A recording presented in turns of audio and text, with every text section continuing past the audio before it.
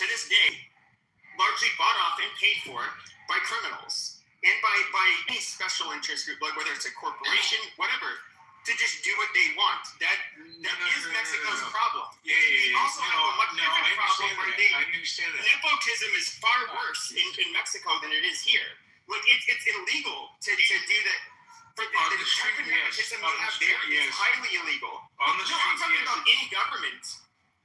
You're talking about in government now? Well, yes. They have large families. On the street, Once one of them gets any kind of power, they're expected to take care of their whole family. They absolutely discriminate. Well, that's kind of part of their having like family before everything is kind of part of their downfall, because it makes it so that nepotism in a weird way is given a positive value judgment, in the eyes of the Mexican people. I'll give you that.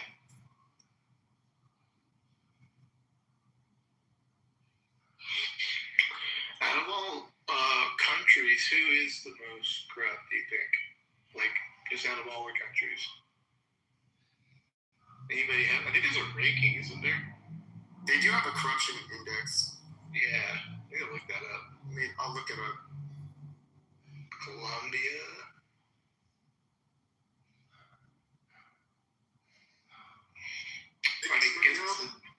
It depends, like, is it financial or criminal, I suppose? Because Ukraine would be, like, probably right up there with, like, financial corruption. And then, like, the rest, like, murders and stuff like that, probably, like, whatever, Colombia. I don't know, there's probably a way to break it down. James says Israel.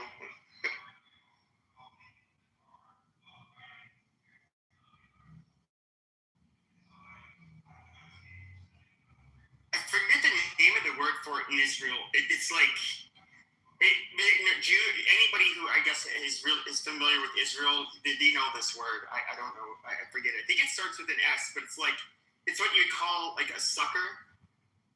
And people on here have explained it to me. Like they're like, no, that is a thing. Yeah. It's in other words, don't be the dumb sucker that plays by the rules in a way where you will, not come out ahead. And so there is like, they look down on, in a weird way, I don't know how to put it. It's hard because it's culturally different, so I don't know how to really judge it. It's kind of like natural, like to their culture, the corruption. And if you aren't doing, they think you're a sucker. Is that a good way to put it? Yeah, like if you aren't at least willing to bend the rules, or if you're not willing to do what you need to do, it's like you're a sucker. And I don't know. I'm not. The street hustle, whatever. But if I was, I'm not gonna lie. Like, I'd be down with that. Like people. Okay, so okay. This is gonna sound anti-Semitic. I'm sorry, really sorry. But like some of the most cutthroat people, just business-wise, to like really have to work with, and that's I have. Not my dad or anybody else, but other family members who worked in like the garment industry in New York City, shit like that. I mean, Jews have like a real reputation for being very, I guess you could say like adept and they're very savvy and shrewd when it comes to business, and very difficult to work with, especially if you're an outsider. But like when they're amongst themselves, I highly doubt that changes. And I can only I can only imagine doing business in Israel, like personally. Well, have you ever heard the term "out Jew the Jew"? I mean, that's that's fucking classic, I mean, I've heard that. The thing is, though, is that they have like a tight knit. Like in a lot of these industries, they'll become very tight knit, and I feel like, and you look at this with Jews, they tend to go into certain industries, and then they're nepotistic and highly favor their own, and they are going to. There's going to be a bitch to work with because of that. And I'm not, I get it. They're a small group of people. But you're just repeating tropes, which applies to every tribe, every group. Every tribe to an extent. It could be blacks. It could be Chinese. You're saying what applies to everyone. You are. Just say it. Say it with a different race. Okay, all right. It's not trying. You're such a fucking research. Shut up. French and British and Canadians, they all do that. No, they don't do that. Canadians don't do that. They're so stupid. Nothing Canadians do, but having, you're in the board. It's not. Yeah, just putting it in the goo. Probably. Have you ever worked with a Jew? Yeah, I worked with Jews, but never in a Jewish-dominated industry. So it's like these were just people like me. So, but it's a thing. And yes, there are other groups that do this, where they'll tend to maybe have market capture of a certain industry. Jews, if it's obviously the media, Hollywood, advertising, specific fields, especially ones that are influential. The garment industry is another one. There's different. The diamond trade is one where they're known for. But they tend to. They are extremely tribal, and it's like, yeah, they're not going to share. They're going to want to make sure that their tribe has control over that industry. And I do think that if you have a specific group of people, shut your fucking mouth. Okay, can you just Google him? You are libeling. Just Google him. People, it's called bigotry. It's called racism. It's stupidity. Just Google him. It's the all groups. He's an idiot. It doesn't apply to all groups of people. You're an idiot. Okay, there we go. Yeah, it doesn't apply to all ethnic groups. The thing that you also have to remember is they are a very small ethnic group. Tribal identity and like how tribal you are, it greatly increases the smaller you are in numbers. So they're going to be more tribal just because there's fewer of them. I think if like white Christians were only 0.02% of the world's population, we'd be super fucking tribal. Right. Let me ask. Actually, is the diamond industry? What industries do we know that they got locked in?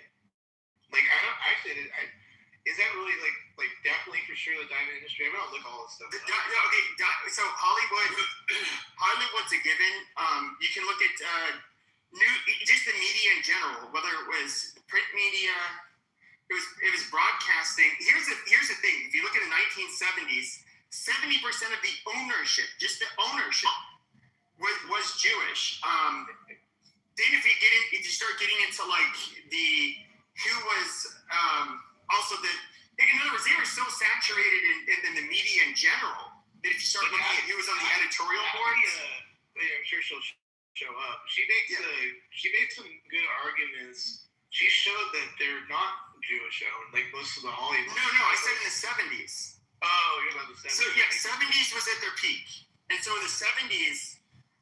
So you have ABC, NBC, CBS, the major broadcasting channels. Then you have the major publications. I believe it was like Newsweek. I don't know if the Atlantic was. The New York Times definitely was. I got a question. Hold on a second. Yeah. But a bunch of the other ones, and it's absolutely, they dominated that industry. Advertising, was it 52nd or 42nd Street? I forget the name of the street. Like that was largely Jewish. And it's not. I'm not saying that there's not like a nefarious thing that's going on here. It's just like they ended up capturing that industry and dominating it. And just to our point, they were very good at doing, like, the little, what's the word you just used a few minutes ago? Very good at, like, sneaking, not sneaking, but you know what I mean, getting their fingers in. I don't know how else to put it. You know well, what I mean? I think, Hollywood, they were the ones that, were the pioneers. So if you think of, like, the film industry, they are, like, the OGs, the originals, the people who founded it. Right. Now, when it comes to television, that really spins off from Hollywood. when it comes to news media, so I'm trying to think, I'll make this as concise as possible. So we limited the number of Jews that could go into Ivy League schools, for example. We had a hard quota on them. So I think it was like, initially it was like 10% maximum Jewish, 20%, they ended up increasing it. And one of the reasons was because if you do purely merit-based admissions into Ivy League universities, they could, even though they were like 2% of the population, they could make up 30, 40, 50% of the people that would get in based on merit. Now, with that being said, these are very educated, intelligent group of people that I think that, once they're in industries like the let's say news media, they're going to dominate. I mean, they're going to be extremely overrepresented because that's how they do academically. Right. And so, it's not, like I said, I'm not saying it's nefarious, but what I do find highly annoying is that I hear Jewish people try to say, "Oh, yeah, we don't like really have much control over the media or Hollywood." It's like, shut the fuck up! Like you're just belittling me and playing in my fucking face. How you doing, Gildas? Monica, hello. What's good? What's good, fam? Matt, I don't know if you want to know, but I put it in the chat, that documentary from Heritage Foundation called Sign Current. Oh, yeah. Did he already send me that or no? I forget. I listened to it this morning on Clubhouse in a replay. It just, the window to watch it for free is closing. What was the name of it? Was it about that guy that was just promoted by Donald J. Trump? I don't know if he was promoted by Donald J. Trump, but I heard he got a job. Is that the guy that was a veteran? He lost his position in was it Air Force, Star Force? Space Force. Space Force. Yeah. There was a documentary, and like people were promoting it on Twitter, and so it was like Charles Murray that was promoting it. I was like, "What is it about?" And then I click on it. I go to the YouTube video, and then I'm scrolling. Then I'm looking him up on Wikipedia. I'm like, okay, why do I need to watch this? What is this about? And it seems super fucking boring, and like I didn't have to watch it, so I didn't watch it. Amazing.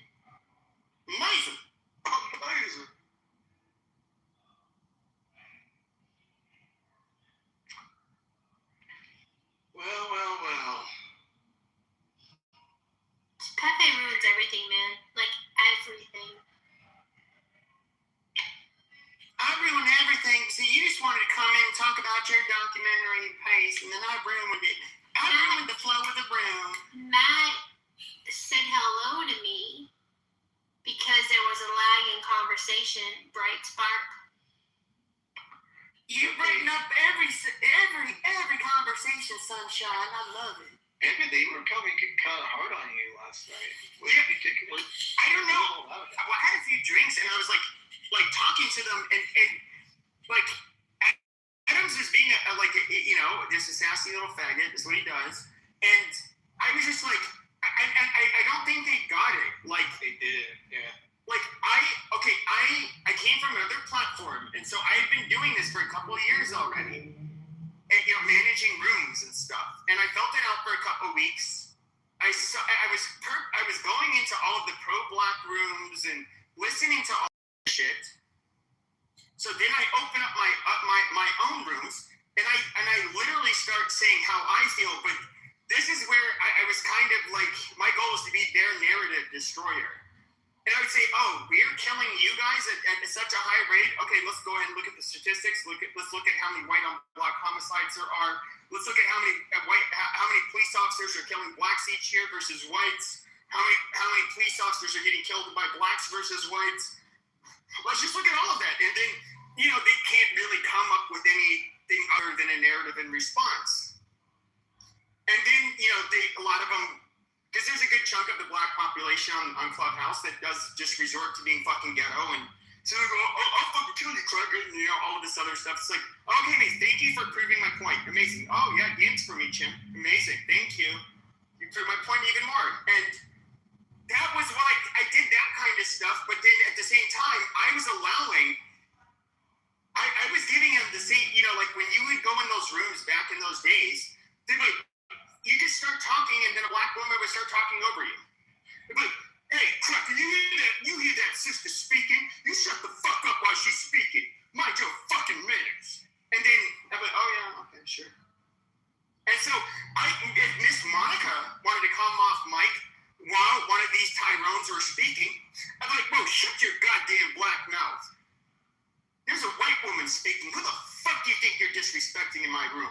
And they'd be like, they'd all be chimping out in the chat. And, it's just like, oh, amazing. It's like you guys don't like it when we live by the same standard. That's funny. Like I would do all this. So it was a time and a place. BLM was a big thing. This is a lot of black people on this app. I had a battery in my back because of all of the BLM bullshit. Now, where's BLM now? Where's that? It's gone. Trump has been elected. Exactly. What do I have to bitch about now? I know. Well, how about this? So, there are things that could come down the pipeline. It's just, we're on a lull right now. Like George Floyd, right? Like, that's the retrial with the Chauvin. I mean, it's a possibility. I think they're looking into This shit exonerate his white ass. Yeah. That's bullshit. Like that room would bring back exactly a classic white America room, right? And then, we call it there's a whole bunch of these other ones. Like, obviously God, I already forgot the names. The stabbing of the white kid, on the Ukrainian girl. Yeah, there's a whole bunch coming up. No, Austin Metcalf's death. Austin Carmelo Metcalf. Anthony. Yeah. There's that, and then there's the black guy. Which, by the way, I just want to tell all of the white people in here who think that it's bullshit. He was declared mentally insane. This motherfucker was already diagnosed with mental illness, with schizophrenia before he killed her. That stabbing was so abnormal because she did nothing to him. He was responding to internal stimuli. He cut her throat because she was unfortunate enough to be the one sitting in front of him. No, the guy that should have not been on the and she was white. No, she didn't know. No, you don't know that because you don't know that. No, you don't know that. No, you don't know because you're giving a false narrative. How about you? What he said when he walked up, shut your fucking mouth. You're interrupting me. No. Shut your fucking mouth. No. You don't interrupt me. How about that? When he was walking away, shut your fucking mouth and let me finish. You're gonna say What he said when he was walking away is he said, I killed that white girl. I killed that white girl. Okay, that's rather descriptive. He killed a white girl. True. Now, to see that was his motivation, no. Monica, I worked with this fucking population. I worked with this population for fucking years. Hear my argument. Like, this is what you're not understanding. People with schizophrenia do not have, they are not able to have, Monica. The more you're off mute, the more you'll have to pay. Just hold tight for a second, Monica. Let him get it out, then you can go. I've been off mute, Matt. I've been off mute. Okay, well, shut your fucking mouth. You saw me be on mute. Shut your fucking mouth, Monica. Helping Monica, stop. Come on. Okay, Happy finish, and then The Monica little go diva ahead. needs to Yeah, I know. Yeah, shut up, you fucking bitch. Be quiet if he doesn't. Go ahead, Pepe. Go. So, yes, okay, I have somebody who worked with this population, okay? A normal thug or racist, he doesn't just like slit some bitch's throat on a fucking subway. That's not how it works. He would end up, like, if he hated white people and wanted to kill white people, he would go out on a fucking spree. With him, and of course he's not a thug. Thugs generally target other thugs or a victim of opportunity. What did he do with her? He slit her throat and walked away and said, I killed that white girl. I killed that white girl. The guy was he's obviously mentally fucking ill. And I get it. You see, here's the one thing that I really hate. And Monica, this is really funny because I'm much more of the pro-white person than you are. There are people that are like pro-white that seem to, they seem to get lost and think that being pro-white is everything. It's the most important thing. It's not the most important thing. There's many important things. You wanting to preserve your people in the countries that you live in is important. But there's many other important things, whether it's political, religious differences, all kinds of fucking shit. And there's all kinds of ideologies, and even within our groups, people that we do not get along with, that we have to fight with. But yes, there are mentally ill black people that will do stupid, crazy shit like this. Right. Okay, Pepe, go on mute. Thank you. Okay, Monica, make your statement and do your thing. Go ahead. The reason why we know, can you guys hear me? Yes. The reason why we know he targeted her because she was white was because when you look at the video of her stabbing, there were 4 other people around. I think his name is Decarius Brown. 4 other people around him. He chose her. Who was sitting in front of him? Why am I being interrupted? Like, he went on for 5 minutes, Okay, Matt. I got it. Go ahead. Go. 4 other people around her and him. She sat down. He became agitated. And he stabbed her. And when he got up, he said, I got that white girl. I got that white girl. And he trailed her blood out of the light rail. Now, would I like it to be not racially motivated? Sure. That would be awesome. But I think there's evidence, and we'll know, well, he's not getting released. I think he's going to go into a mental institution, which is something, I guess. But he had how many prior incidences of violence? And statistics tell us that it takes 7 or 8 brushes with the law before someone becomes homicidal. So not only did he murder Arena, but all the judges, and I think the judge that released him last time. No, redirect that to the SMI population. I don't. You know what? I'm not fighting with Pepe tonight. All right. You can opt out. That's fine. That's weird. You're rewarding him for being an obnoxious prick.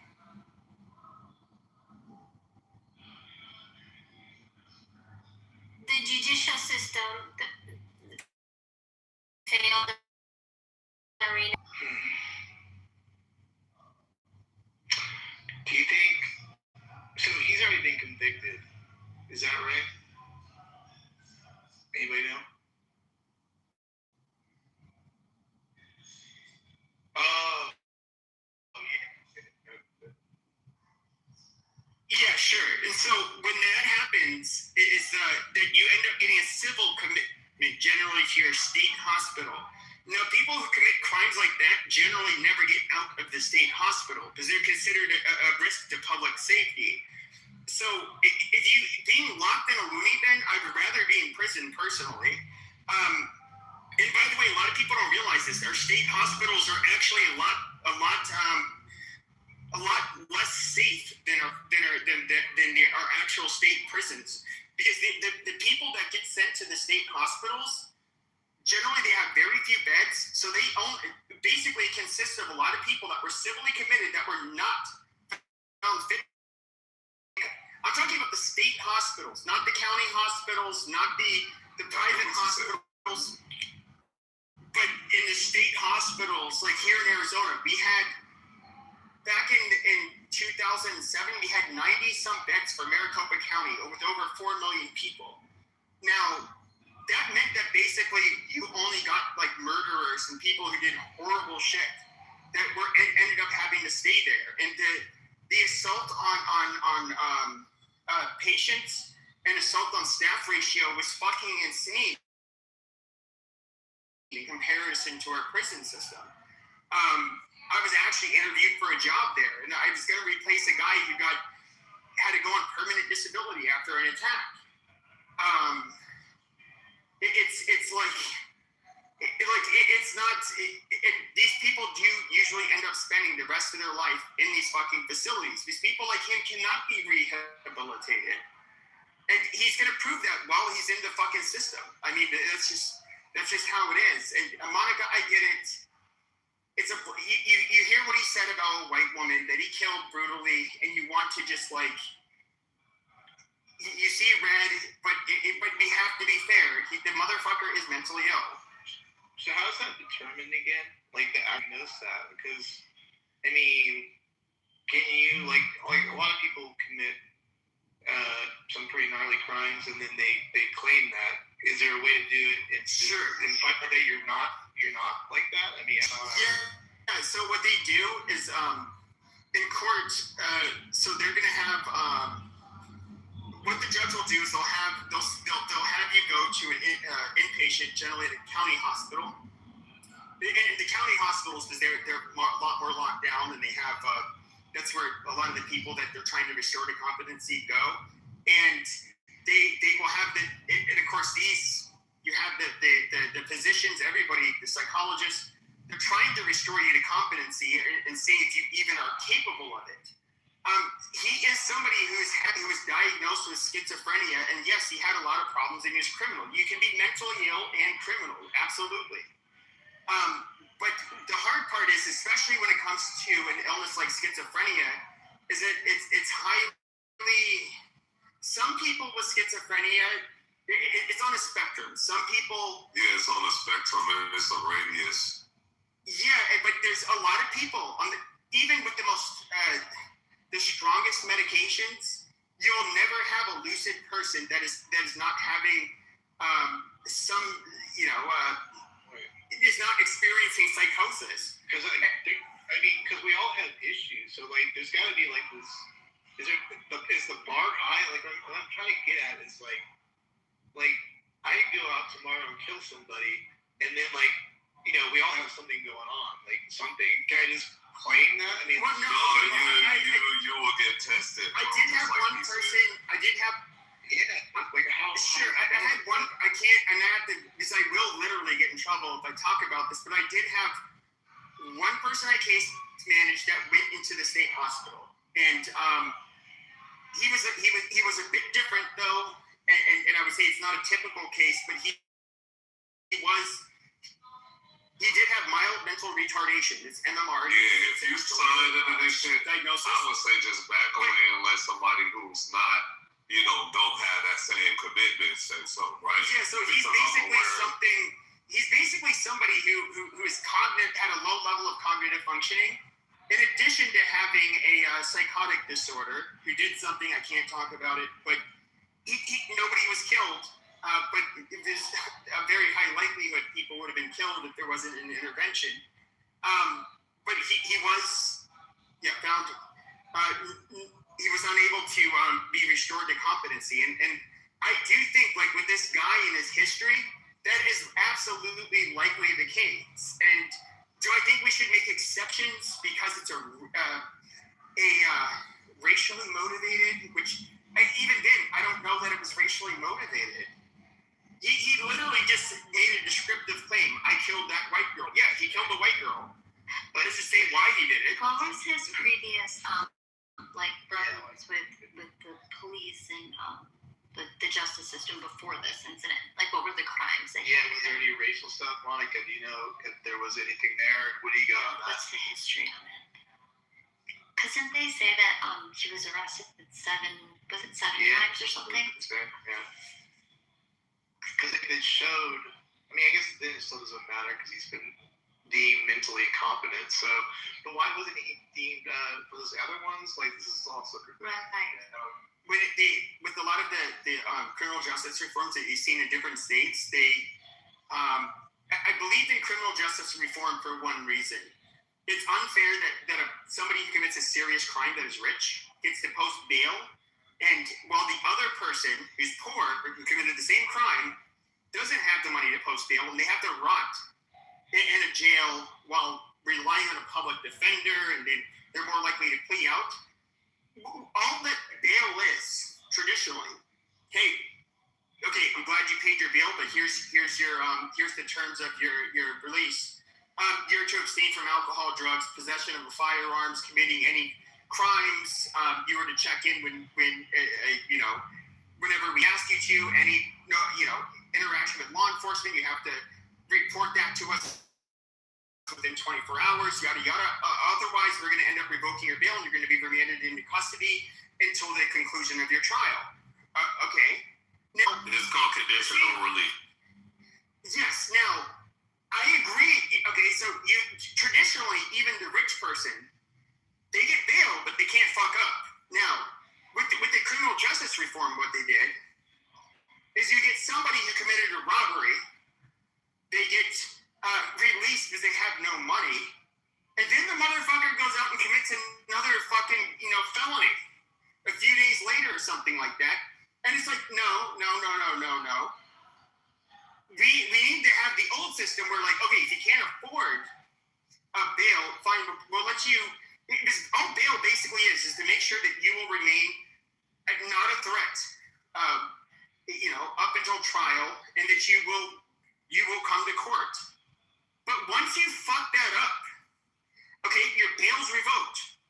And so for anybody who fucks those pre-release conditions up, they need to go back. They need to go into custody.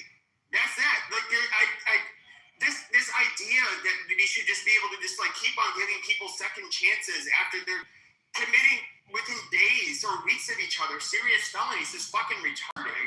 You can't operate a society that way. But I think that Matt was saying, like, so it took him to kill someone for them to realize that he had. Let me tell you something. Good point, man. I'm on bail right now, so fuck what you say, nigga. You stupid.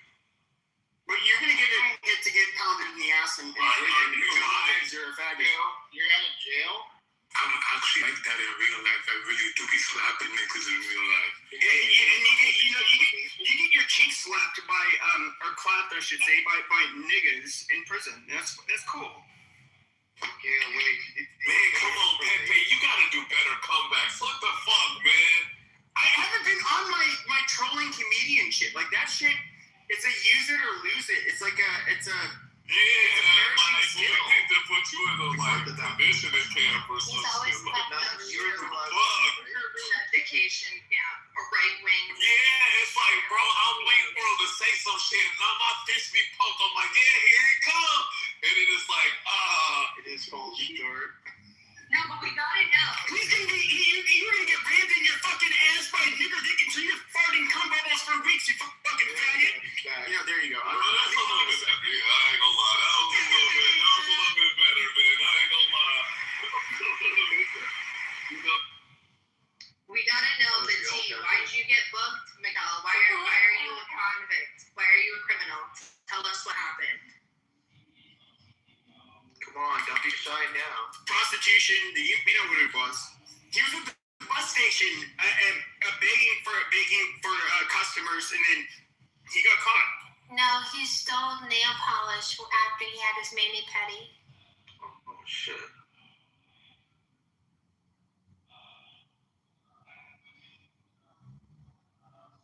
Alright, linking in the chat from Grok about what the guy who stabbed Arena's previous arrests were. 14 arrests, 14. Do you know what the problem is, though? I'm being dead serious. It's not, this black person is, this is where I get really annoyed. I get really annoyed, man. Amazing. I get really annoyed with the people that are pro-white, and they look at this mentally ill, unfortunate soul who really doesn't have control over his own mind, and they try to use him as like the poster boy of a black racist. When this motherfucker can't even manage his own life, or probably a goddamn thing in his life. And it's just like, okay, you need to choose your shots. You know who's really, really, really, really, really to blame here? All of these fucking liberals that want to give these people the kind of leeway to do what they do. I mean, at the end of the day, this is a sick soul, okay? It's not him that's the problem.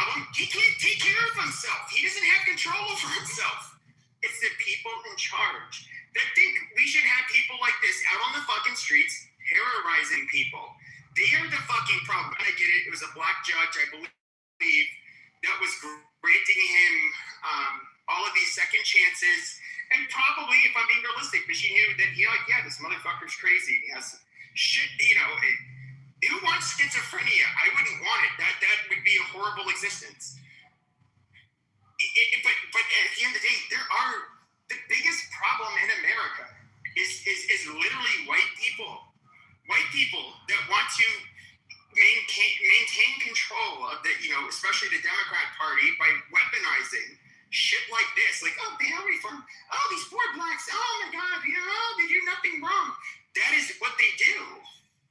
Hey, man, can you make the music not needed so I can invite a couple people up that I'd like to hear from? And you can put it right back.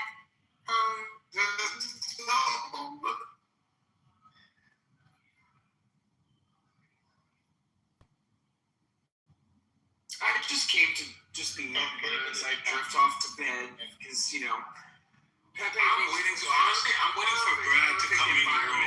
I'm waiting for Brad to come in the room. But is your white husband not being the big switch tonight? Why do you need to talk to us? Oh shit! It sounds like he won his rematch. Oh, Pepe got so boring. Yeah, I'm boring, but this is not even my. First of all, this is not my fucking stage. This is not my stage. Matt would not want. First of all, I would take. In order for me to do what I did, I would have to have control over the room. Sure. I don't think Matt wants that. Once again, I'm not doing the Pepe show. This is not the Pepe show. This is Matt's fucking room. Is there something Say I'm boring all you want. I mean, it's the Matt show starring Pepe. So J-Lo, what do you have to say? What do you say? She's mad. You see, she's one of the Zionists where it's like you can agree with them 80, 90, but then you push back, 10% of the time. She's like, oh my God, you're an anti-Semite. Hitler. You're Hitler. Oh my God, you hate the Jews. J-Lo. No, you're the one bitch that cries. It's about to get sleepy.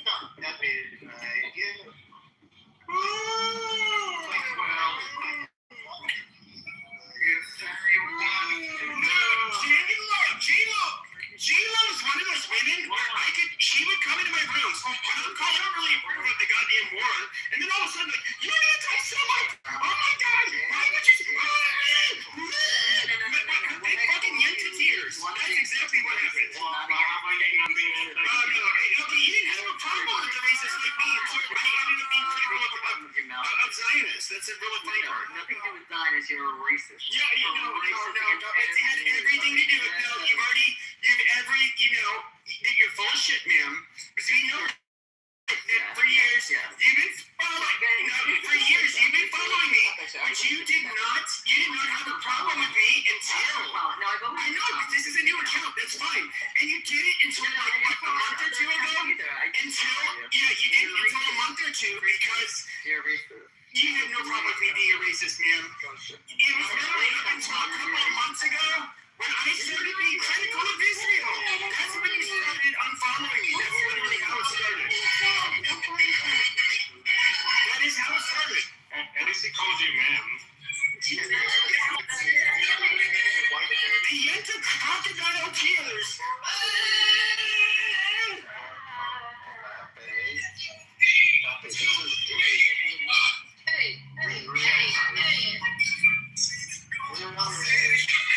You're just bombing some kids. I said, Jew man.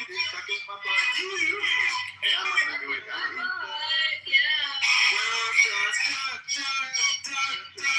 We're all been saying that. That must be good. Yes. We saw. Sucking some D-I-C-K-A. Get on your knees. You know you have the disease. Amazing. Yes. And talk about yourself. D-I-C-K-A. You already said you wanted to fuck me. So you already know that you love me. You think I'm hot. You said that. You have said that, doctor. To be fair. From nowhere.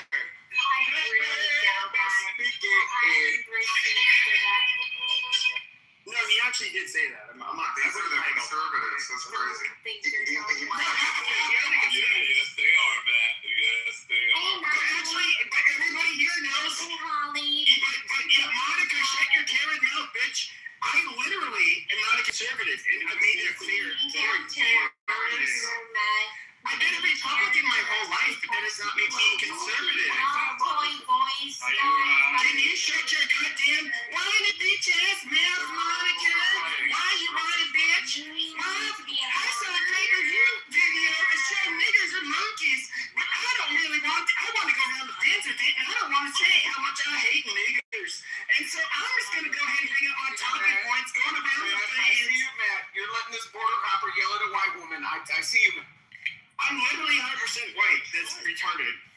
Wait, So you want to believe I'm a gay Mexican? That's fine. were you born in America though? No, I was born in Mexico, bitch.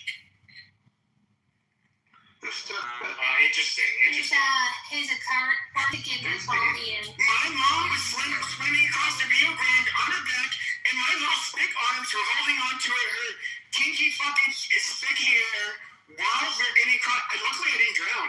That bitch is scary to swim across. And I'm not quite an anchor baby. My mom said, "Oh no, I just gave birth to him. Oh, me Puerto Rican." I got birthright citizenship, bitch. CRT. Wait, she spoke English? No, I mean, she was saying it in Spanish. Because I was raised here in Arizona, where you have a lot of beginners. All right. We were talking about. All right, we're talking about the pay-per-view video where niggers like to kill white women that are sitting on trains and slit their throats for no reason because they are nothing but dirty niggers, and white women, they just hate them. Must be good. That was a bus. All right.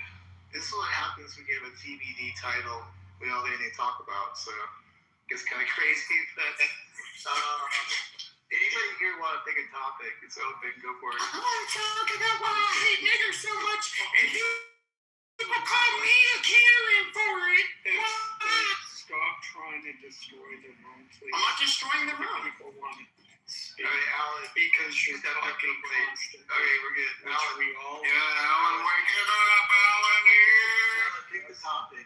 We actually had meetings last night. Seriously, we're on halftime now. Last night. That was kind Critical of race crazy. theory and why he's been released 14 times. Yeah. But, if anybody wants to explore that. I don't think I had anything. Well, maybe why the legal system Other changed. people can respond. But I think he would have gone to mental health court no matter what.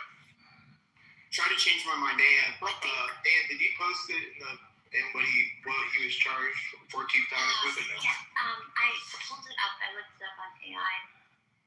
I can read it out. Yeah, actually read out at least the first 3 or 4 or whatever, just to kind of give us the flavor, you know? So there was 14 prior cases going back to 2011. A violent felony. He previously served 5 years in prison for robbery with a dangerous weapon. Other charges included felony larceny, breaking and entering, shoplifting, threats. And then just months before the killing, in January 2025, he was arrested at a hospital after repeatedly calling 911. During that encounter, he displayed paranoid behavior, telling officers he believed man-made material was controlling his body. In other words, he was completely fucking crazy. So he was diagnosed with schizophrenia. No way. 2025, he had sought out an involuntary psychiatric commitment for him after he became violent at home. He was briefly committed, but it remains unclear what level of follow-up care or medication monitoring he received after being released back to the community. Let's see. Okay, so dismissed charges. Several of his prior 14 cases were dismissed or in minimal time, allowing him to remain on the streets despite a clear pattern of escalating erratic. He had been riding the train for several hours without a ticket, laughing to himself. Okay, so yeah, that's it. So there were obviously signs of his erratic behavior, but through the crime. But we can't, and Pepe, I know people don't want you to talk, but you know the actual, real experience with this. You can't what do you call it? Institutionalize? Can't say the word right. Against their will, you can force it. You can or you can't because You can. There's I petition people to get treatment against their will. So I don't know what it is in every state. Here it's you have a harm to self, harm to others. There's so there's grievous something. So basically, where you would succumb to the elements without immediate intervention, and then acutely, persistently disabled. Where it's like that was kind of the iffy. That was the one where it'd be a little harder to get a court order petition for treatment. But somebody like him, he was obviously, yes, a very dangerous person. He was mentally ill, but are you surprised he went this far without something happening or not? Well, in my day, he would have not been allowed back on the street. The largest, if you're looking at any county, the largest mental health care is generally the county jail. That's a reality. And a lot of sheriffs will complain about this. Because a lot of I said, where would you put those people? Where would you put those people? Well, the sheriffs think they belong in mental health facilities, in their opinions. I'm not here to judge you. I'm just saying that it's a fact that the county jail system tends to, in any given county, is the largest, has the largest treatment centers or mental health treatment centers for people that are in custody. It shouldn't be too surprising that having I'm not trying to say that there isn't necessarily a correlation between being mentally ill and there's somewhat of a correlation, but between being mentally ill and criminal, but there's going to be a little bit of an overrepresentation there. And I don't know, this guy was fucking crazy.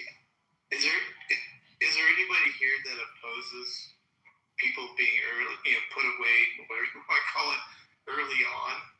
Like, I'd just be curious. I didn't know if there's anybody that's...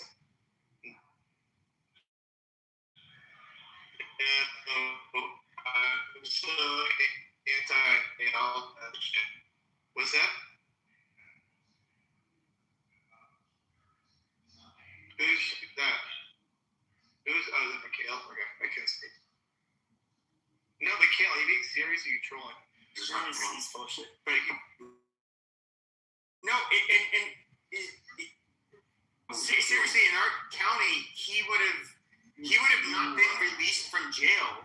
He would have, if he was, he would. On stage. Oh, it's the thing is off right now. Fuck. Okay. Go ahead. Sorry, good. No, he would have not been allowed back on the street. So if they were not willing to try to restore his, I'm going to be realistic with you. Generally, it's only for big trials. They're going to go to a rule. You're going to be realistic with us right now? You're going to be genuine with us? Okay, shut up. He got in because I didn't. Damn, Monica!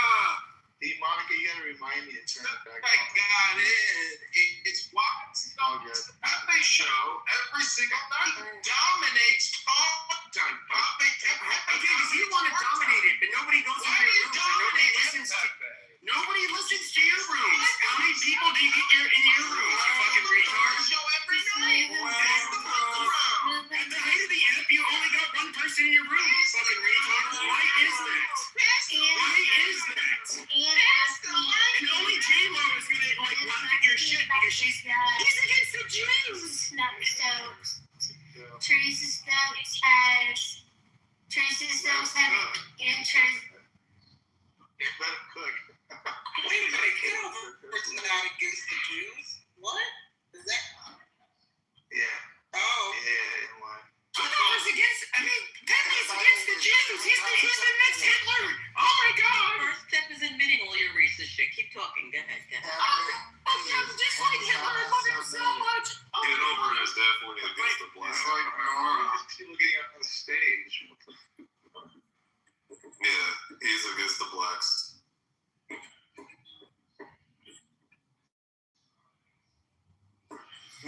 the blacks. Well, it's funny. After October 7th, so many of the Jews. Spirit of the universe. That What's really funny is it's really funny how so many Jews after October 7th became Republicans and they became anti-BLM and they started being kind of racist and pro-Western.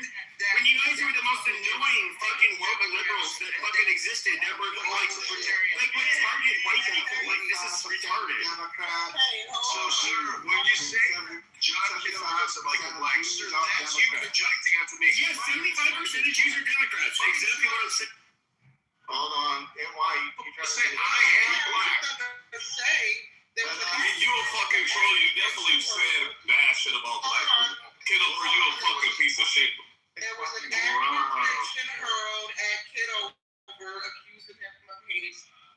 And he was responding, and I said, hear it. And the response, what say you? The jury is deliberating, sir. Be black, sir. No problem with blacks. People want socialism, and they want equity, but they don't want N-wordism. We want classy blacks. There it is, my king. I'm feeling I don't believe him. And the reason I don't believe him is He loves the blacks love Trump. Okay, don't even worry about it. He was my biggest fan. He came into my room every fucking day when I was doing White America. He came into my rooms every day, and he was dick sucking. And like, he's somebody. He used to call me, believe it or not, when I used to stand up for Jews, he would call me a righteous Gentile. Like, this is where it's really funny. Not bad. Public says is a line very low IQ. In fact, can't articulate that he can't even. You sound like that woman who okay, the man was running for Congress. The man, he was running for Congress. He wanted another stage to speak on. And you apparently got married while you were on Clubhouse the same day. Like, really? Are you shit? Wake it up. Like, I was literally trying to take it. He was like, Adams, I've always tried to avoid like being like mean to you, but like the fact that you keep on digging like you did last night, like I don't want to go there, but I will be like really mean to you. So I'm just saying, if you want to go there, we can go there. You know, right? You're gonna get my account clipped. That's what you're gonna do. Wow. I mean, in other words, you want to be a bully. You want to be a bully and then basically try to get their account clipped afterwards and they respond. Like Adams, I haven't been talking shit to you or doing anything to you, but you're being very disrespectful and going after me out of nowhere. Like, this is fucking retarded. You can pass the mic, please. Thank you, Dr. No more tantrums for the night, Dr. Adams, I wasn't fucking with you. I wasn't talking shit to you. Please. Let's progress. Alistair, somebody kick this fucking faggot to the goose. Why is he still on stage? Just disrupting the fucking conversation. I'm sorry, asking me a question. you need to not be pressed about You need to listen. You don't need to be pressed about Clubhouse. You need to press yourself on a scale. Because you know you're not seeing me. Thank you. And you know you're not skinny. Thank you. Anyways, you know you're not seeing me. I'm not going to even give you a little, Like, what are you saying? Go eat some pork. That's exactly what I'm doing, actually. Thank you. You're in tune. You're in tune. I got you in tune. The pork is not kosher. Wow. What do you mean? No. It's just confused with it. I'm just like, what? I don't even know. I don't even know what's. I don't even. You know, Matt Point. I mean, not like I have a friend named Matt Point, and so when I see Matt C, I always want to call you Matt Point. So you're not Point now. Matt, I was chilling earlier, ate a wonderful dinner, and I said, you know what? Later on, I'm going to go on Clubhouse. I said, I wonder if Matt C will have a room open.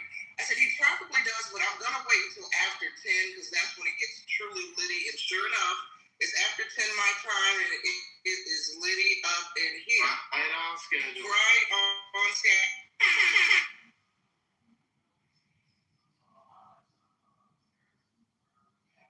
It's so quiet. So anyway, the judge that the case before Arena was killed in January. The judge released. Released him. Yep. Mm-hmm. Yeah, we know. And How do you feel about that, Monica? How do you feel about this Negro? You know, killing like How do you feel about this Negress judge that passed judgment, or I should say, didn't pass judgment on this Negro, and allowed this Negro to slit the throat of a white Aryan princess? How do you feel about that? Why is Monica in the goo? Did she put herself in the goo, Monica? What's going on? I get really fucking annoyed. Like she knows what she's fucking saying, but she won't come around the fence with it. It is so fucking annoying. Just fucking say it. Like, for fuck's sake, Monica, I've spent years saying it. Just fucking say it. This crazy nigger slit this bitch's throat. Now, I'm gonna say he was a crazy nigger. He didn't do it because he hated her. He was just crazy. Now, I would say that, you know, we can look at the Austin Metcalf situation where you had a dumb, violent thug nigger that stabbed this white boy in the chest out of nowhere.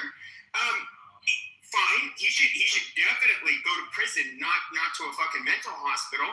But now you're picking on you know, somebody who's obviously not mentally well. These people do exist. They exist, white and black. He's a black one that literally does not have control of his mind. He's crazy. No, Pepe. His skin color negates his mental health. Black people are not allowed to have mental disabilities. Yeah, that's what I'm saying. Like, this is where it becomes retarded. Like, this is a white. Okay, first of all, you can look at the murders. And this is a really puzzling. By the way, schizophrenic people commit violent crimes at a lower rate than any given population. But when schizophrenic people do commit super violent crimes, including murder, what makes them really stand out is that they end up doing it. They're responding to internal stimuli. So in other words, the victim never saw it coming, because why would they? They've never had interactions with this individual. That's so true. Okay, listen, I have something to add to that. I was physically assaulted by a schizophrenic years ago, and I didn't see it coming, and I found out he was schizophrenic afterwards during the investigation. Yeah, and that's a weird thing. Like, there's a case in Texas I remember where I won't go into the details, but this guy, he's a Hispanic guy with schizophrenia. He's in an elevator with a woman, and then like pulls out a gun and shoots her in the back of the head. Why would she see it coming? She wasn't a criminal. She didn't think anybody was out to kill her. Then they end up they ended up doing a search warrant, executing a search warrant on his house, and they find like jars of piss in his closet because like his piss could somehow be used against him. They're just crazy shit. And it's like, this dude is legitimately crazy. He did this because he's not mentally well. These people exist. And, you know, by the way, he did kill a Hispanic woman in that elevator, so it can be called racist. But even then, it wouldn't matter. Or black in front of him in that fucking elevator. There's a good likelihood you would have been a fucking victim. We're trying to rationalize crazy behavior. You can't do that. This is fucking crazy. It's which kind of makes you crazy to try to rationalize a crazy person. Like, these people are not well, and that's that. Like, there's no reason to focus on this shit. Which is why they need to be put in jail and kept away from. We don't have to deal with their craziness. We don't care why if they're sane or crazy, put them the fuck in jail and get them away so we can get on a subway and ride without having to worry the motherfucker is gonna stab us in the neck. That belonged in a mental hospital, for sure. I know. The problem is that the left has for decades, we need to understand their problems. We need to try and cure them. There's got to be a better way. But wasn't it Reagan that emptied the fucking mental There's hospitals? no better way. Put them in jail. Get them the fuck out of society. But hold on a second. I don't care. Wasn't it Reagan? Okay, sure. But wasn't it Reagan? We tried this, and it's not Sure. working. This is an immigrant. Sure, but isn't it Reagan? Isn't it Reagan that it was Reagan that ended up closing all of the fucking mental hospitals? And because he, for whatever fucking reason, it was literally a Republican. And by the way, which the boomers revere Reagan the most, and I get it. Reagan will say that was his biggest regret, but he offered mass amnesty to a bunch of fucking illegals, which had millions of anchor babies in our fucking country. Alan,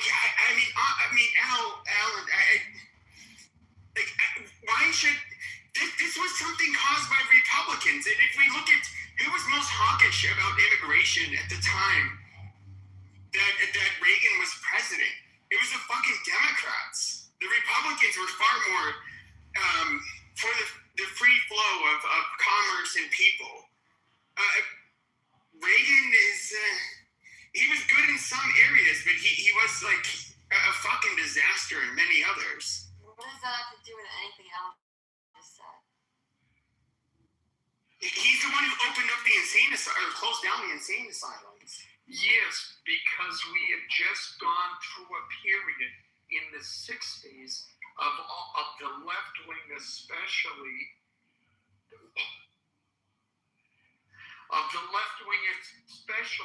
pushing these ideas and narratives on the country. We went through huge amounts of political violence, and the country was sick of it. Oh, we got to understand these people. We got to cure them. No, we're not going to cure them. We're not. Put them in fucking jail. They're there for 3 years. Some might get cured, great. They can go out and be members of society. Okay? But you hold up a 7-Eleven, you get 3 years, good. That's 3 years. We don't have to deal with that motherfucker trying to hold up. What you hearing the 60s and shit, Alan? What you hearing the 60s and shit? I was growing up in the 60s. But you was here. And even as a kid, I remember seeing the violence on TV. No, I'm saying like, was you still in like your whole country or here? Come on. King. Come on, that's not a hard question, bro. Born here. I thought you was an expat. No. Oh my God, King. Expat is the wrong usage of that word. Whatever the fuck. No, I know it. Immigrant. It's fine. Yeah, whatever. He could be Armenian expat. No, expat is patriot. Shut up, Holly. Stop trying to correct me. I'm black. Shut up. Anyway, the whole point is. King. Well, go ahead. I don't like the way you're saying Armenian with the hard. With the hard R, man. I have to be happy on the hard R, right? Yeah. Oh, shit. See, now I didn't say that. Now he got to deal with that. Hold on, because I'm going to get back to my point, right? If you was here, you would know that there was a lot of misclassifications in those insane asylums and stuff like that. And people were using those insane asylums and like sending political prisoners there and stuff like that in certain places just because of the ideology and rhetoric that they had. Especially like a lot of women. Yeah, but we threw the baby out. Yeah, and remember. Yeah, it was like misclassification.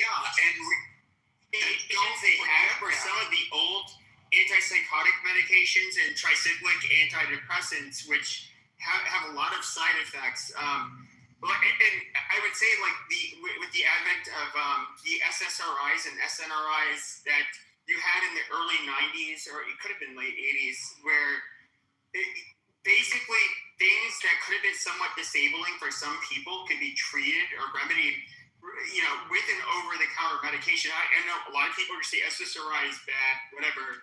Okay, there's a give or take. Now, there are people that it absolutely makes life far easier for them when they take them.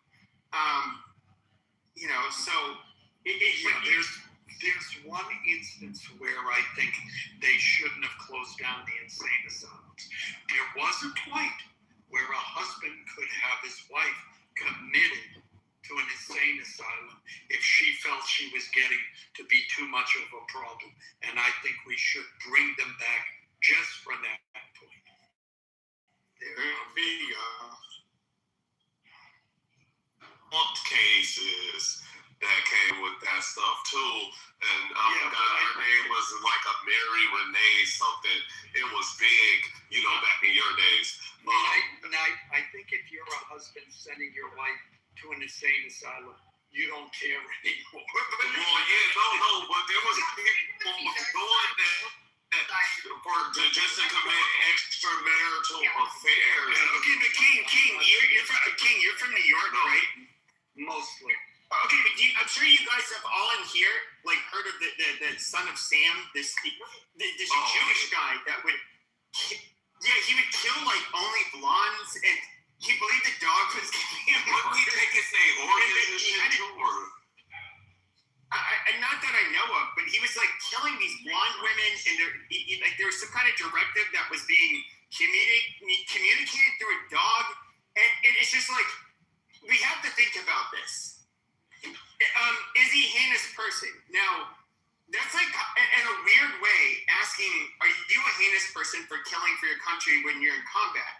He feels like this is a person who's not, his morals are more or less tied around an internal stimuli that is dictating what is moral and what is real, that is not real. So imagine, holy shit, I'm trying to think of how to put this. So if you think that you're on a mission from God, to kill somebody, to sacrifice somebody, you morally, because it's God telling you to do it, you're doing a moral killing in your mind. Now, of course, that mind is disconnected from reality. But at the same time, this is not necessarily a sadistic or evil person. This is somebody whose mind is basically betraying him, and his mind is feeding him information that is not real, and he's responding to it. It's kind of that is the really tough. I've been accused of so much shit with the patients I'd work with. I'm breaking into their house. I'm fucking with their refrigerator. I'm stealing their mail. I'm working with their neighbors to spy in their vents and help them steal their meal and take shit out of their refrigerator. All kinds of crazy shit that I've never done. That is, it is kind of. And by the way, this was a black woman. There's one day, years after I had that job, she saw me at a Target.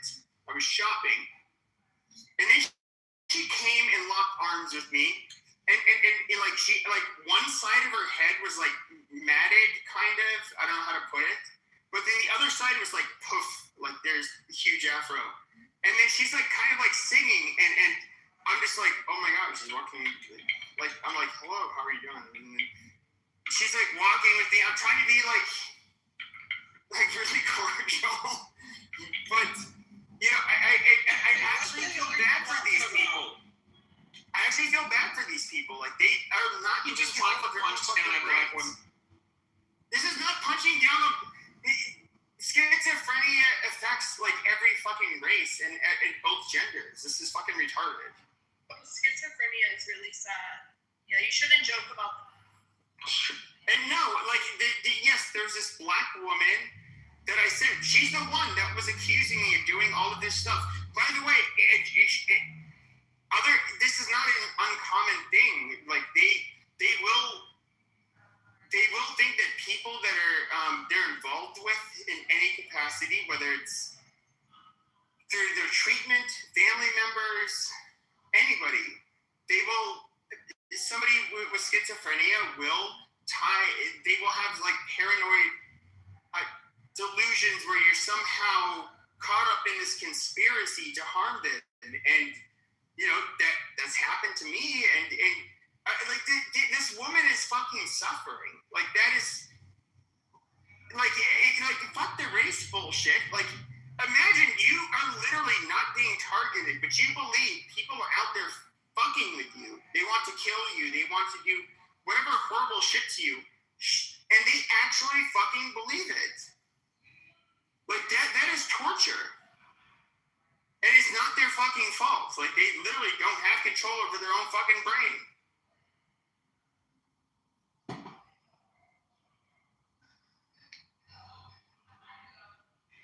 Yeah, I had a roommate years ago. She wasn't schizo, maybe she was.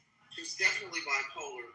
And it got to the point where, now when I moved in with her, I had no idea she was bipolar. And I found out maybe 4 or 5 months, but we had a year-long lease, so I had to ride that bullshit out. But during that time, she would talk to the coffee creamers. Back in the day, McDonald's used to have the colorful coffee creamers, and each color was like a different flavor. And she would get her McDonald's every morning and get the different coffee creamers for her coffee, and whatever she had left over, she would line them up. She was convinced they had personalities, and they were talking to her. She would talk to them. She was also convinced that she and her father had been abducted by aliens, but her father first, and then they later on came back and got her. Was this her baseline? Like, she always thought this? I guess so. I mean, it was very new to me. How long were you with her, though? We lived together for a year, but I had known her for 2 years prior. We met on a job, but she moved out of state after she left this gig. What age was she? She was, at the time, late 20s. So she was like 28, yeah. I mean, as far as I know, I only ever saw her smoke pot. Yeah, I only ever saw her smoke pot. I don't know if she did anything outside of that. As far as I know, she didn't. I later on found out she was on medication for bipolar. But yeah. Okay, she was on medication for bipolar. So, there's bipolar disorder, then there's schizoaffective disorder, which is kind of, I'm using very, in very layman's terms, it's kind of, you can look at schizoaffective disorder as kind of, this is not entirely correct, but I'm just for sake of brevity, they are, schizoaffective disorder is kind of like a gap between bipolar disorder and schizophrenia, where you can have people with like schizoaffective disorder that are more symptomatic than most people with schizophrenia. But it's that's interesting. And the reason I brought up the age is because if it was in her late 20s, it would have been consistent. And the fact that she was taking medications and she consistently had these beliefs, she's obviously seriously mentally ill. And that's sad. Like with her, and this is where I'm trying to be reasonable with people. I'm somebody who's like, I guess you say like pro-white, like, yeah, we should not be replaced by mass immigration, or when it comes to the grievance politics in our countries have to put up with this bullshit. But at the same time, like, what makes us great? What makes white people great? Aren't we like a humane, understanding group of people? Don't we Don't we believe that we should be fair? Don't we believe that we have a level of empathy that maybe other peoples don't? I mean, if you're a white supremacist, that's what you would believe, right? And it's like if you have a person that is mentally ill and can't control themselves, yeah, we should have sympathy and compassion for them. And even if they're not white, oh my God. I just don't look at as a bunch of fucking savages. You know, and I've never just killing people or mistreating people or hurting people that are of a different group from us. But you know, a lot of people, that's kind of where they will go because they're pro-white, and most of these pro-white people, they're not the neo-Nazi types. They're fucking retards. They're dipshits. They're fuck-ups. They'll never come around power. Because nobody wants to deal with them. I've hated them for the years I've been in the far right circles. I couldn't fucking stand them. And you know, I don't think any adept individual is gonna ever buy into their bullshit. But that's all I'm saying. You should have compassion for everybody. As a white person, you should have compassion for everybody. There's you should not want to cause harm or hurt people that are different than you, especially people that are vulnerable, that are mentally ill. That's just fucked up. What if they have a different political viewpoint than you? Yeah, but if they're mentally ill, I mean... No, there's a regular person, but they have a different political viewpoint. Do you feel they should be harmed? I'm only bringing this up because I just looked it up because Niking was talking about it. In the 1960s, by 1970, there were five incidences of political violence per day. That's like 1,800 per year. And even now, I think the right wing has done when it comes to political violence was between 2024 and 2025, except those were mostly left wing. The left wing terrorism has now outpaced right wing terrorism. So the next time, I only bring this up as an aside, that the next time some lefty says that right-wing people are more violent than left-wing, no. The right has a long, long way to go before they even begin to catch up with the mayhem, destruction, murder, and that the left has caused. That's why I brought up the 60s. I agree with you. I agree with you for the most part, but and I've understood this for years. The left is more violent, consistently at least. They're more violent. But what you get more in terms when it comes to the far right, there's one group of people, and really, to be realistic, only one group of people that will go to a black church and pray with the parishioners and then kill them because they're a bunch of fucking N-words. And that's the far right. Go to a supermarket and kill all the blacks. Yeah, and that's the far right. And then when it comes to going to a synagogue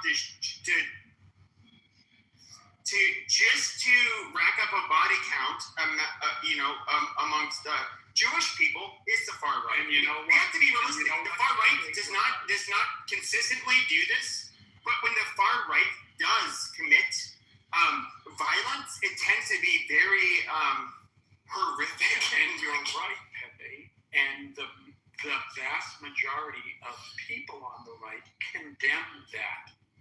On the left, no, I agree. They celebrate the violence. I mean, I was sitting at an event and two gay guys are sitting there. They're looking at the thing, they see Trump, and they say, yeah, I wish he would just die. It's celebrated on the left. All of this violence, all of the attacks on Tesla, which are included in the tallies for left-wing violence, it's all celebrated by the left. It's a violent party, yet they're the ones with the compassion. Yeah. Oh, sure. So I would put it like this. So like the far left, if we were to look at like what happened after the Bolsheviks and came into power, we can look at what the Soviet Union did. The left can absolutely be extremely genocidal. Absolutely. And do I think that the far left tends to commit violence far more often? Yes. But there is this sadistic targeting of groups that you get amongst the far right, where they will do things. Obviously, you would think Hitler is far right. I get it. They're more socialist at the time and whatever. But he was obviously far right. There is, and of course, he had this like pristine, methodical way of like rounding up the Jews, and then if they didn't die from disease and starvation, we're just gonna have to just go ahead and just like fish. Like, these fucking people, we don't like them. And what else are we gonna fucking do? And he did it. Like, you do get this. One of the things that kind of bothers me is that you get people on the right that feel like they're infallible, like they don't do anything wrong, which is absolute fucking bullshit. And I think that, and you're somebody. What's kind of interesting about you, Alan, is you're a lifelong Democrat. I've been a Republican my whole fucking life, including today, and there's always been factions of the Republican Party that I've had a huge problem with, and I do think Republicans they can be very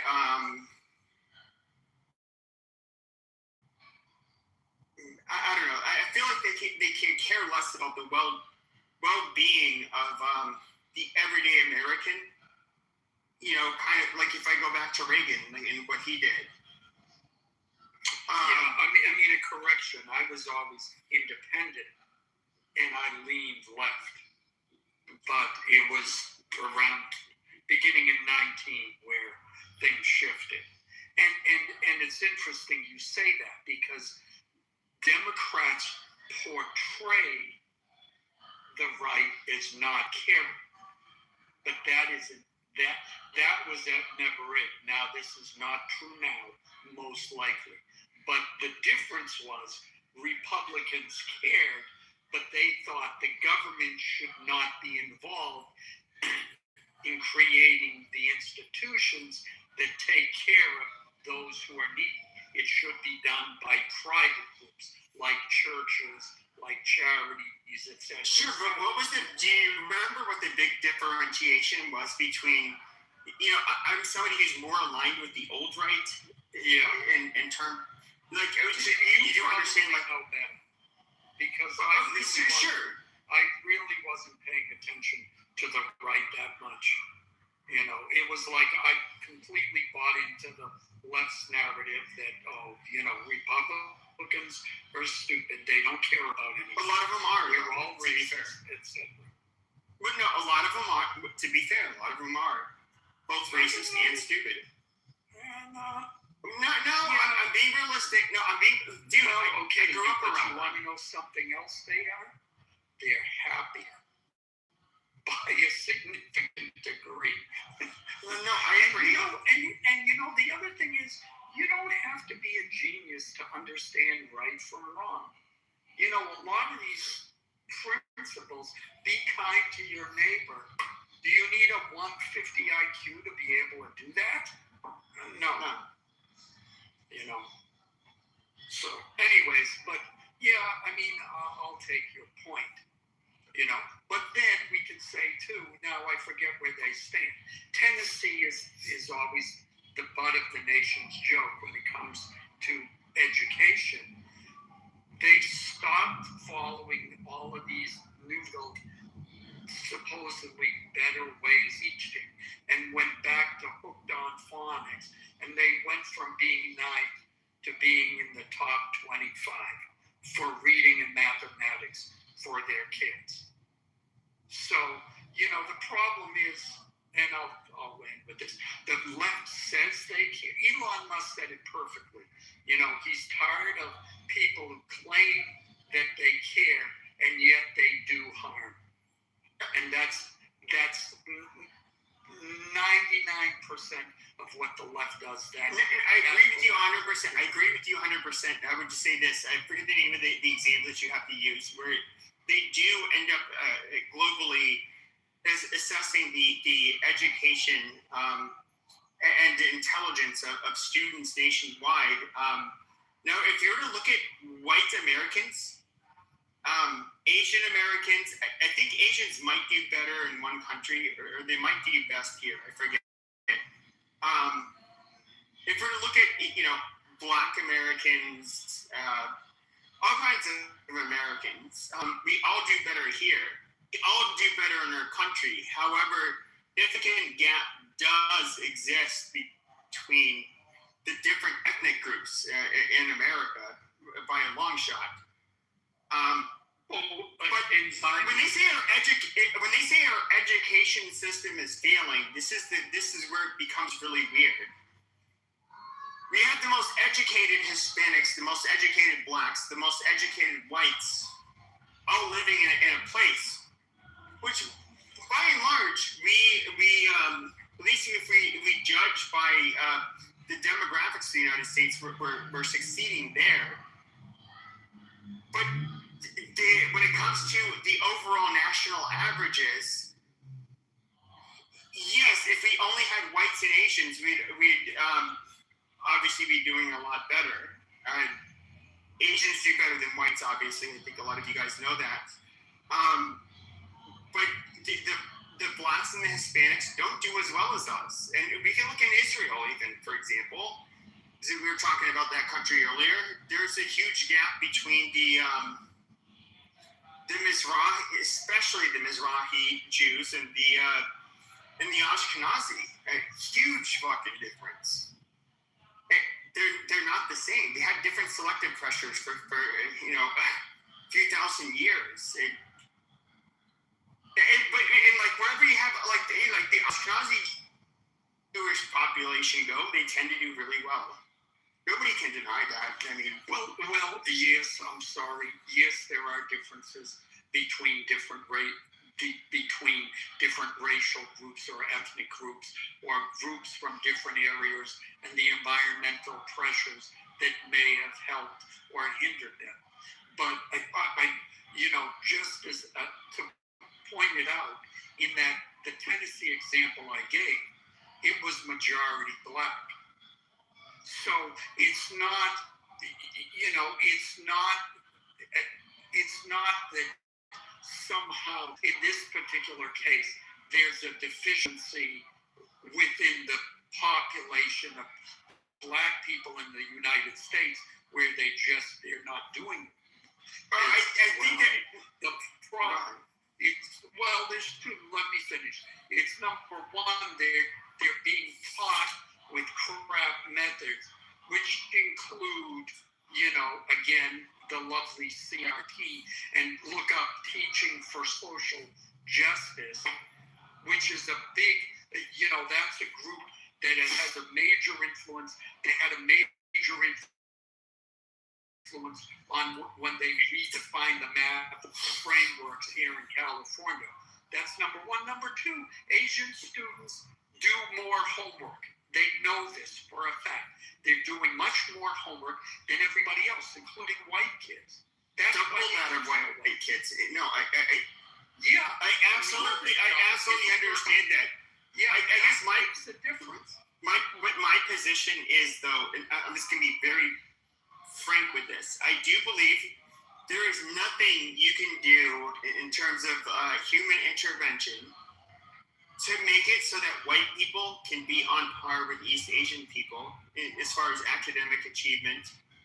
And I do not think that, as well as Jews, I don't think there's any fucking remedy where white non-Jews can be as they can achieve the same level of academic achievement or intelligence, for that matter. And I do not think, and I'll go further. When it comes to black people, I don't think there's anything you can do to make it so that they can achieve parity with us.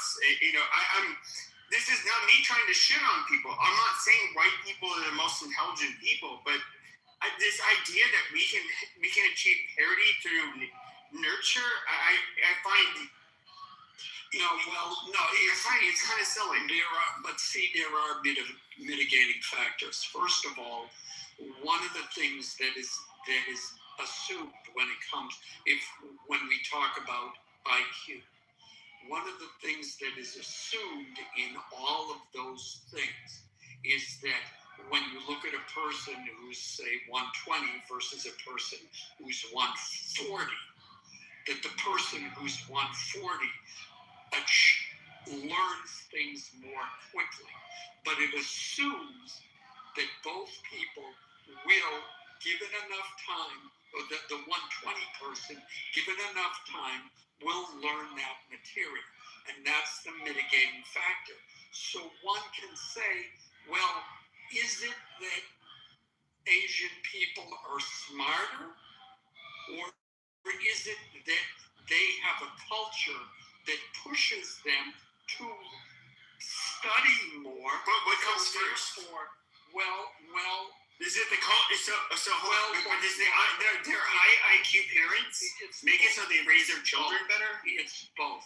Because you can have an high IQ person, but if they're not putting in the time, the person with the lower IQ who did more homework, is going to do better. Look, you can have a great IQ. No. A high IQ person is not going to do work. Even first of all, like when it comes to the SATs, they're heavily G loaded. So even with like a habitual fuck up that is uneducated, they're going to do better than a person that's like not. Let's just say you have a person born with a 140 IQ. That's just what they've ended up developing. Or I should have said genetically. They have a 140 IQ. They're going to outperform a 100 IQ person even on the SATs, despite being not formally educated. The SATs are highly G-loaded. No, I get that. But a counter example I would give is that if there's a test where you have to name all the elements on the periodic table, and the 140 guy doesn't study the table, but the 100 guy does. The 100 guy is going to get the A, and the 140 is going to get. Yeah, but that's where I say that's why I said that it's heavily G loaded. So yeah. No, obviously, to be G loaded, it would have to be unstudyable. Yeah. Well, whereas like the Chinese obviously. So where we did change when it came to the SATs several years ago is that we made the SATs more studyable, which obviously gave the Asians a huge advantage. But even with that being said, it's just kind of ironic. Like we can even look at some of the worst demographics in the United States in the 70s, 80s, and 90s, the Southeast Asians, the Cambodians, Laotians, Vietnamese, Hmong, people that came here, most of them, not all of them, were peasants. Their children were highly violent, criminal people, per capita at least. But they outperform white Americans today. By every fucking metric, they outperform us. Yeah, it's like that's not part. Is that a part of their culture? Because these are fucking peasants that literally like. And I was friends with some of these people. They were chopping their food and fruit on the fucking floor of their kitchen. Like, and I'm not saying this to be insulting. This is but they're literal peasants. And when I say peasants, I don't mean it as a pejorative, but they were peasants. And so that's all they know. And yet they were. I mean, look, I understand that, but don't look. I look at it this way: you can have, as a musician, you can have 100 musicians in a room. They're not, and let's say all of all practice the same amount of time every day. There's still going to be people that are better than others. There will still be people who they progress. And there's going to be the guy that like out of millions of you, literally. Yeah. Now, on the other hand, at the same time, in the real world, not everybody practices the same. Not everybody puts in the amount of time. And so the thing is that, again, you have those Asian cultures, Indian culture too. It's like you come home with a bee. Oh my God, the parents are in hysterics. They're ready to jump off a cliff because you've shamed the family with a regular A, not an A plus. It's the end of the world. So it really does make a difference because now you've got not just your parents, but every extended family in the extended culture saying, you better fucking study. You better get to it. And it makes a difference. There are some white communities where there's that kind of pressure, but certainly, what I remember reading about is the culture in the South was if you went to college and then you came back and you started saying anything contrary to what the established beliefs were, the comment was, well, that's your education talking. And it was meant as a disparaging comment to someone who had gone to college. So there definitely was, in rural southern white cities or areas, there was a pressure not to go to college, not to study. And if you do that, you're going to be stupid. Period. But it's interesting what you said. When I applied to graduate school, I had to take they were called the GREs. I don't even know what that freaking. GRE, yeah. Yeah, you couldn't even. So I had to take it in music. So ask me what I got. So, Alan, do you believe women should be able to vote? So ask me what I got. At that time, the GREs, the highest score you could get was 800. So on music history, I got 800, and on the theory, I got 799, which still pisses me off to this day because I know exactly what question I got confused. That was the really weird thing. Like, I never took exams for graduate school. I never applied for graduate school anywhere, but you have to, as a child in the United States, you'd have to do the standardized tests, and you would see where you do, how you do, in comparison to your peers, and so I have a big mouth because maybe it's just I have less of a filter. There's kind of a neurological thing going on there, but I would within the top 1 percentile. I always did well in math. But English when it came to English, I was better than I don't know, maybe in the top 30 percentile or so. But there was just this huge fucking difference where and I've always had this problem and it's funny, people have referred to me as well spoken, where people, at least amongst my peers, that was always my biggest issue. Is I'm not a well-spoken individual. I can put my points across very crudely and bluntly, and when it comes to debate, I can't use a very rich vocabulary or I'm not somebody who's really good at that, but I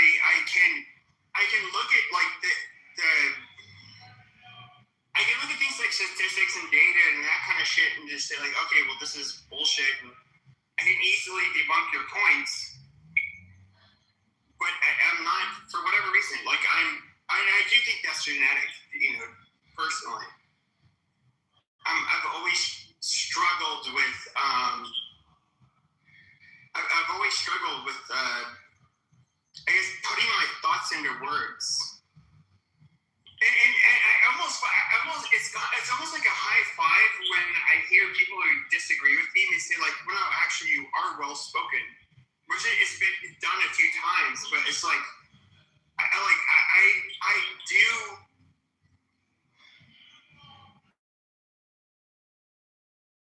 I cringe every time I talk because I realize I'm not doing a good job of putting my thoughts into words. And it's just like, I don't know, it's just weird. Like I'm not a very verbally gifted individual by any means. And I don't think, by the way, I don't think I can study my way out of that. Like that's like a natural weakness. Like that was the one area where I've always done poorly. Read books out loud, that'll solve that. I'm serious. That's it. What do you think actors do? They look at a page and they read I think, but I'm an over. older adult now.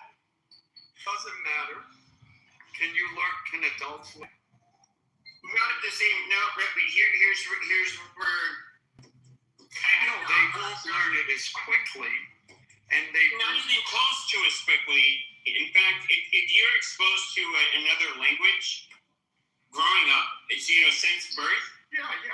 You can often speak both languages fluidly without an accent.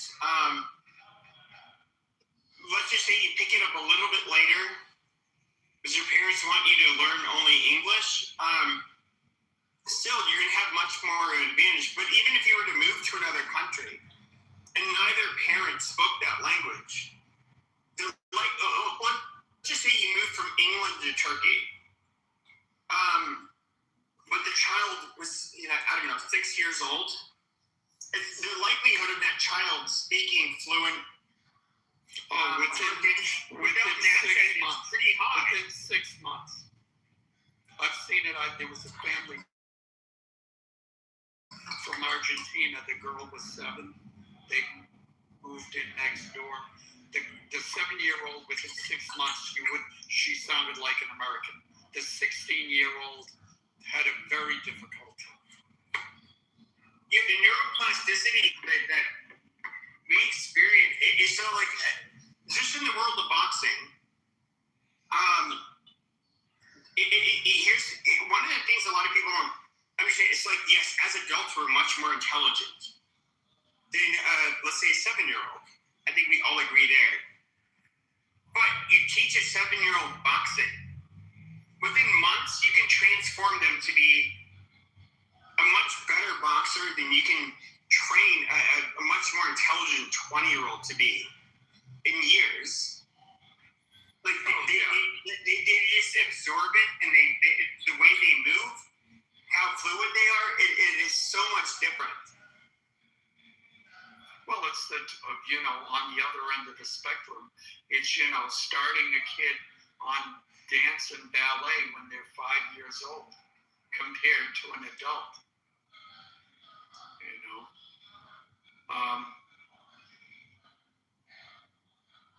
It's the same thing. It's the same thing. But, yeah, I mean, if it was but regardless of how old you are, if it's something you wanted, you could do that. I mean, that's how actors sit and read out loud, and they practice speaking in different ways with different emotion and different deliveries, etc., etc. It's a skill. Okay, so let me ask you, like, I'm somebody who, I know all of when it comes to music theory, I'm far from an expert, but like, I know all of the notes and the major and minor scales. I know, of course, like Parisian, you can do on the second note, you can do a additional minor key, and I won't even get into the rest of it, but I know all of it, but I'm somebody who never grew up playing an instrument. I can learn this shit, but do you think that, I think like, I'm somebody who's been artistic throughout my whole life. That's like, I don't want to get into what I do, but like that is where, that's kind of like, I've always like, how do I put this? So since I was young, I went to art high school. I got kicked out of a Catholic high school, into public high school, went to 3 art high schools and dropped out. I don't want to get into it. It's a fuck up. But throughout my whole life, like I was like rather artistic in comparison to other people.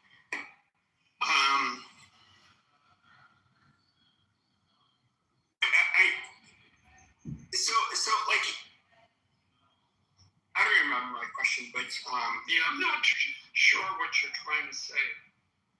Okay, so like, do you think that like somebody like me, for example, who's never played an instrument, I was. Are you going to be a concert pianist? No. No. At my age, this is something that I've talked to musicians about this, like, rather similar to boxing. You have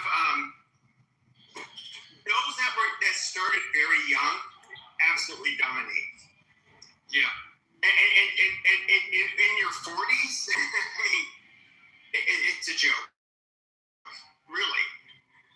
And so I'm not trying to be. I've never tried to become like an instrumentalist that's gonna play the guitar, play the piano, and be good at it. It's not in your cards when you're in your mid 40s. No, but if you have the impetus to do it and it's fun for you, then do it for the enjoyment. You're not going to get famous off of it, but then people will get famous over doing nothing. So who knows? Well, I was saying, like with music theory, it's interesting. So like with a lot of like EDM artists, many of them, or I say majority of them, grew up playing an instrument. But I don't know that it's necessarily it's necessary to like make music today. But it obviously when it comes to being a classical pianist, right? Like it's not even fucking never gonna happen. But when it comes to making certain types of music, I mean, first of all, we can look at hip hop.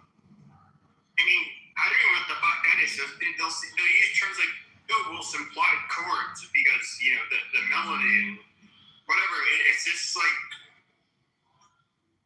the level of chromaticism or, I don't know, anything. It's just kind of this like garbage, for lack of a better term. Well,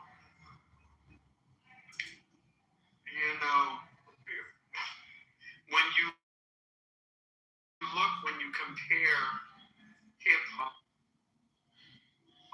to jazz, it really is a devolvement in musical terms. But far be it for me to say anything like that. No, I mean, look. If you play me a piece of music and it's jazz, I'm gonna have a heart, and I want to learn that piece of music, and I want to learn it by ear. That is, I don't have the music. I gotta listen and find the notes. If it's a jazz piece, I'm gonna have to work at it. If it's hip hop music or even most popular music, it'll be a couple of minutes. So, and I'm playing.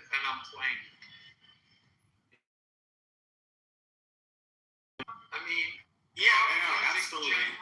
Generally, it's simple, but hip hop is. So yeah, I'm saying way more simple, but I I have seen the videos. Have you ever seen like the videos where you have classical pianists try jazz, and some of them can at least I don't quite ear for it. So I'm relying on the jazz musicians that are rating it, and they're like, wow, goddamn, I cannot believe he was able to do that. But like there is a difference, and I would listen. And when it comes to like the different chord progressions and a lot of the weird shit that you'll get with jazz, or even gospel piano, it's just like, to me, it's odd. I'll listen to it, but it's I can definitely see how gospel music kind of paved the inroads for like jazz and blues and of course rock and roll even. It's weird. Well, look, all of this music progressed and evolved over time. And part of it is, you do the 12-bar blues, and in its original form, at first you start with that, and then people start to get bored with that, so you start adding variations, and then it starts getting more complex, and then you start saying, well, gee, I'm tired of using the same chords for every song, so then you start using different chords, and then you start using substitutions for different chords, and all of that evolves over time. And then you start, and same with rhythms and everything else. The thing is that the biggest issue with hip hop is that before that, you had to fit the words into a melody. Once they removed the melodic content, well, it freed you up because now you can say anything as fast or as slow as you want, and you're not necessarily tied to the melodic constraints of music. But then it also eliminated part of the complexity involved in all of it. And it also made it easier. You no longer had to know how to sing in tune. And there's lots of people who don't sing in tune. So I'm sure there's people that are hating what I'm saying. No, I agree with you. And I'm not a pitch perfect person. Most people don't have perfect pitch, but you can have an ear and know whether or not something's in tune or out of tune. Like, did you ever see, like, Coming to America, that when Eddie Murphy plays this bad singer, and it's in Coming to America, he's at the end, it's at the end of the movie, they're back at the palace, and he's doing that same character. It's painful, But okay, so if I was to sing, what I will do is I have to play a note that will not be picked up by recording. I would have lyrics for it, and then I have to I'll sing along to it. Of course, you don't have to do that once you memorize it. But like that is something I would have to do because I don't have the pitch. Of course, once you memorize it. You don't have to do it. But initially, like it's like I would have to press piano keys and then to try to make the whatever it was that I was doing to make it so that I was singing in key within key with whatever my lyrics were. Yeah. Let me ask, let me turn the volume up. Let me ask if you can hear this. Oh, is it?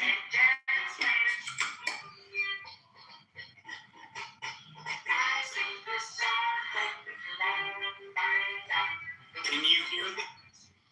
Can you hear that? Yeah. Yeah, that's a guy, Bob Duro. He took a song by Charlie Parker, which was a bebop song. It was so it's melodically it's very complicated. And then he wrote words not only to the theme, but then the solo that Charlie Parker played on one of his recordings. So he's having to fit the words into the notes and make the notes make sense. That's like how, what's the word? Advanced, you could say, that writing was. You don't get any of that today. So anyways. Who was that guy that wrote Adagio for Strings? Samuel Barber. Like, it's not. This is kind of like a mind fuck. It's like you look at.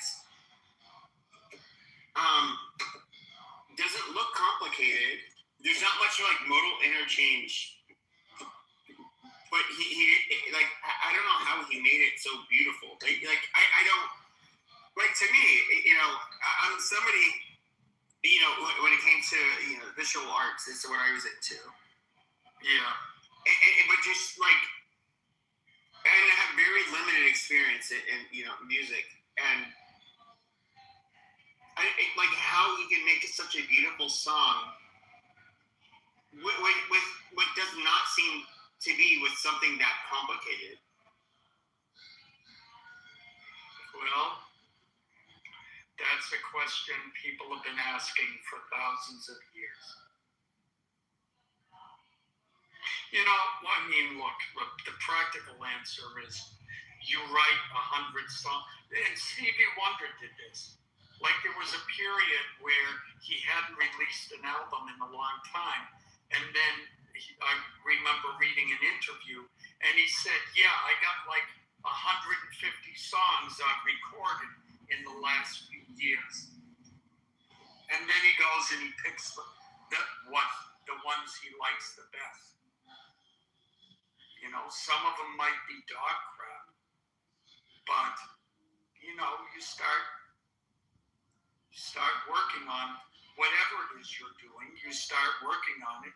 Sometimes comes together, other times not so much. That's just it. There is, however, certain people operate like their stuff generally is going to be better than other people. And those are the ones we remember. Like, did you ever see the Amadeus? I don't even know what that is. The movie Amadeus about Mozart. Yep. Oh, you should see it. It's a great movie. But Mozart wrote everything in his head, and then he wrote it down on paper. Whereas other people would, like Beethoven, would write the theme, and then he'd change it, and he'd try, and he'd sit there and work on it till he perfected the melody. Mozart just thought of it in his head, and then he wrote it down, and there were no corrections. And so,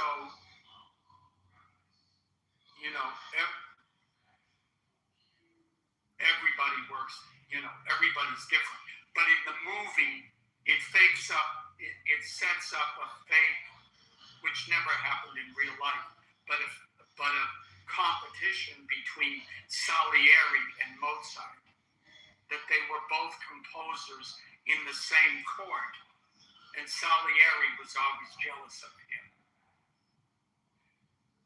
Salieri was never going to be as good as Mozart. So.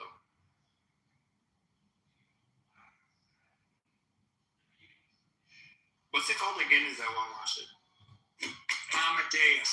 Amadeus. Yeah. I think it won the Oscar.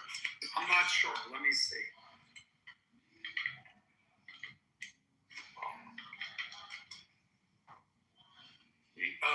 Best Actor, Tom Holtz. Best Picture, Best Director, Best Adapted Screenplay, Best Costume Design, Best Production Design, Best Makeup and Hair, Best Sound. 8 Academy Awards. You know? Milos Forman. Best Actor, F. Murray Abraham. Yeah. So, yeah, it's a good movie. It's a good movie. Tom Hulce played Mozart.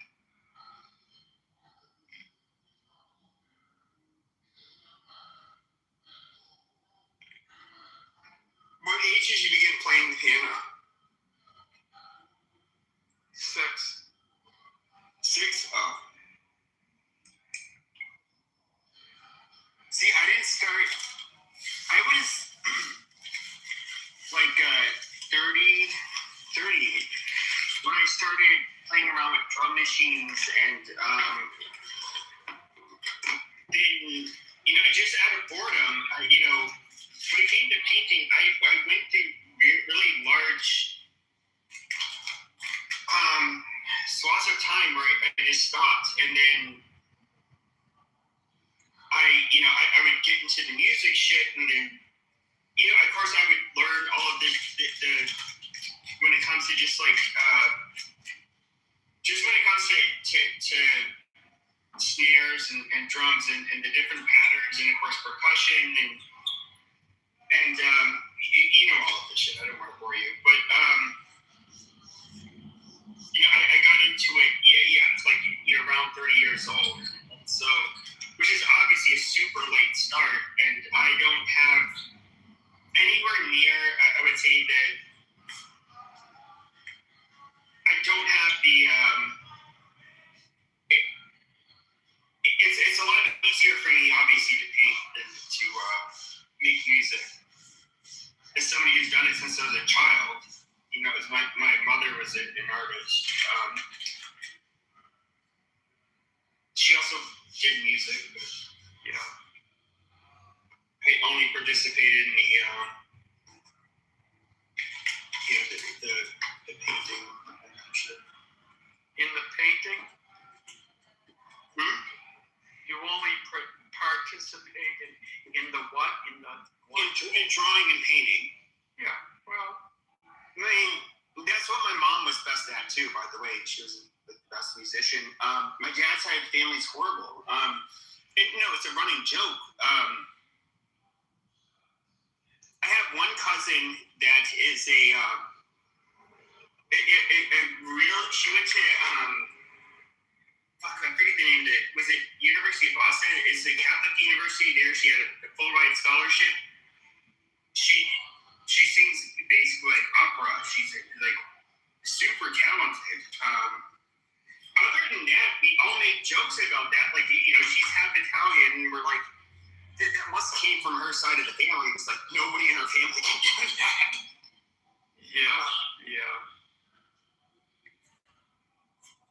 But there's nobody who's a musician in my family. Yeah. Well, I know other people. There's no musicians, but they decide they want to be one as kids, and as long as the parents pay for the lessons, they can go somewhere. I don't know, Pepe. What do you think of like the different the people involved in like EDM, I don't know anything about it.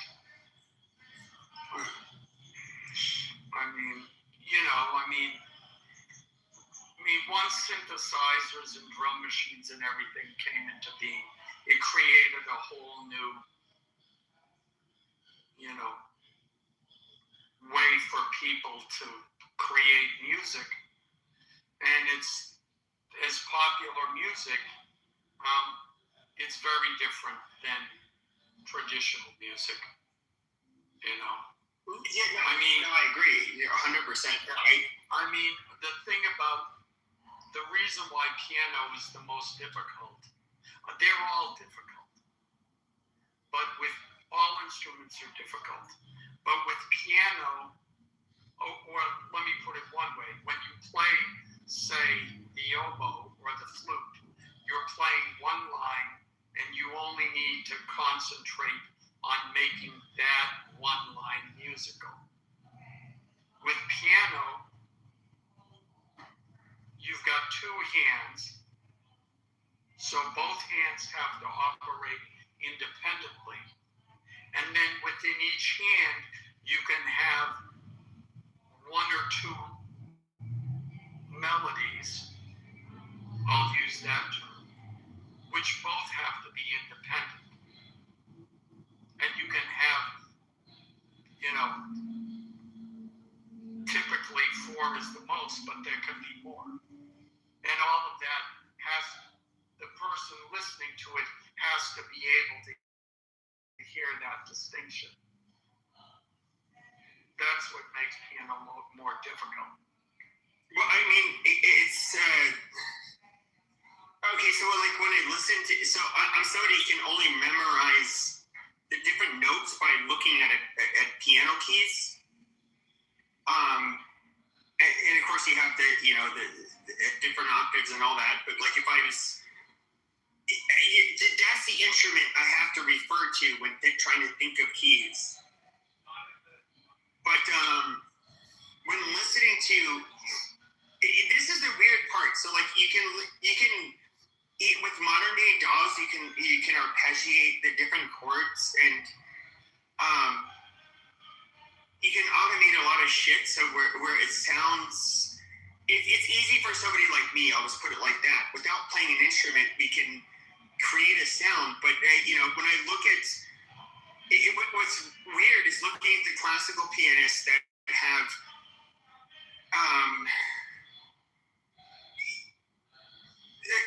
this is from a couple hundred years ago. The amount of talent it would have had to take to actually do this with an instrument, it's mind-boggling. Well, you know what, Pepe, I've enjoyed talking, but I gotta go. But I will answer. That's why they start them at 3 or 4 years old, and then you practice 5, 6, 7, 8 hours a day until you're 18 or 19, and then you enter the piano competitions with other people who've started when they were 3 or 5 years old, 3, 4, 5 years old, and then practice 5, 6, 7, 8 hours a day with the slim hope that you might be chosen as the winner of that competition. And that's what it takes. Go to any classical concert where there's a soloist, and that's what they did. And people are willing to do it, or the parents simply force the kids to do it. Okay, he shows a little promise there. We're gonna make him It's kind of like boxers in a way. Like they start really young and they're either promising it or not. But that early age is the absolute advantage. But yeah, you reminded me. I remember hearing an Evander Holyfield interview, and he said, yeah, he was a little kid. He started getting into trouble, or maybe he didn't. Who knows? But somebody took him to a boxing gym. He was a little kid. And he said the teacher stuck him with another kid, and we just started beating each other. And then it ended, and then he put me with another kid, and we started beating each other.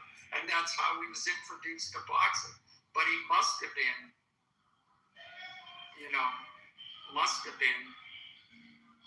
7 or 8. And look at Mike Tyson. Mike Tyson grew up with it. Yeah, and that's one of the, I guess the uglier parts parts of like amateur boxing is that coaches have to focus their time on the people that will win, the different tournaments and stuff. And so they do throw these kids at people that are likely beat their ass. And the point of that is that if you show up tomorrow, then okay, then I guess I can work with you. You obviously weren't willing to quit, and if you're willing to have a good fight, that's right there. That is, most people just are not willing to do that sport. Well, yeah. You have to really want it, ultimately, no matter what. When it comes to competition, there's lots of people who are willing to do it, period. And if you're not one of them, then no. I'll end with this. World-class actors in Hollywood, they're all very nice, but don't be fooled. They are all ruthless. They wanted that. They were willing to do what it took to get there. And Mon's told me all about this. Yeah. Who? Monica? My number one, Mon the Black. You don't even know. Oh, do you remember the blue, checkered looking profile? Yeah, I know who you mean. Yeah. She's been, she's worked in Hollywood, Yeah. Tom Cruise, David Geffen was a huge, Geffen Records, all of that. Tom Cruise was David Geffen's boy toy. And they were looking, and David Geffen played it. So they needed a lead for risky business. And it was they kept going through, no, I don't like it. And then, they arranged to have Tom Cruise's tape put up. And it was no, I need someone like him. Yeah, that guy, that's the guy. That's the one. He was sucking off David Geffen for who knows how long. That's how we got it. So, on that happy note, talk to you later. Bye. Damn, he didn't even give you a chance to say bye, man. How do you feel about it? So disrespectful. Oh, what a fucking dick. What a fucking little piece of shit. He spent 45 minutes on the mic and didn't even stick around for my bye. I've been hugging the mic. Realistically, I have. Well, but you like the co-host, so it is whatever. But him, he's a fucking immigrant, He can't be in holding up America's faces and shit. The fuck is that? He was born here, and plus he's a Republican, pro-white, so it's fine. See, that's where I'm just the whites, man. Look, y'all can't stay on American cold, man. If I say he's a fucking immigrant, he's a fucking immigrant, all right?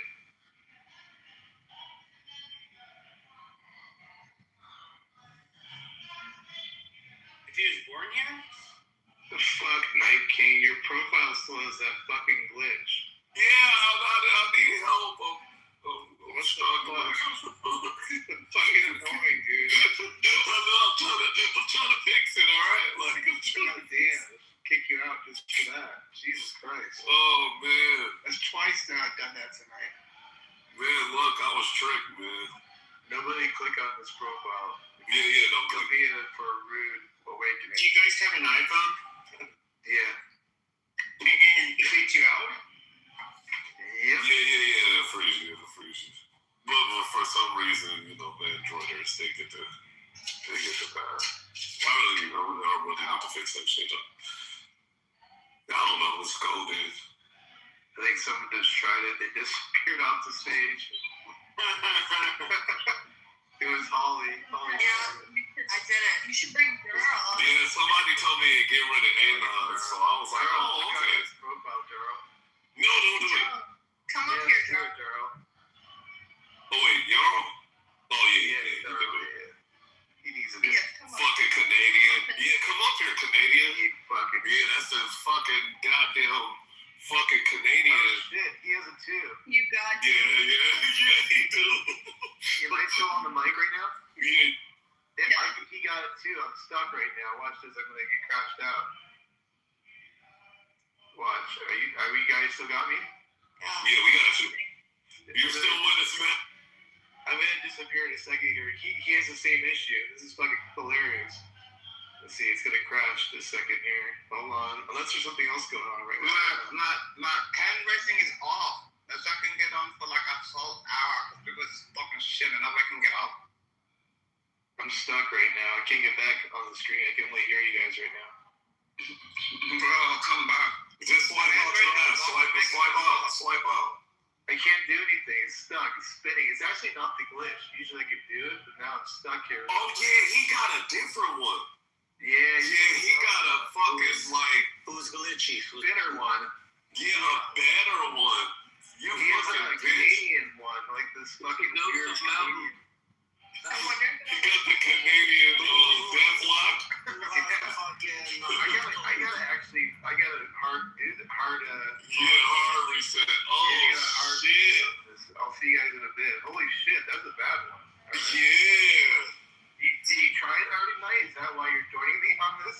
No, because I didn't know they were talking about who was talking. BB was talking about it. Yeah, this is bad. Okay, guys, I'll see you. Hey, y'all. Whose profile? Who's supposed to that group?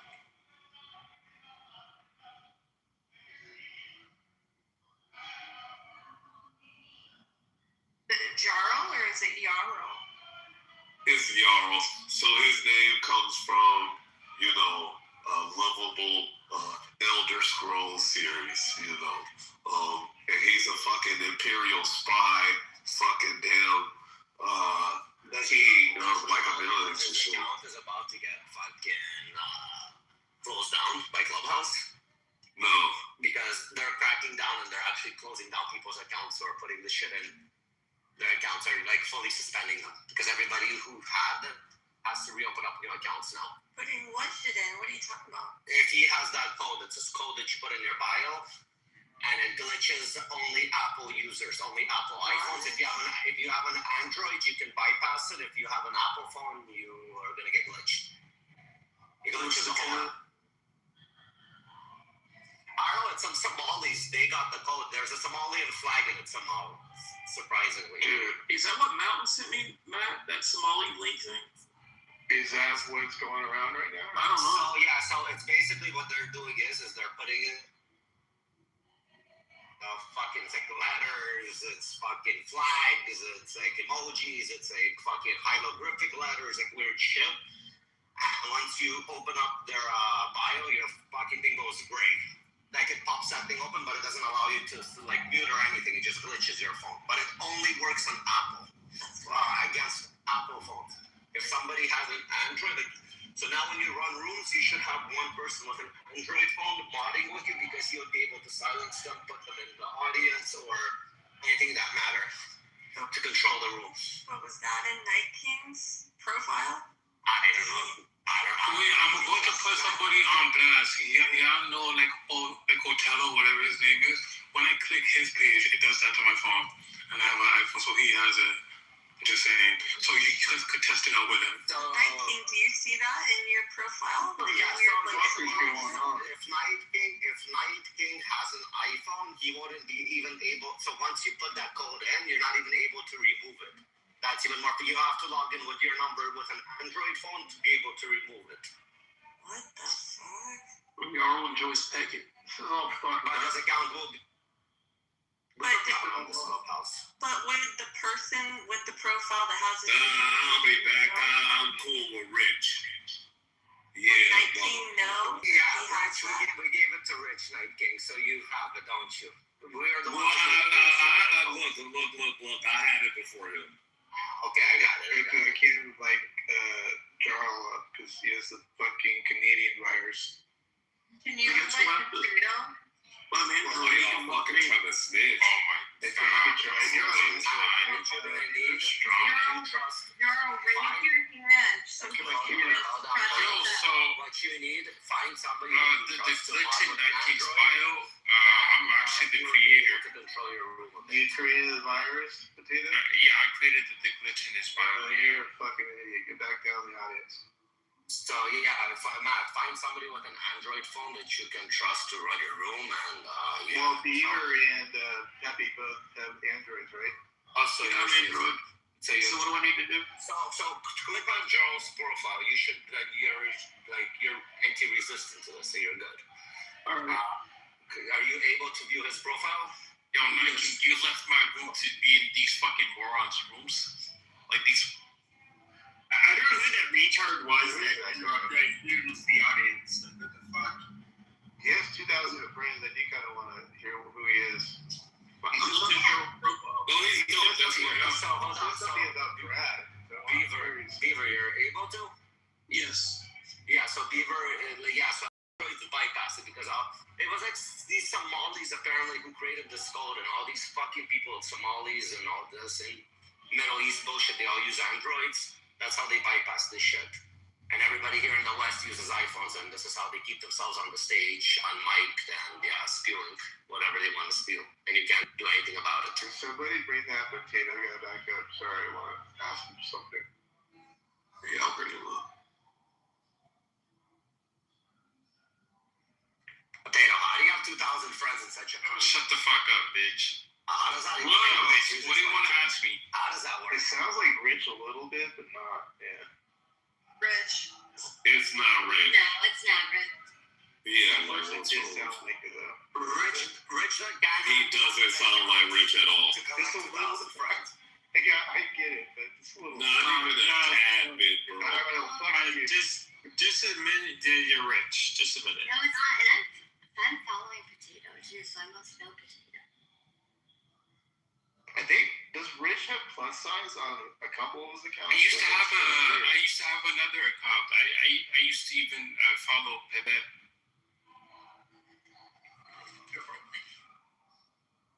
The question is, did Pepe ever follow you back? I used to have him added on my other account. I used to have like 4,000 people on. Are you a hacker? I just got alert that I've been Was he on your top Oh, 6? Pepe, I think you nailed my house too, by the way, I think. Because, Okay. well, I think I got a little notice on mine too. Yeah, I think it was the Edwards. Just a hunch, I don't know. What's the N words? It's the You know N-word. you nag you a lot. Wow. Knitters. Wow. Yeah, the Is knitters. that nagging? Nagging. I mean, I am a dirty white nigger that cannot manage rooms. Wow. I can't control myself. Like, at the end of the day, like, really. No, Jake, there. As a white man who bitch about black people, I have a lot of niggeristic behavior. Right up until every time Pepe goes on his rants, you get in shit for this, Matt? Yeah, I'm Somali, bro. Yeah, I got back to him. I was like, why is Matt letting Pepe do this? No, I'm not talking about that. Like, in Clubhouse, go after your house. I think I did get reported, I think, because something's weird going on, yeah. How the fuck are you supposed to control the speech of other people on stage? A bunch of woke app developers, what do you expect? I think that's gonna offend them more than the N-word right now, if they're listening. He's gonna wear a white hood. He's gonna hang all the black people in there. He got something. He's so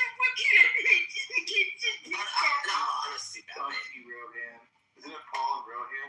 Fuck you both. Actually, I don't know if that's the name.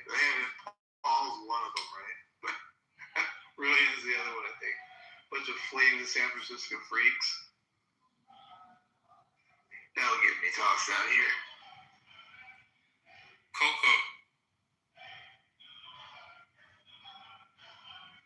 What's up? You're royal, right? Yeah. Okay, I'm sorry I called you during that for the update. I didn't know who you were. You apologize. I don't remember.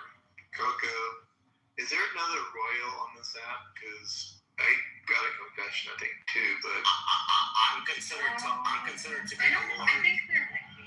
I think there might because be. you know who that was for about 2 years, I was getting nasty like that. It might have been you, I'm pretty sure, actually.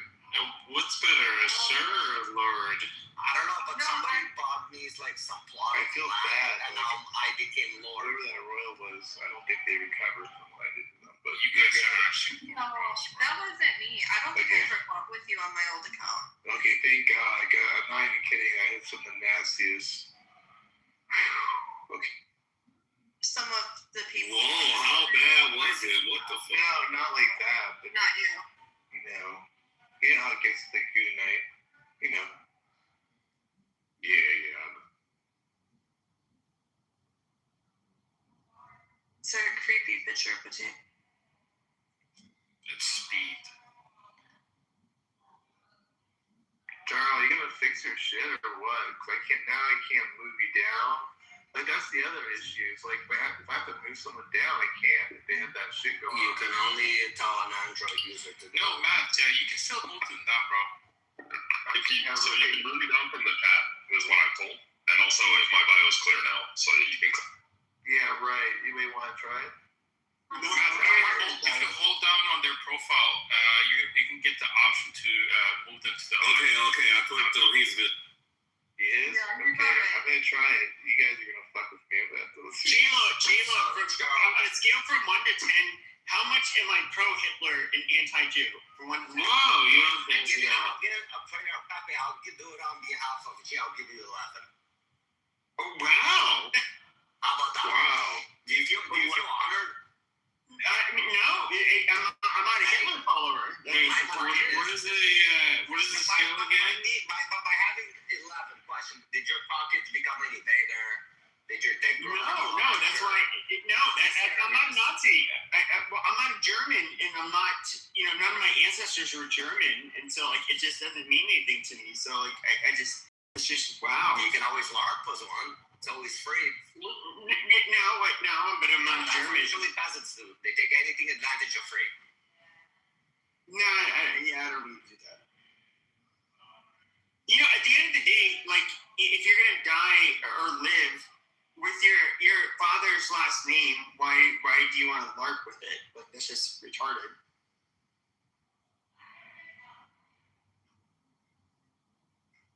Yeah, you can choose any name you want. You can identify as anything you want nowadays. You can be whatever you want nowadays. Yeah, but I'm not gonna choose. I'm gonna use my father's last name, and so I'm not gonna LARP as something different because it's not how I operate.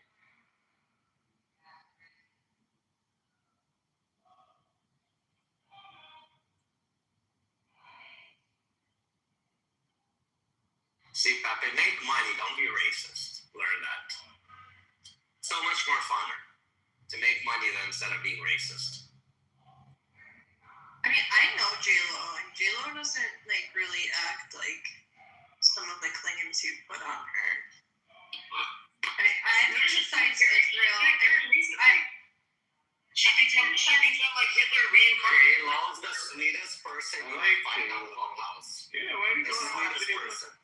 She is.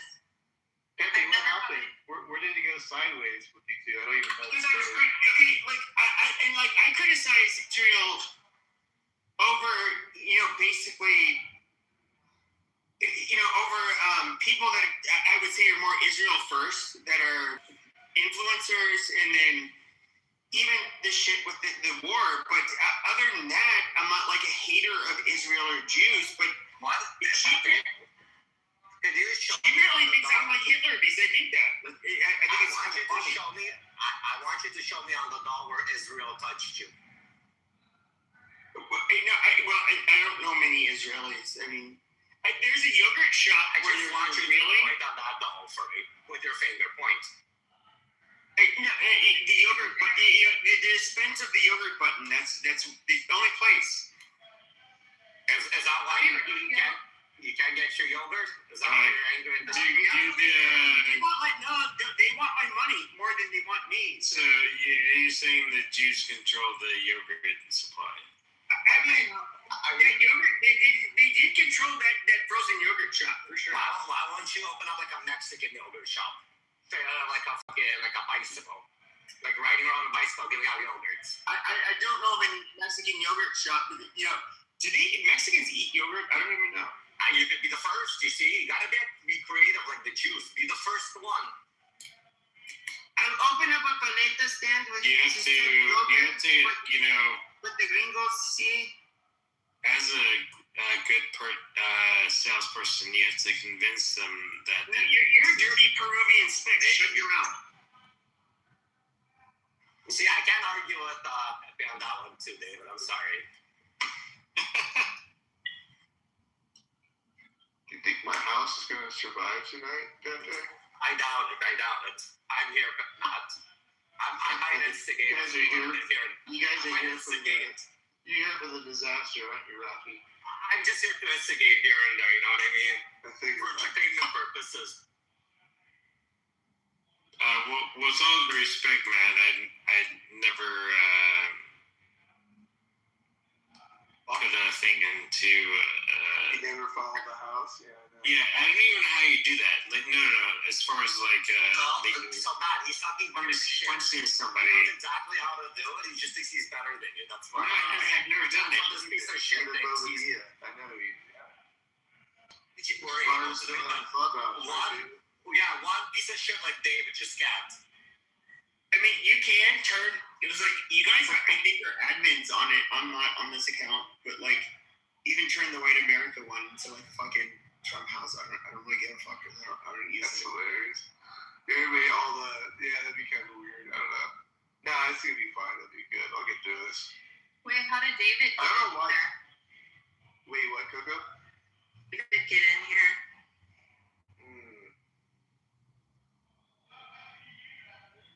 What do you mean? Do you want me to leave? Yeah. That's not nice. Well, depends on That's not nice. David, how much did you drink today?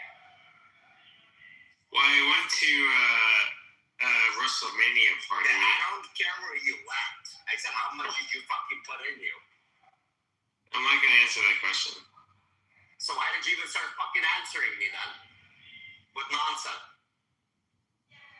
Well, you know, it's polite to answer questions. Yes, it's polite to answer a fucking question that has relevance to it, not fucking a question that's fucking beating around the bush. Now, seriously, how much you drink, to be honest? He's probably a couple of years in now. He sounds kind of coherent. This guy, fucking, he brushes his teeth with beers. Fucking, he has a few. No, I use Cokie Total. Rectally?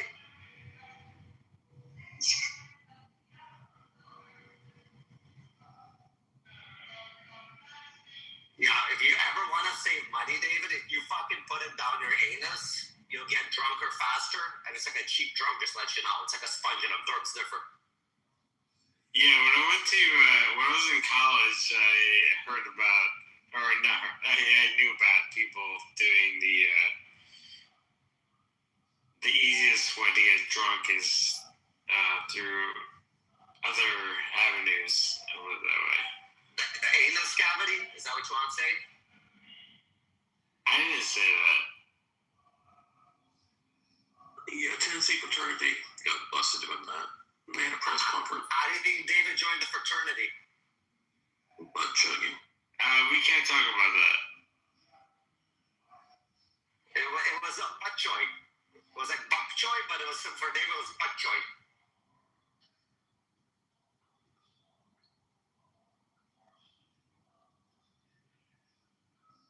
So, Gerald, you want to tell us what you were talking about in the chat?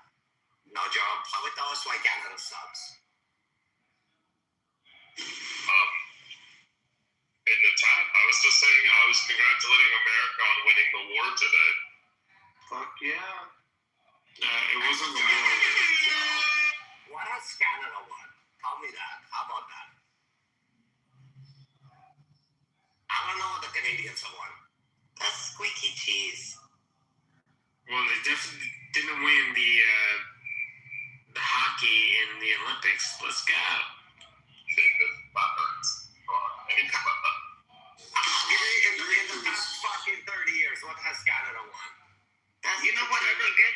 How the hell was Canada cheating in the fucking, they call it curling? Is that what you call it?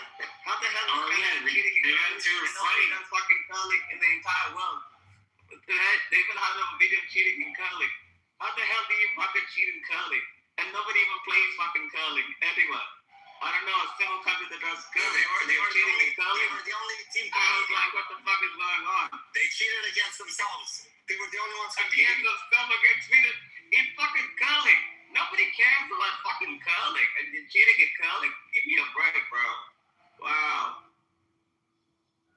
You know why? It was because Mark Carney was their coach. He's really good at cheating. Marconi is a son of a bitch. He's great at cheating. He was guiding them how to do it and get away with it. Plus, if even Marconi's like son or daughter like transgender, I can't even keep up these days. Depends on the weekday. They them. No, but I think the son turned into like a daughter. I don't understand what you're talking about.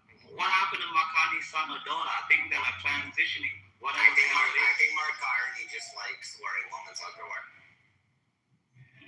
Fair enough.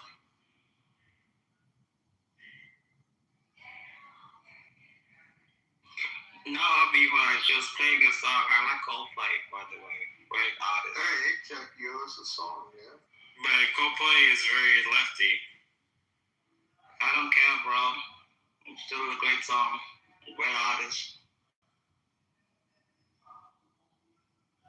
Coldplay is good. I do agree with you on that part, yes. Yeah, I like Fix You. Every time I'm depressed, I play Coldplay Fix You, and I get happy.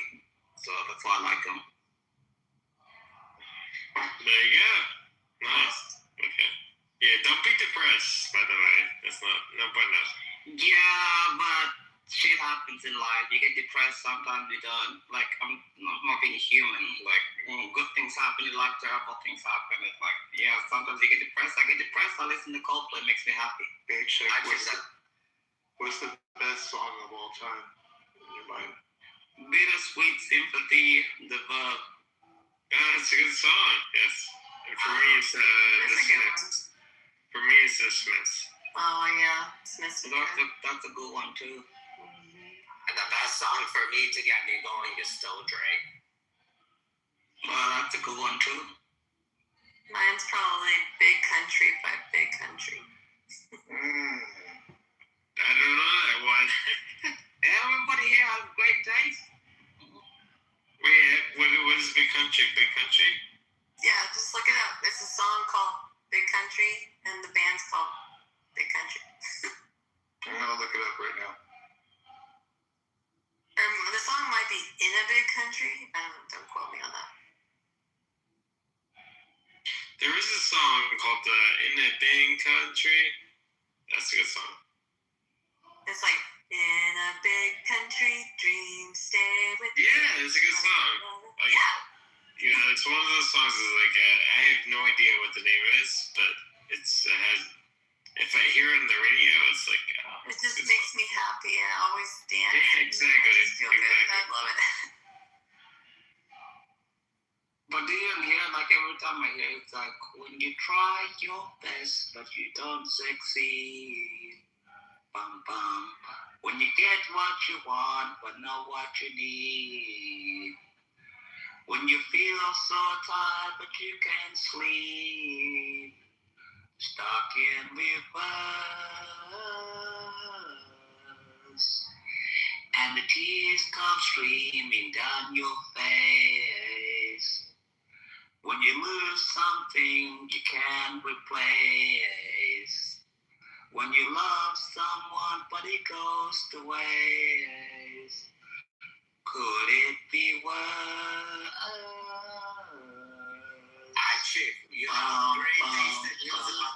voice of yours.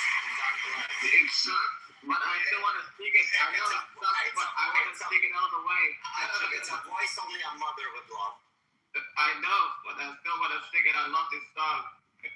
Light will guide you home and ignite your bones, and I will try to fix you. You guys know the rest of the stuff. I love this fucking song, bro. It gets me going every time I hear it. Actually, when Jerry Come gets suspended. It's a No, great song. I left Clubhouse for like 5 days because my mother come to see me in Australia. I look back on Clubhouse and I go clipped. And I didn't even say it. I don't know what the hell I said last time.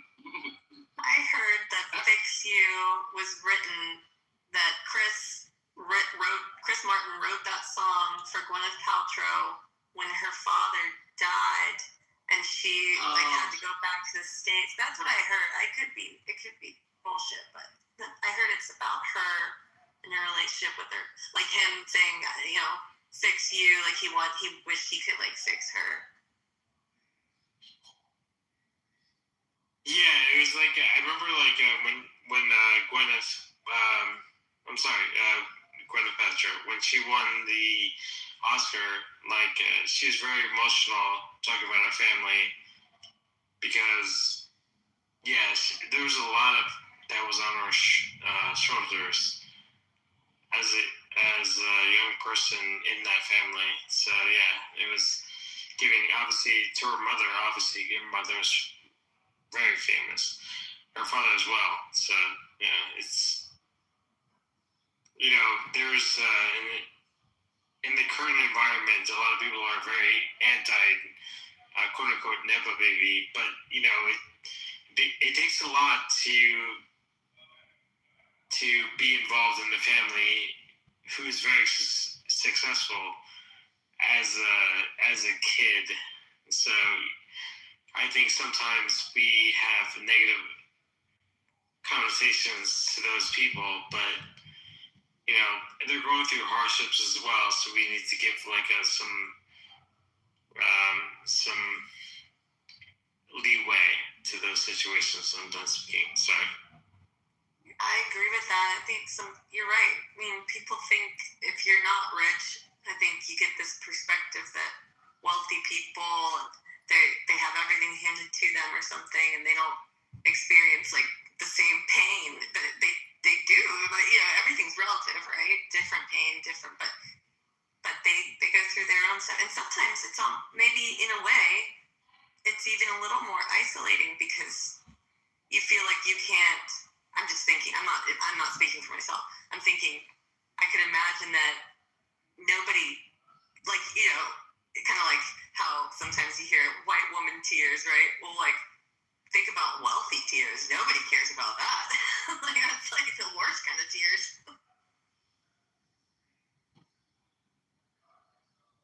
Yeah, but exactly. Anyway, in general, like I don't care about that because they have everything to deal with in the first place. So like when they're like, "Oh, a nepo baby fail," I'm like, "Bro, I'm gonna cry in your Lamborghini." So I'm not one of those people. But yeah, they still have it difficult. I get what you're saying. Yeah, I remember this rich guy was telling a story about how when he wasn't born rich or anything, but when he became wealthy, he said that the barbecue invitations slowly stopped coming because like their friends that they thought were their friends, they just started to feel like they were other, like they were not one of them anymore, and so they like slowly like kind of were losing their friends, and how it really kind of hurt, like nobody wanted them to come to the parties anymore, which is weird. You would think that they would be popular, but there is sort of this otherness that happens. You can become obnoxious too with money. That's how they were around people. Did they become assholes? Like what happened? I didn't get that impression. And the other thing, like I've met just as many, if not more, poor assholes. I mean, I know poor people that are really obnoxious about the poor, or obsessing over the evil rich, and they become, it's almost like an infection, where it's like it poisons them, their obsession with it. Yeah, but those are the people that put themselves in that state of mind, and they always keep themselves jailed in the same place all their life. Instead of bettering themselves, they're just hating on everything else in life, so being always negative and bringing negative energy.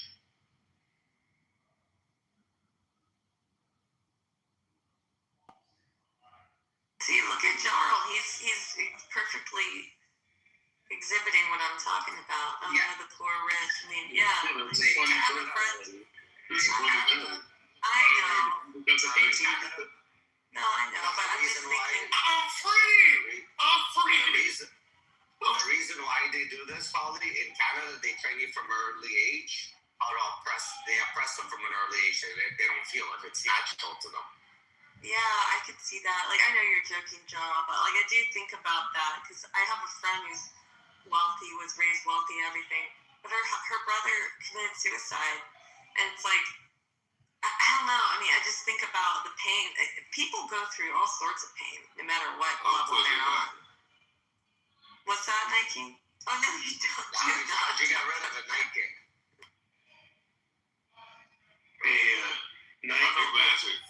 Now you're probably wondering why you weren't getting emojis, right? Like, No. Look, I've been in other rooms and stuff like that.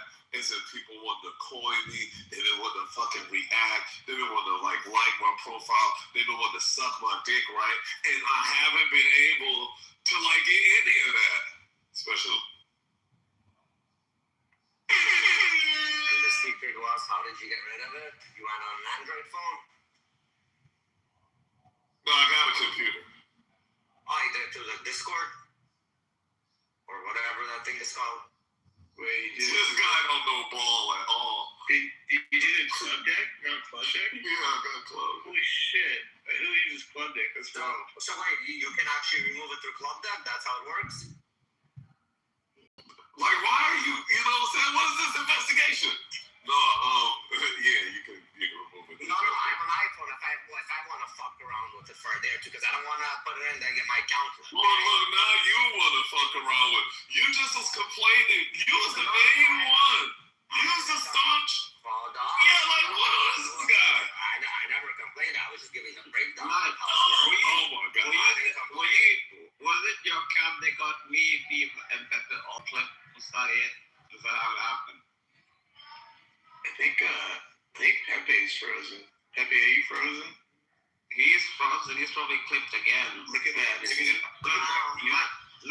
frozen. I think he got clipped. Pepe got clipped all in the one day. That's how it works. Pepe said he got a strike on his account. Look at that. It's frozen right now. Oh shit. I want to tell Kendo something real quick. Kendo, I think you're one of the funniest guys on this app. Just want to give you some flowers. Oh, shucks, Molly. That bitch is lying. That bitch is lying like a motherfucker. No. You niggas ain't here, bro. Well, you not funny. Man, shut the fuck up. Take that Jerry curl and that hat off your head. Oh, here we go.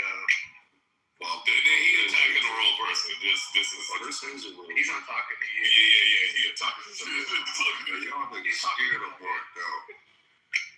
Speaking I'm the coldest gangster ever touched the planet Earth. Ain't no gangster on me. Hey, homie. I've never met nobody more gangster than me in my life. Never. What is that? Nigga, I've been in every jail on the planet Earth. Hey, homie, what's that little clicky thing going on? Shut up, nigga. I'm hungry. Don't make me some meat, bitch. Is this a rap? Shut your mouth. Don't make me some noodles. Yeah, I'll snack your glass. Don't make me some noodles, my nigga. I'll pull down your Let's go, boy, dog. Fuck. You think you're a little click? Yeah, see, being funny, you gotta be able to, like, know your audience. If you know your audience and you're able to, translate jokes and shit. Fuck Mexicans, fuck crackers, and fuck the Bloods on Crip. On Southside, Kelly Park Crip, cuz. On Southside. Wait, are the Crips? Crips are Atlanta, right? Shut up, bitch. Shut your white ass up. I actually have a white friend. It's gonna make me a bologna sandwich. I know a Crip that was white, actually. Bitch, you fucking white Crip. I'm not a Crip. You fucked the white Crip. You fucked the trailer park. You are now. We about to jump Actually, your he's ass. super rich now. I think he took his drug money and he... Hey, bitch, I'll hang you from a light pole with a KKK flag around your neck. Bitch, I'll choke you out with a Confederate flag. This guy. Wow. This guy's a Yeah, that sounds like BDSM Bible. Hey, Night King, I'll choke her out with a Confederate flag.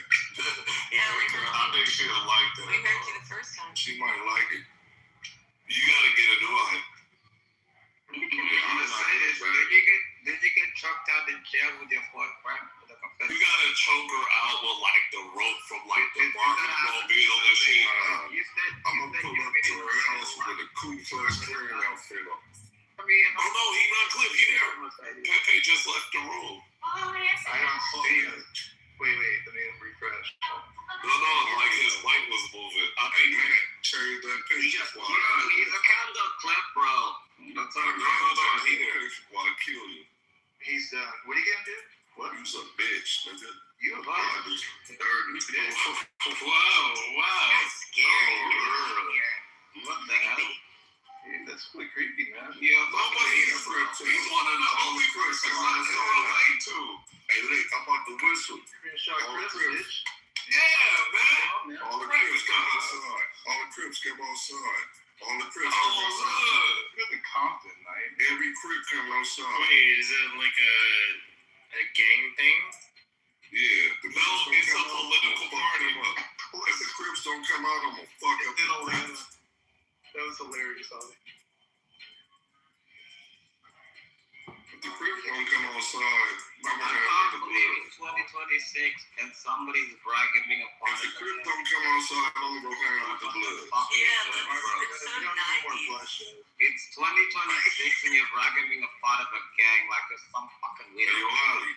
If the Crips don't come outside, I'm gonna go pick up the blood. Bro, it's 2026, bro. What the hell are you talking about? Shut up, cool anymore. Black, nigga. Oh, shit, you ain't black, ain't you? You better recognize, bitch. Paycheck, bro, shut the fuck up. It's not even the 90s, bro.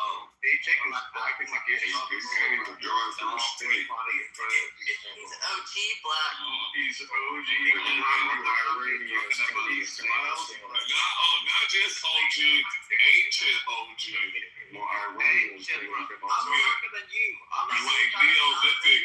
You don't even know, bro. Hey, man, go save Iran. Ooh, we need you to say 2026, imagine thinking it's cool being in a gang. Yeah, fuck the patch tools. Bro, fuck the gangs, bro. You think it's cool being in a gang? Yeah, Monica, yeah, what's up now, man? Bro, go get a job and do whatever you need to do. You can't even drive a boat. You can't even drive a boat. Why are you listening to slow jams? Like, I thought gang members listen to That ain't me. That's not even me. No, gangsters need love too, Holly. No, who's listening to slow jams right You know, we need to make more gangsters so we can defend this country. Well, that's not a bad point. We gotta defend America. Yeah, so we, like, you know, gangsters need to fund. Yeah, Crips and Bloods is American. Hey, Crips and Bloods is American. Well, recruit them into the army and maybe, they could use their skills for good. Yeah, you want me to use them? I keep. You know, that's not a good. You know, imagine, some Iranian drive-bys. You know what I'm saying? Like protecting the Golden Dome or whatever dome. Shit, getting some dome even. You know what I'm saying? That bitch. Iranian drive-bys. Come on, that's a dope. Nobody care about no dope ass. I'll chop that bitch body up, put it in the freezer for Thanksgiving. What the fuck? That's Get him out of here. That's getting a little Jeffrey Dahmer. Are you lying? What the hell are you even talking about? Jim, Anything down, go down, go down. Oh, I know the Super Set guys. Go down, Should I do it though? Should I? go down. He's fucking retarded. Pepe's clipping. Oh, Hey, Night King, that's my big homie. They got a light. Space Ghost. That's Space Ghost. Hey, you gonna slow down too, dog? That's Space Ghost, the world famous script. Yeah, that's my big homie, Space Ghost. Hey, but what you know about Super Cud, Who? Super Cud. Super Crip? Yeah, Super Crip. Play basketball? Yeah, I know Super Crip. I'm 45. I played, he was 7 feet tall. Super Crip was 7 feet. Hell, I'm a jumper. Yeah, you can Google Super Crip, he's 7 feet. You ain't was side rated. He was 7 feet. That nigga, all the niggas doing life. All the niggas doing life. How you a gangster at 47 years of age, almost 50? Super Crip. You don't get bored of the street life? You're almost 50. You think you should want to find kids or something? I got no real shit. You're not waiting for your grandchildren. Everybody get old like that. We all get old like that. I ain't never let mother love me. You're almost 50, you're like 47, and you still need the street life. You almost a trainee. Isn't that sad? You almost a trainee. You bring yourself, you almost a trainee. I'm almost 50, but you almost a trainee. I'm almost 50, but you almost a trainee. This is sad. Go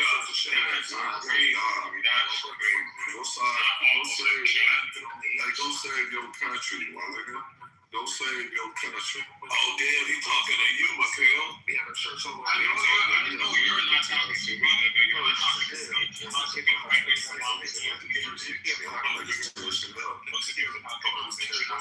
don't care about shit. I'll tell you.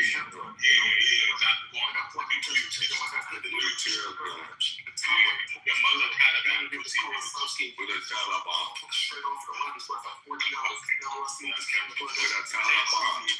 I would take your teamwork. That's not my Al-Qaeda. And my niggas Al-Qaeda. Stand for me, free that nigga Chauncey. You got to take him by the face. Galaxy will fight anybody.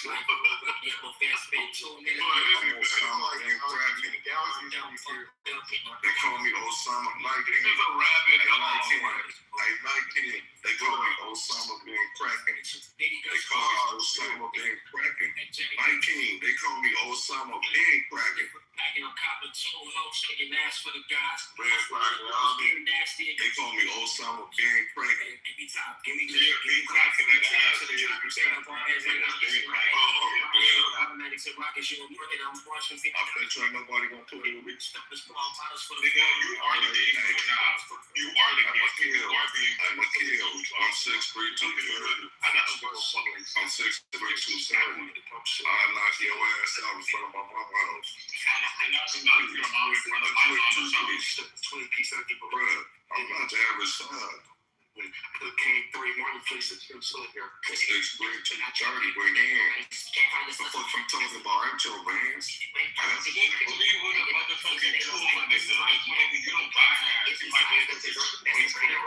Let's squabble up. If you win, I'll give you $100. I'll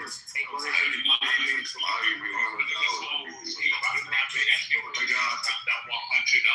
You gotta turn down your. I'll take you to McDonald's if you beat me. I'll take you to McDonald's if you beat me.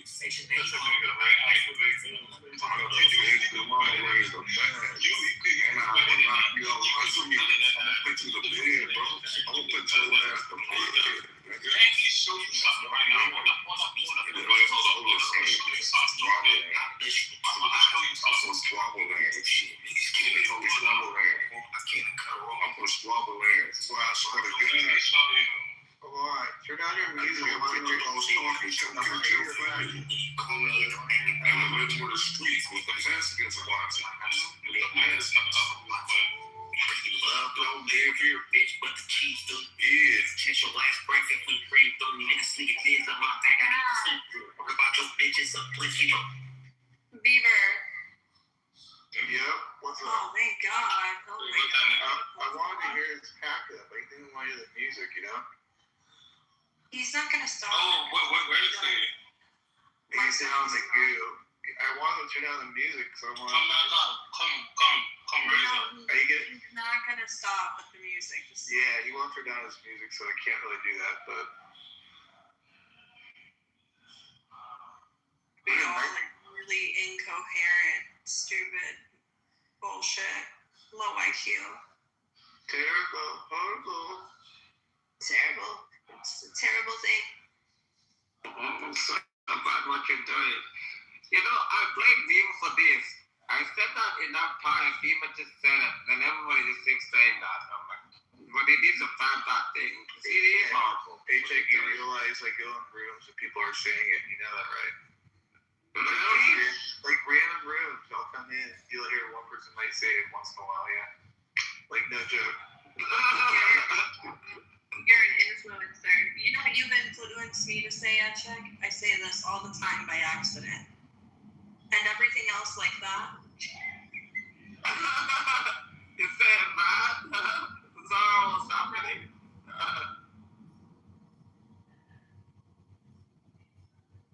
But it is that though. I got it from my dad. And he always says that all the time. I didn't even know that was a thing. That I said it so much. It's crazy. Something about this bad though.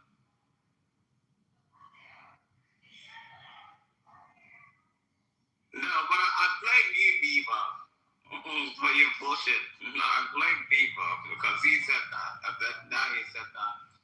And then now it's a part of a vocabulary I can't even stop saying it. So now I feel retarded every time I say it. It's called a Beaver. Not too much on Beaver. Plus Beaver is good with conflict resolution. I used to think Coco was an enemy of mine. But Beaver was like, oh, she's not so terrible, you know? And I was like, what do you mean? I was like, doctor. I was like, oh, turns out she's not horrible. But yeah, Beaver's really good at conflict resolution. I think you should be like a therapist in real life, people, if you need a career change, you know? You're really good at getting people to talk that don't like each other. Really, really good at it, by the way, bro. Should I be worried about Pepe a little bit? A little wellness check? Pepe is clipped, I'm telling you. That's what happens to Mark. But why is it blinking though? Do you see that? No, but the thing is, it's bugging out. His account is clipped. No, He's got out to try to view it one. would be gone, I think, right? Well, there, he just went on mute. Look at that. It's muted. Oh, that's weird. I'm muted him. That's it.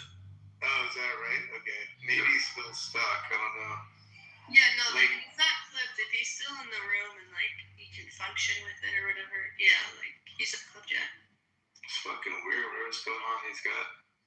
Because when you get clipped, it completely takes you out the app. Like you gotta like re-log in or create a new account. No, but I logged in, and it's a terrible thing that people are doing. Like, I came on the app, and all it says was like, this room is closed, and I'm like, yeah, what do you want me to do? And then all of a sudden, my phone app froze up, my entire phone froze up, and then once I realized I need a whole entire new account.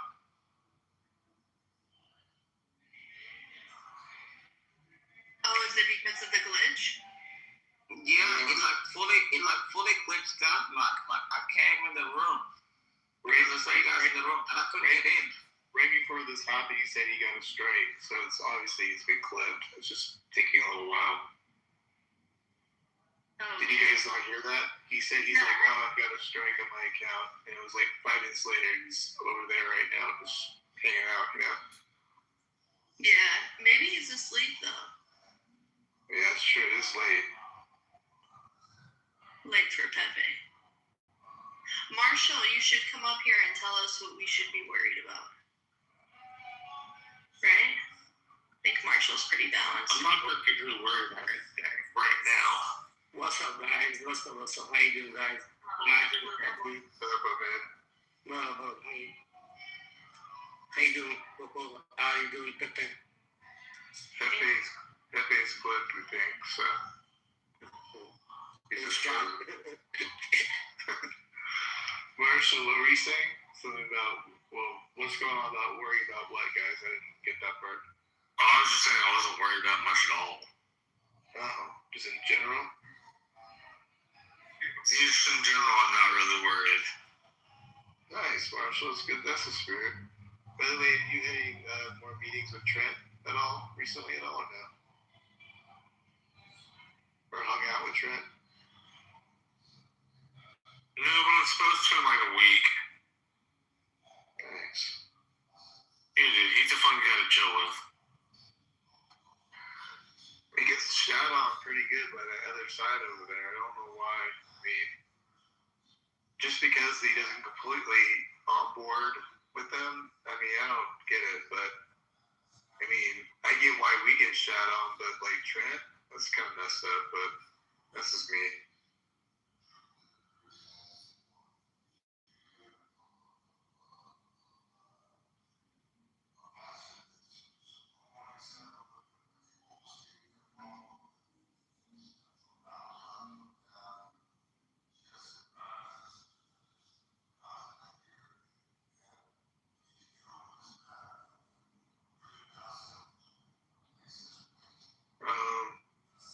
Edward. Interesting question.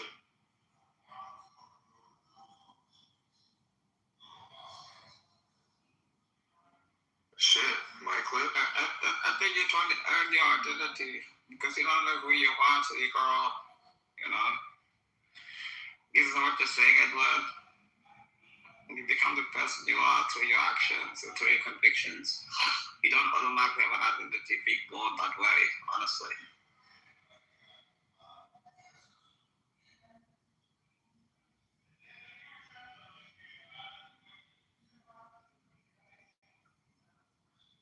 Edward, are you there? Or did you not like the answer to your question? Everybody's frozen. I think it's just me and you, A-Check. What the hell is wrong with this app? I think Beav is frozen too.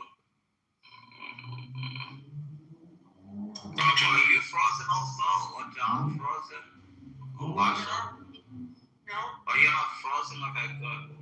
Because some of these people, I get messages that like they're all frozen. It's messed up. Jarl, how are you doing this? Jarl brought his virus. I swear, as long as it's His STD. It is you. This is revenge. Jarl, you brought your STD with you, your Canadian STD, to the stage. I mean, even my phone is fucking lagging, but like, I'm triple clicking to get the message through. I think there was something going on because there was an update. I don't know if you guys got that, so people can be doing that right now. I mean, I think the Beaver say anything? He might be stuck. Oh, okay. Jarl, have you ever met Terrence Phillip? No, I mean, wait, was that Jarl or Edward you were asking? Because Jarl. What was the question? If I met Terrence and Phillip and know their characters and stuff. Well,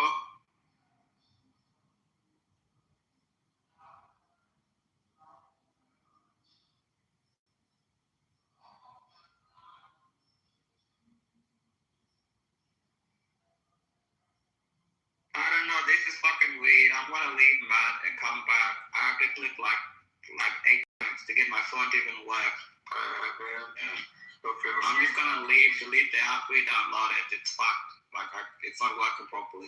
I wish you the best. Godspeed, my man. Marsha, what do you think about the guy Abdel El-Sayed that's running for Senate in Michigan? What's your opinion? I don't know much about him. What kind of candidate is he? I'm assuming he's running on the Democratic side? Yeah, he's running on the Democratic side, but I've seen that Fox News is trying to put a smear campaign on him, so I guess. Well, let me look that up and I'll tell you what I think. Yes, please do. Any names on Tallarico, Marshall? No, not much has shifted there. It probably won't until the runoff is over, so we know who he will be facing. Who do you think he will be facing? You think Corden? I think Corner could eke it out, but the probability is Paxton. Because he's Trump backed, huh? No, just because he's more popular. Paxton? Big John is a bit more of a moderate senator, right? And Paxton wasn't that popular. Corden was more. I mean, like popularity, like for approval of their job rating, yeah. I'm not a big fan of the attorney general. I think he's a crook. But like that's just because he got himself involved in stock fraud charges and like a whole bunch of other shit that he got himself involved in. So I don't have a very high impression of him.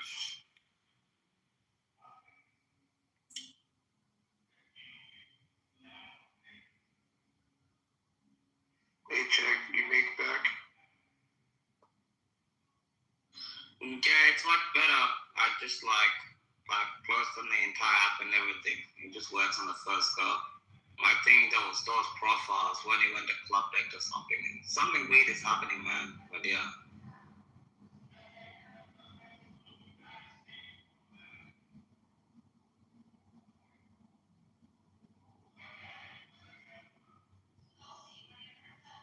Some days I really hate this app.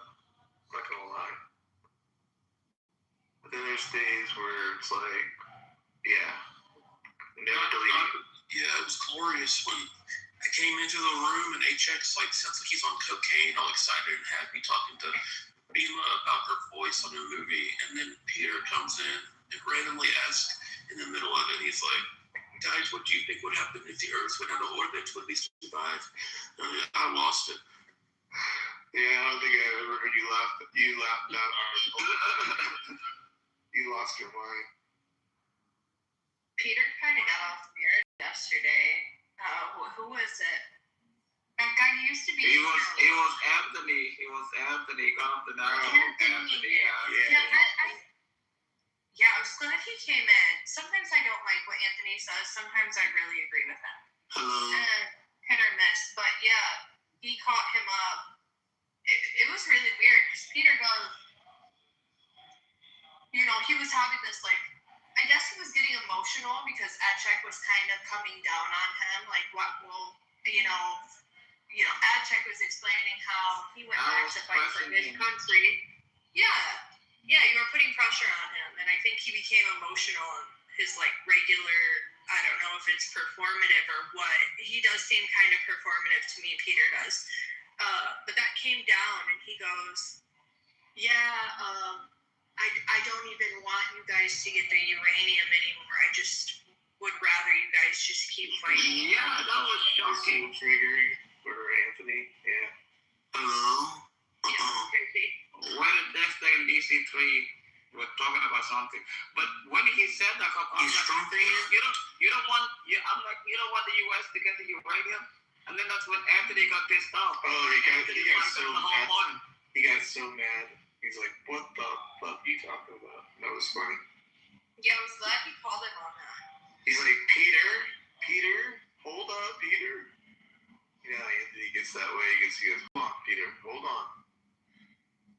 Yeah, well, some of these people, they'll come in these spaces and they actually have nefarious intentions. They want to groom your thought into something else, for their own purposes or whatever. And that's kind of how I feel about Peter at this point. After I just heard that, I was like, yep, that's exactly what it is. True. But the thing is, Anthony got annoyed because he's in Berlin and he's talking about it. And it's like, you don't want the U.S. to get the enriched uranium. It's 400 kilograms of uranium. Why the hell do you want the IRGs to get it? And yet, the other Iranians come in there, and it's like, you want to force me to say Javed Shah. And then I never even heard Anthony that mad ever in my entire life. I agree. I'm going to shut the fuck up. He went from 1 to 100. I never heard that so quickly. You can actually feel that. You can actually feel that his disappointed. His face got Yeah, like it was the weirdest. You saw that, you heard that too, and you felt that too, right? That was It weird. sounded like he was betrayed by Peter. Totally. That was really weird. You're right. I'm just replaying that very strange event. We need to talk to Peter on this. We need to get Peter in here. Yeah, 100%. Because he felt so betrayed. Pause. But yeah, we do need to hear Peter. Peter had a hell of a night last night, man. He's on one. He on one. Like, they was trying to say, oh, he's not really Persian. What was that? BB was fucking cool. Adam, yo. Yeah, BB was wild. Like, adamant. She said he part of the IRGC. She fucking had me Ryan. By the way, Peter's been modded on both sides of the political thing. I don't know if you guys do that. He was modded and politically correct and modded here. Yeah. I don't think I've ever done that before. That's crazy. Wait, he was monitored politically correct? Yep. I monitored him in here just to see what would happen. Yep. And to test his behavior. I mean, he got immediately more aggressive the first time I did it. Oh yeah. Oh, he take that power and they go straight to him. Like he's like, fuck that. The first motherfucker that ever disagreed with me on this thing and I have it, they're done. Like, like he be getting his fucking get back, bro, and it's crazy. He told me how proud he was that I monitored him, and it really meant a lot to him.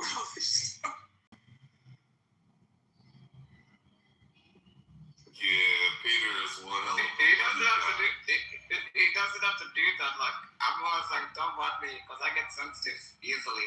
So I'm like, don't do that. And it's like, why are you doing this, Peter, bro? But the thing, I've never seen Anthony so disappointed in my entire life. He was actually shocked. I was like, bro. Like, I'm so disappointed in you, Peter. That was a weird experience. You could hear it in his voice. He was like, fuck. He got like deflated. He got deflated feeling. Like, he's like, I can't believe you betrayed me like this. I think he said those words. Did he say betrayed? Yeah, he said he felt betrayed. And he was like, so tired. He couldn't believe the bullshit he was hearing.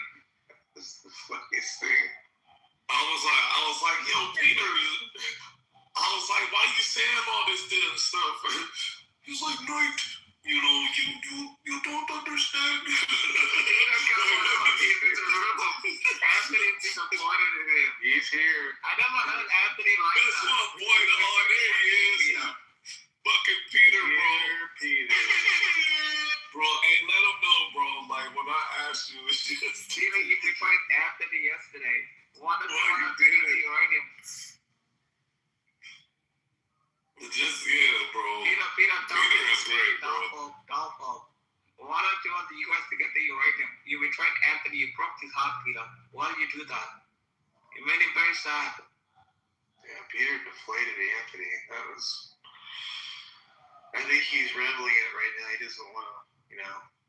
I don't even think he actually remembers, to be honest with you. When was the last time you ever thought that Peter would be mic'd up? Look at this. This is pretty incredible, actually. Peter, you betrayed Anthony. You hurt Anthony's feelings. Why did you do that? Why don't you want to give up the uranium? Just give it up and end the war. You know, you can do the rest on your own accord. And by the way, open up the Strait of Hormuz too, by the way. Is it in my hands or good? Let's take it. Give it up. Give up the uranium. Give it to America. I thought Trump assured that the strait was open. Yeah, they closed it today. Oh, shocking. How no one could have seen that. No one could use it. Mullah is an international danger. Peter, why don't you give it up? Give up the uranium. Why do you want the RGC to keep it, Peter? You broke Anthony's heart. Why? Because it is in Mullah's hand. Anthony wanted the uranium from me. I said that no, I don't agree with this. You need to kick out Mullah, then take it from me. I said, then he believed it and said, okay. It is not in my hand.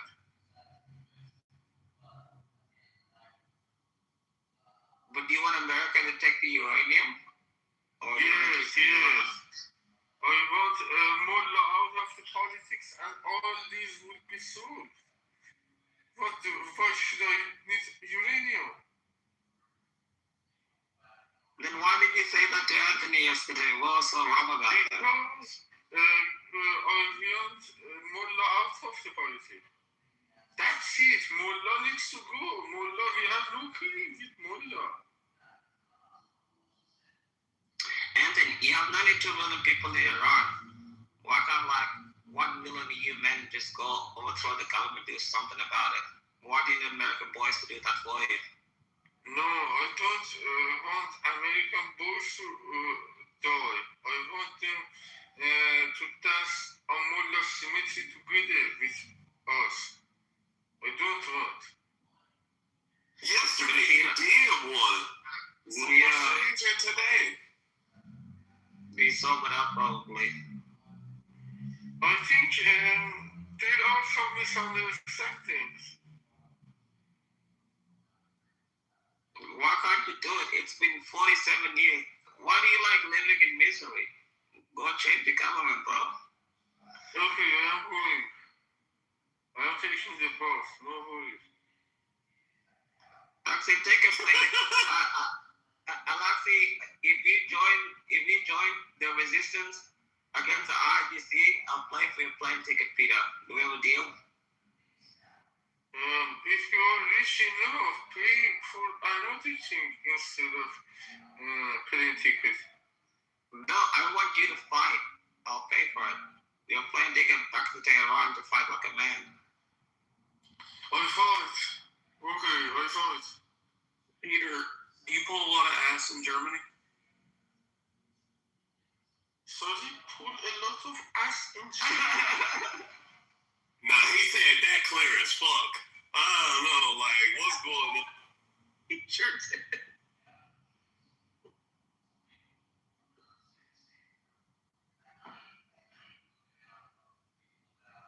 I think he be turning this shit on and off. Like, I don't know what really on. Peter, what's the best nightclub in Berlin? You play Major Tom in the Berlin nightclubs? There are numerous bars in Berlin. It is not possible to name one of them.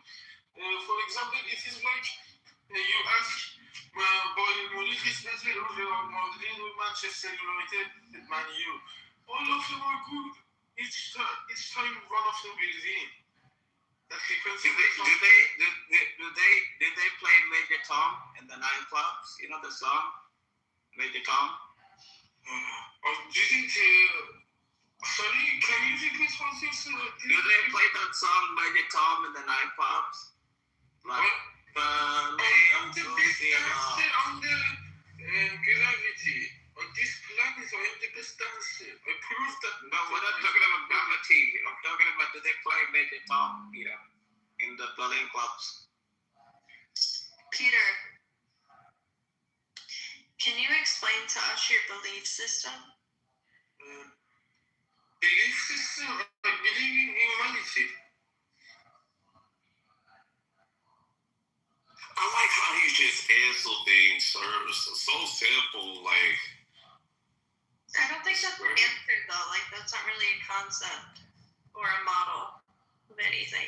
It's just like, what is your belief system, Peter? I don't think there is not a system. It is very simple. I believe in humanity. You should be good. That's it. Being good is necessary and Yeah, I don't buy it. No problem. I don't need it to buy it. I don't want to sell it. It is not to sell.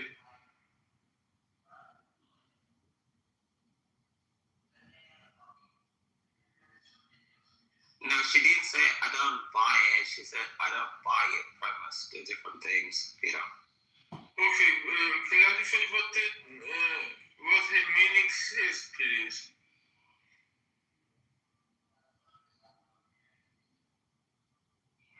You said you believe in humanity. That's a belief system, Peter.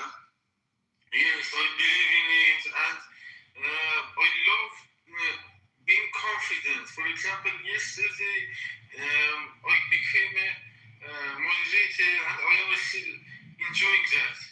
I would love to become moderator again.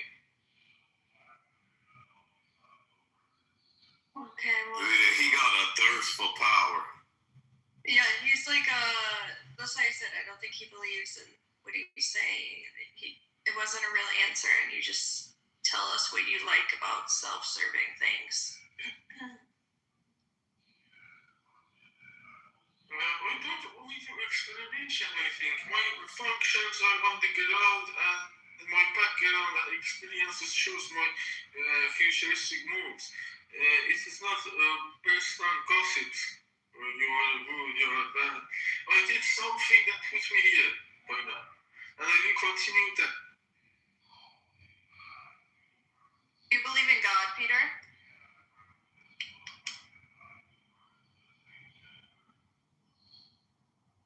Sorry, there was some background noise. I needed to answer a bit with delay, with a bit of delay. But yes, I believe in God. I believe in the main energy of the world means leading the other energies. Because we own some energy, we are possible to handle it and move it. So the main energy of the world has also an owner, doesn't it?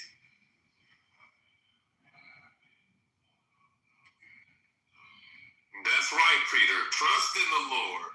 That's what I like to hear.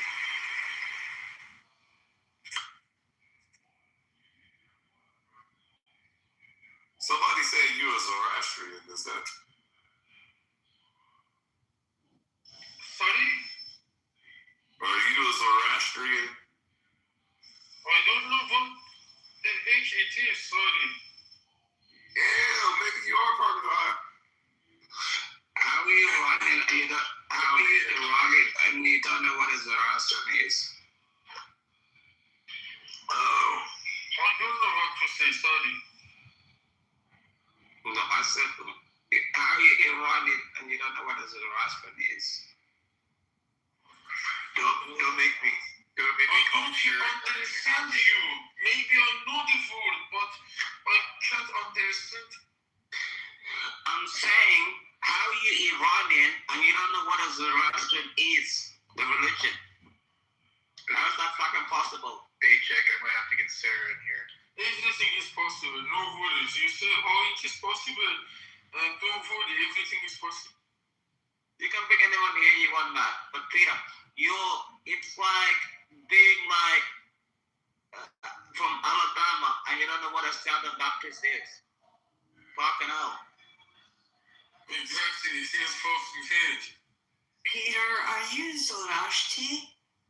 What is Zoroastrian? Oh, are you really from Iran? Oh, yes, I'm from Tehran.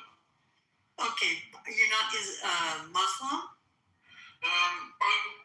In my passport says, but I don't believe, I don't practice. Oh, okay. So you're ex-Muslim. No, I am not ex. I am like, for example, Christians who do not practice it, who they experience. Oh, yeah. Okay. Because those salam we say. It means that I tell you how from long distance. It was those salam. Wait, Bakilam. What is that?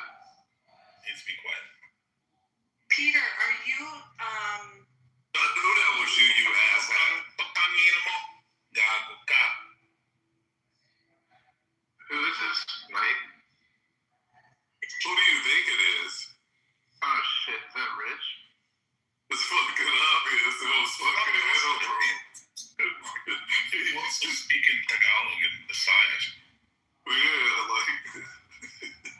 I don't know what that is. The fuck you talking about? Potanginamo means son of a bitch. is that the same thing? Gagoka means piece of shit. Like the uranium, enriched uranium is it is in my pocket. It's in my life out of the politics. It remains in my pocket. What you got in your pocket? Come to my philosophy. He's got a fucking mouse in his Peter, ooh, he got some uranium in that pocket. No, he's got a mouse. In my pocket in this construction site. What else? In my profile photo. What else do you have in your pocket, Peter? He's got a Peter. What else did Steady, what else do you think he has? He has a Peter in his pocket. I have some uranium zinc in my pocket. Oh my god, Peter is fucking retarded. Like a chick. I don't know why you talk like that. Rich, why you talk like that? Not nice. Not nice. Kill him. This is very peaceful gossip that I made. Bro, did you have an answer to the message? I have a couple of answers to your messages. I'm not talking to you, Peter. I said the pro. You see, Joe Rogan. Peter. Cocktail. Yeah. Rich, don't all pro it to your shenanigans. I'm not. I asked pro a question in the chat. Yeah, Pro is so nice. He's my super fan. I need him to stick around. He follows me more than he follows you. No, he's with me all the time. Matt used to be my follower. Him and Beaver.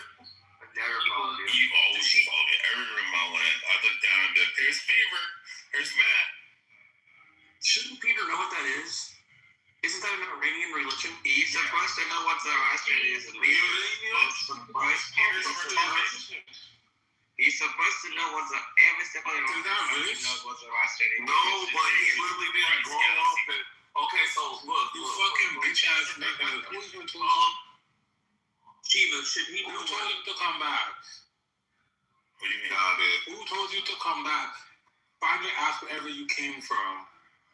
Shiva, do you know what Zoroastrian is? Didn't you drive Uber? Go fucking find a Hello everyone. I'm not sure if some of you know me, but I told you guys that the Islamic regime is not the trusted regime, and President Trump shouldn't negotiate with them. You saw the news now. Yeah, we told you that we were going to do this. You can see then all people now should support President Trump to continue the bombing Iran, because the only way the Islamic regime doesn't go through the nuclear energy is to be ended. Yeah, we're not going to do that. Yeah, I agree with you from that. I said to see you. We do got a question, though. It's a pertinent question. Do you know what Zoroastrianism is? Russia? Zoroastrian. No. The religion. Right. Yes, I know. Okay. Does it matter here? Okay. Do you guys know Hora Mazda? Yes, I know. Hora Mazda. Zoroastrianism. Peter, they were asking, is that your God? Guys, first of all, we need to separate the religions. Shiva. That wasn't the question. We were asking Peter if he believes in Zoroastrianism, which is Hora Mazda. That is you think something weird to me now. No, he's asking. That's what they were. Peter, stop spurging out. They were asking. Oh my God, they were asking you, is that your religion or are you Muslim? No, I respect that nation. Yeah, he's a horrible. You said you didn't know what it is. Zoroastrian. It has a different word. He just said the other fucking global fucking word. It's not Zoroastrian in Farsi. Okay, Shiva, how do you say that religion in Farsi? Zartusht. Zashtos. There you go. Zartusht, yes. Yeah, see, you guys told you it wasn't a fucking Farsi word, Zoroastrianism. Well, we don't know the translation. Guys, only I came here to say that that Trump fucks you guys. Yesterday I promised that the Islamic regime is not the let's say trusted regime, and today everything confirmed. We're never going to overthrow it. We never had any intention of it. Try that. Great. Yeah, great. And then I think now we are on the same page Yeah. to say that the continuing the bombing in Iran is the best way to stop. We're not doing that. We're doing a ceasefire. We're gonna keep the Strait of Hormuz open.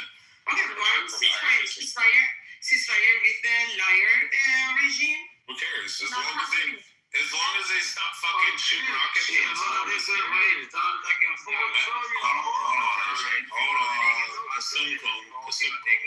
on, Kasumkum Sharmuta. That's why Jesus Christ, get it right. Somebody trying to talk to genuine, at least be genuine. That's not the point. Like, I'm trying to Jesus Christ. If someone is different, at least explain up to them, bro. Yeah, and Shiva is big sexy. She doesn't even know it's not pronounced Shiva, it's pronounced Shiva. Whatever. Shiva is a man, just so you know, it's not a woman. Oh no. Shiva is a man. Oh, this is no.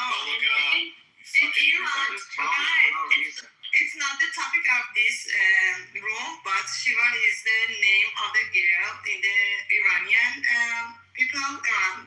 people, but it's the name of one of the Indian god, and also they use it for the guys.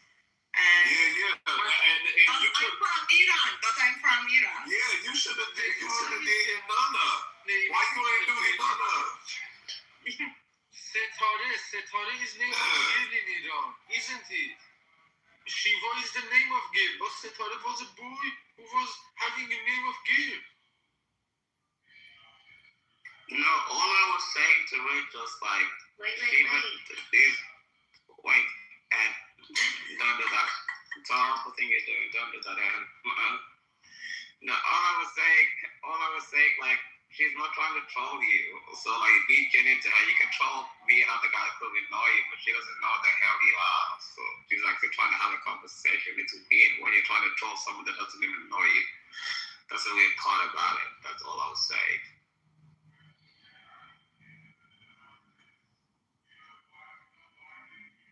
Did you guys see that a French peacekeeper was killed and it was just written off as like, oh, we're just killing like Hezbollah?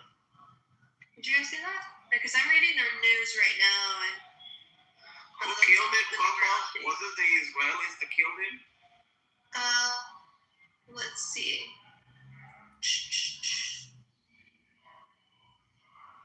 Also, Hezbollah is the terrorists in the Middle East, and the Islamic regime support them. Yeah, they're accusing Israel of killing the French peacekeeper. They accuse Israel of everything. Can't imagine. Yes, that is good. Yes, I will share the link. This is Sky News, and it has updates on everything from Iran all the way to Lebanon. I think left is kind of bullshit because most of the times when there is a successful president or a member of parliament or senator, they come with more allegations, with some kind of allegations that is personal, you know, that is not in the magnitude of the responsibilities that the person is taking. For example, accusing a president with more allegations that is for police jurisdiction thing. This is like that, I think. The government of Israel is making big rules that is regional rules.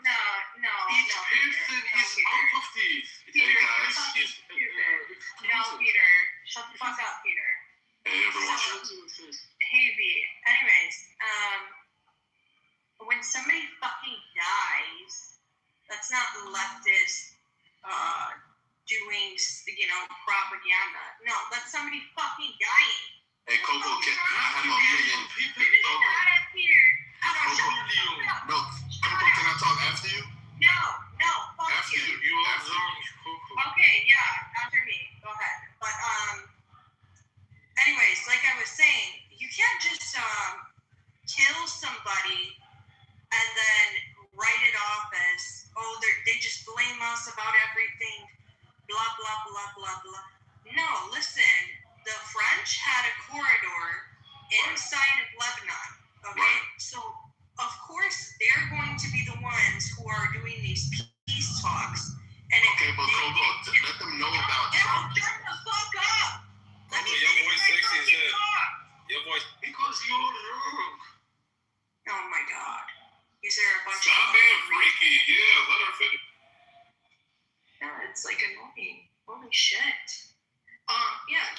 mean, you've got these French peacekeepers, and one of them was just fucking murdered in an attack. You can't just I don't want to fucking repeat myself, and I lost my fucking train of thought. Fuck all these fucking retards. They're about to come up here and spout a bunch of propaganda. Honestly, I'd rather hear from Anne. And yeah, fuck all of you guys. I have ADHD. You're all a bunch of fucking cucks. Alright? Anne, please take it away. I'd rather hear your Lebanese voice than a bunch of retards. Hell yeah. Hey, what the fuck? Hey. Now you put me on the spot. So where are we at? We were on French peacekeeper accidentally killed. Blah blah blah blah blah. Almost fuck Israel. Blah blah blah. Kill the French keeper. Wasn't the idea? Hold up, hold your horses. Hey guys. And how did your little trip over to the other side go today? By the way, That was well, and I told them, I said, I really don't come in here often because it hasn't been good, and this is a great reminder that you guys are toxic. And yeah, it was awful. I'm sure that went over well, didn't it? It didn't. But then there's a guy named Sweet. Matt, do you know who that is? Oh yeah. SUIT. Yeah. He gets abuse over there. Yeah. So he like came up. He was on the stage at the same time, and he was kind of like, helping me. And then they put him to the audience, right? Because that was just, Yeah, I never thought I would see the day that you and Sweet were battling that group. Holy crap! I never thought I would see that. Oh, why? So I don't know him like that. So You what? I don't know Sweet like that. Oh yeah, he's totally crazy leftist, like big time. Oh yeah, like Sweet. He's a raging racist too. That's all a different story though. But yeah, between you and him, for them to flip him, I would be him. That's insane. I can't believe that you and Sweet were hanging out on that stage. Yeah, that was, just very toxic. I would say that brother was pretty even killed. And just the women in there, Brit, and they're just just awful. And yeah, no, that was not good. And ban's ban. Yeah, the ban. Wait, what room is this? Politically correct. Oh, yeah. That fucking. Energy was really nasty. Yeah, he actually it made me uncomfortable. Thank you for hiding in the chat too, by the way, in that room. Yeah, they were making this stupid fucking argument, and basically because Anne is like, she's like, what's important to me is the nuclear family in America, 2-parent households, all this, right? So Ban poses a question. He says, well, would you consider the grandparent living in the house as like a bad thing or a good thing? Would you include this in that? And she says, yes, of course, that's like traditional. And then he goes down this route to say, well, that's not a nuclear family anymore. And he starts crashing out on Anne. Literally, he's losing his fucking mind, telling her that she's wrong and all this other shit. And, it just sounds like bullshit, because you can have a nuclear family, but also have extended family living inside of the house. No, you cannot. Yes, you can. It doesn't Google the definition of nuclear family. Oh, I know. This fucking point was, every time I speak, retards just have to, I'm a retard, but what is the definition of nuclear family? So it's Wait, true. Let her finish. Sure, if one of your parents were sick, or they're just getting old, they need extra. You'd rather put them in a nursing home. To me, bring them to my home, taking care of our parents. It's like the circle of life. That's not. What's wrong with that? And why is that not considered against, or why is that against the nuclear family idea? So nuclear families were deliberately coined to separate the core family from extended family. So it defeats the purpose to say, oh, nuclear family, but with grandparents. Then it's not nuclear. It's just a misunderstanding of the term. But Van do be crashing out, so I'm not going to co-sign how I wasn't there. Yeah, Van is a bitch funder. Yeah, so like the parents and children inside of the home can still function as a nuclear family unit, even with a larger extended family present. So that argument, it just doesn't make sense. It's like semantics. No, it's not semantics. It is policy. Okay, look. Like I said, Van be crashing out, so I'm not defending how, but just, I actually had this conversation with someone else. Nuclear family literally means no extended family. That's how you use the term. That's how you use the term. The term doesn't, it's not your term, it's a term. That's how you use the term, okay? Bro, don't get fucking technical. We all know what the hell a nuclear family means. No, we don't. No, we don't, because, hold on. The concept. Don't get technical with the Hold on.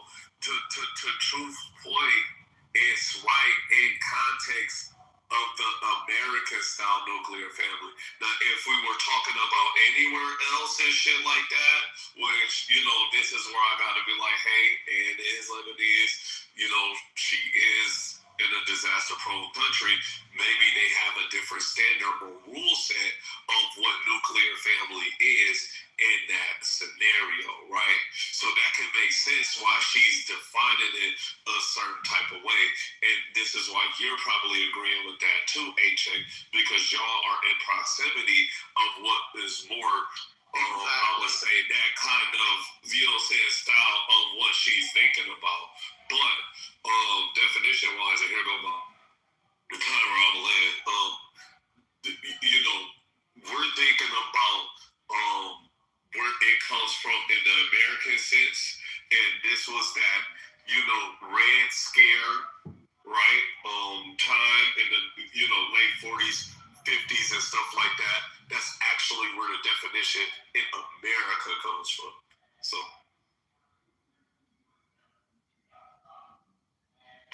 Fair enough. I just thought like technicalities with people. So the only reason I even care enough is because I hate nuclear families. I'm a proponent of extended family. I think nuclear families low-key destroyed our culture because I think it's natural to have, you feel me? I think it's natural to have your grandparents living with the kids, Yeah, I still disagree. I think you can still have you can definitely still have a nuclear family with inside, like having an extended family inside of your household. So I've experienced that as a child, with extended family moving in and out, and we still functioned as a nuclear family. Go under the rule of somebody else that didn't fuck up, the way our household moved. No, it was still the same thing. I was still under the authority of my parents and nobody else. Yeah, but Coco, we come from communal cultures, right? So like that doesn't, the nuclear is out the window when it comes to that, because nuclear means you're focused on like immediate family survival, right? And so that's what that definition actually means. I'm not here to argue. I'm just here to state the facts. That's exactly what the fuck it means. When we're talking about a bomb shelter family and stuff like that, and the idea behind the definition, they don't include no extended family, no grandmothers, no aunties, no cousins. End of story. That's really it's specific. You know what I'm saying? Yeah, in fact, you use it deliberately to say there will be no extended family. Otherwise, you would just say, an extended family household, not a nuclear family household. Yeah, I don't see it that way. I think we're just holding on to our attachment to... You're just wrong and stubborn, that's all. No, and I don't think it also, is valid for people to crash out so hard, but I think, again, people have attachments to beliefs or ideas, and that's where these emotions come in, and that's really what we were seeing with Ban in that room earlier, was a lot more than what you just I can't.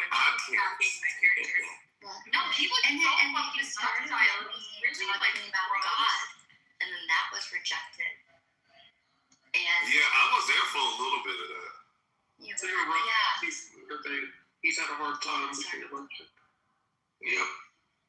Yeah, fucking sore loser, pussy motherfuckers over there. That's why we fucking won. Yeah. Brought that up too. She says, "Hey, like, is it because I voted?" She said, "Is it because I voted differently than you, or something like this?" And he's like, "Yeah, it definitely has a part in that." And she's like, "Well, can't you see how it's kind of hard to have a conversation with you if you can't see past that, or your emotions are still holding on to that?" And it just seemed he kept on getting more hostile. The way he was speaking to her was very condescending. I had to leave the room. It was actually like starting to piss me off. I felt like I was absorbing. Yeah, exactly. Yeah. And It's that's when actually I like abusive. ended up. By the way, Truth, you didn't get unscathed either. You had your little. Oh yeah, I definitely have. You got abused, dude. I'm not gonna lie. I don't know what that was about, but you didn't deserve that, man. We might disagree, but that was ridiculous. Go ahead. Oh, you mean that was almost a couple weeks ago? Yeah, you had one like 2 days ago where you got tossed to the. Maybe it was today even. You got tossed to the goo. Remember? Wait, with Ban? Well, I don't want to say the person's name because I actually like them, but you got tossed. It was a certain female. Yeah, you were there too. Oh, wait a minute. Okay, I think I know what you're talking about. Yeah, you're like, I can't believe you did. You're just. It was bad. I don't know. Y'all be forgetting. I'm everywhere, bro. I'm like a fucking fucking portal, bro. Like Doctor Strange. Yeah, you are. So does that coming back now? I'm pretty sure it was actually today that it happened, but okay, maybe not. It might have happened today. It might have. It happens often. I go hold you. I have shootouts with a lot of people. Yeah. Yeah, people be having problems with Truth because how he, ladles his words and how he's carefully defining them, and I think people look at it like he's coming from like a pious nature when he's like actually talking about this stuff, but it's literally he's just going off of what he interprets the information to be, and certainly gonna have a problem with that. But this one, Truth. Well, the thing is, I think I'm like elected to leftist. The other night, I was having dinner with my missus, and one of my female friends, she's like a leftist boss babe. She's like, I think she's like, I don't know, she's much older. She's like 10 years older. She's like 36 or something.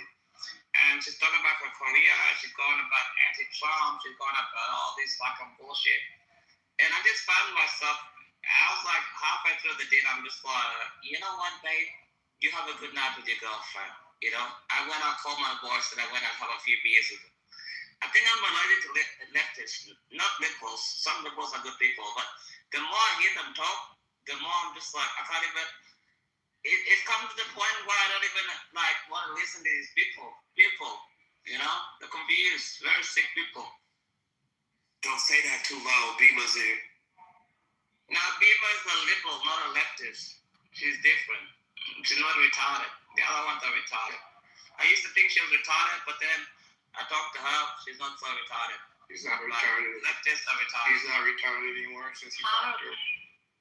Terrible. Just horrible. I used to think Bima was a terrible person. I actually used to think so. I did not talk to her, and then I realized she's more reasonable than I thought. She's not actually awful. She's actually a good person. It's the same thing with other people here, but no, Bima's not a horrible person. But yeah, she has like a bleeding heart for people, She has like suicidal empathy for people. But at the end of the day, to me, she's a great person. But HX, you did raise a good point. What if you're just like such a good-hearted person that makes you kind of like, don't take this too hard, Bima, but makes you kind of stupid? What do you think, HX? That's why I had the problem with her in the first place. I thought she was like suicide. I thought she had like suicidal empathy. And then I realized at the end of the day, she will protect her family, become down to it. But I thought she had suicidal empathy when I first talked to her. And that's why I didn't like her at first. And then the more I talked to her, the more I liked her. She's actually logical, She's not a terrible person. As I used to think about her. She's actually a much better person than I thought of. One of the finest, actually. But at the get-go, I didn't like her very much. But right now, I get along with her swimmingly, Fantastic question. Man, I'm so proud of that fucking development in that arc. But this goes back to what I was saying earlier, right? And what Pepe mentioned about, like, you know, the Ronald Reagan stuff, mental asylums, all that kind of stuff and stuff like that. And I'm not trying to just, you know what I'm saying, like say that I wish this on anybody or that suggested, right? But there were people who had that kind of ideology back in those days. This is why that shit got shut down. That would get locked up in those mental asylums and shit like that, bro. Real shit. That's on record. You gotta blame the Catholic. Oh no, she's on stage. Always blame the Catholic. Hell yeah, you know. And I be yelling out, gang gang. Do you gang bang? I be outside with my gang gang. I go gang signs and we gang gang. What the fuck? I be outside with my gang up and I do fucking Come on, girl, what the fuck? You about to get me doing wild shit.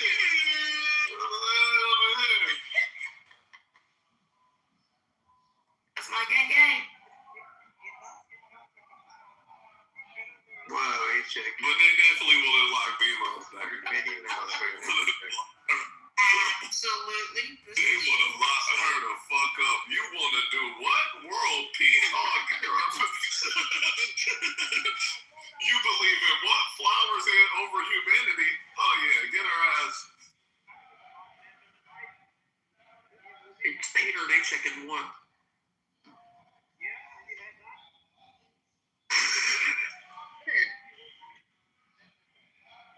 Yeah, I don't know. You under the pillow. You in the cup holder. He found a well. He fell down a well hole. Where is he right now? You know, it sounds like we're in the back of a pickup truck and he's in the driver's seat. Yes, you're in the back of the road. I am on the driving. Yeah, Peter, I get in was there. gonna say earlier about the Friends newspaper thing. The problem with like your thought process, Peter, is that you think that a person who has the authority to be a negotiator, right? Like you're supposed to act with diplomacy for these kinds of things. This is international relations. Being killed, right? And then just written off as if they're a fucking terrorist when that's completely false is leftist propaganda. And it's disgusting that you would even, make that claim. This is somebody who just fucking died, bro. Like, what? And they're supposed to be negotiating, the next moves for this territory. So I have a problem with people when they say this kind of shit. You just want to, sweep away these crimes. This is a fucking crime. Like, we can't paint it in a different picture. Did they intentionally kill them, or were they accidental casualties? Did they, set out the military operation to kill the guy? Or was he collateral damage? So this is where it kind of get tricky and stuff like that, because there's also been other, report agencies and all that kind of stuff that have reported, these same type of situations and stuff. And one, more recent than this last one was, I guess he was like a famous Lebanese reporter and stuff like that, and literally live on air, him and his camera crew trying to get the fuck out of there, you know what I'm saying, and stuff like that. And something happened to people a few blocks away, and he took his vest off and he took his helmet off, and he just said, man, I can't just sit here. You know what I'm saying? He went in to fucking help, and not knowing that there was another strike coming, and he died. You know what I'm saying? And people saw this. He put the Hezbollah channel, the terrorist channel, and it wasn't another strike. That's struck him on purpose because he's a so-called journalist. You know what I mean? But they actually work for Hezbollah. They killed him. I'm not talking about a journalist. No, he's not a journalist. No. He's talking about the one that I was talking about. It's the terrorist. Oh, okay. You guys are talking about something. Yeah, we're talking about a judge. We're talking about a Hezbollah member that was a terrorist that got blown up by the IDF, not him. Wait. So that person was a confirmed member of Hezbollah? I don't know. That's not what they was saying. Him, and I think it was like his sister or something, or his cousin. They were both. No, it was like his cousin. Okay. It was like his cousin. It was like that lady. Correct me if I'm wrong.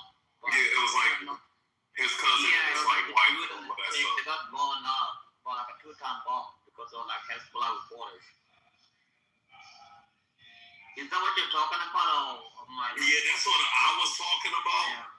But I think they just labeled him Hezbollah because when they was reporting afterwards, they were saying like he wasn't, fighting and took no sides. So I don't know. I think it's just the media. That's what I'm saying. This is why I get kind of confusing with this kind of stuff because I think sometimes they just label people certain things to kind of like, all right, it's okay to kill them. And no, it ain't. If that person is not that thing. You just think the IDF just gets bored and the Mossad just gets bored and like, oh, there's this 42-year-old journalist, I'm just going to call a Hezbollah and wait the 2-ton bomb on top for no reason, really? Is that what you think happens? Yes. That's exactly what I think happens. So the Mossad just gets bored and just be like, oh, we'll just bomb this chick for no reason. Well, no. It ain't even that. I think they just mistarget certain people and stuff like that because they're in the circumference of a certain strike zone. So then it's okay to be like, all right, I can just label you this, since you was over there anyway. That's happened plenty of times. If Israel wanted to flatten Lebanon, they would have flattened a long time ago. They don't need to be like, oh, someone's around. I got some more information about the Did you find it? keeper that was killed. Yeah, I've got more information here. So this is not like a quote-unquote negotiator. However, he is a UN peacekeeper and a experienced paratrooper. And yeah, he was killed in southern Lebanon. 3 other peacekeepers were wounded in the attack, 2 of them seriously.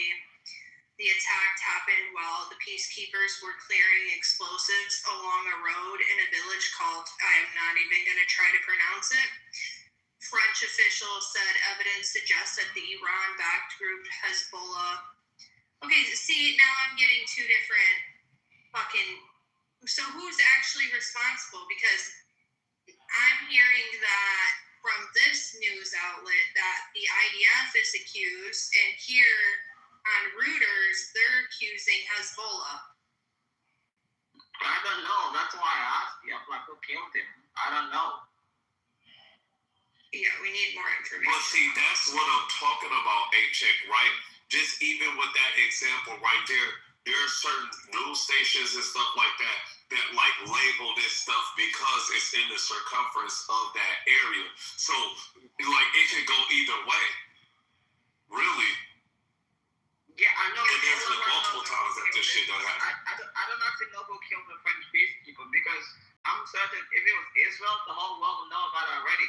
I'm thinking it's Hezbollah because like who killed him? Nobody can confirm that. And why did they kill a French peacekeeper anyway? That just seems stupid to do. Yeah, I think that's. Well, do they know he a French peacekeeper when he just walking around? Like, just for the sake of it, Marshall, question. I think that Israel, if they kill somebody, I don't think like unintentionally is in the question at this point. I've seen the capability that Israel has. I actually just watched a video. If you could kill him, oh, okay. I can't answer the question. Oh, okay. Wait, Peter, 1 second. I'm just trying to hold the cover for a second. But okay, let me finish my answer. Wait, let me complete, and then you can respond to me, okay? Okay, so I watched the video. Peter, shut the fuck up! I watched a video. I don't give a fuck. You're fucking rude. I'm in the middle of speaking. You keep interjecting. Come on, Peter, just chill. Let her finish. You'll get in there. We'll get you in there after AJ. All right, go ahead. Yeah, anyways, I was saying, like, yeah, I think Israel definitely has the capability. I don't think there's, like, a quote-unquote unintentionality when they are killing someone. The video I watched 2 days ago, this man picks up the phone call. I don't know exactly what the fuck he was doing or who he's associated with, but Israel basically tells them, hey, you either die in the car with your family or you die alone. And he jumps out of the fucking car, and, you know, within seconds, here comes a fucking, I don't know what it is, maybe it's a drone or whatever, and it just, boom, he's dead in the field. So I really feel like at this point, even with other things I've seen Israel is capable of doing, that's just out of the question. The technology we have is fucking insane. Was there any proof for this? You said you found conflicting reports, right? With my last comment, or with the French peacekeeper? The French peacekeeper, you said you found conflicting reports, right? Yeah, there's some people are saying that Hezbollah may be responsible, and the others are accusing the IDF. So I'm not sure. Yeah, it's getting confusing. H.A., did you want to get in? No, I wanted to say something. If it was the state of Israel that killed him, Israel would have probably just put in the bed and be like, yeah, there was this terrorist, this French peacekeeper acting like a French people, we killed him. If Israel kills somebody, they tell you straight up about it. They don't hide who they're killing because they have so many enemies. They're going to find out anyway. So I'm thinking, if you're confused about who killed who, I'm more on the line as Hezbollah, because when Israel kills somebody, you know straight away it's Israel because they admit to it. You know, when Israel kills the enemies, they tell you straight up they kill the enemies. So I'm not confused about that. There is one important point. The peacekeeper couldn't keep the peace. Mission failed. He was unsuccessful, or she was unsuccessful at the end. If she could have kept the peace, she wouldn't have been dead. Oh, that's a fucking hard point. Hey, Peter, what's going on with you, man? That's kind of crazy, bro. Anybody's life is on it, or he or she herself at the end. When you are going in as a peacekeeper, you need to make sure that you can keep the peace or make the two sides to peace. Yo, this is so it is your function. Oh, man, Marshall, what you got for this? Because yo, that's fucked up, man. That's crazy.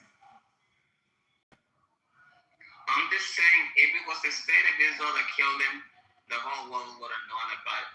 BBC would have wrote about it, CNN would have wrote about it, Sky News would have wrote about it, the whole fucking planet would have known about it. Yeah, Sky News did write about it. Sky News is the one who is accusing Israel. The other one that's accusing Hezbollah was Reuters. What are the other ones? Let me see. Yeah, Reuters and AP News. But Sky News is saying that it was the IDF. Coco, why is this particular incident like trending now? Like this particular person, like why is that seeming to be like taking on an importance? Like a lot of people have been killed by one side or the other, but right now people seem focused on this. I don't quite understand. Because they want to bring the French into the war. That's why in the Sykes-Picot agreement, Lebanon was under the French authorities. So because he's French. Got it. Okay, no, thank you. Because he's French, yeah. Got it. No, thank you. Appreciate it. I mean, Israel's obviously not capable of going into the war in southern Lebanon without casualties. It's lost between 80 and 90 soldiers since October 7th in southern Lebanon. So, you know, numerous Maronite Christians as well. Battling Hezbollah in the south, more than 85. So it can't be a war without casualties on both sides and peacekeepers. That's true. But the thing is, like, do you think, Lali, that they're going to keep the buffer zone south of the Litani River like they did from 82 to 2006? You think that's going to happen again? Or do you think for the first time the Lebanese government is going to finally sign a peace treaty with Israel like Jordan and Egypt did?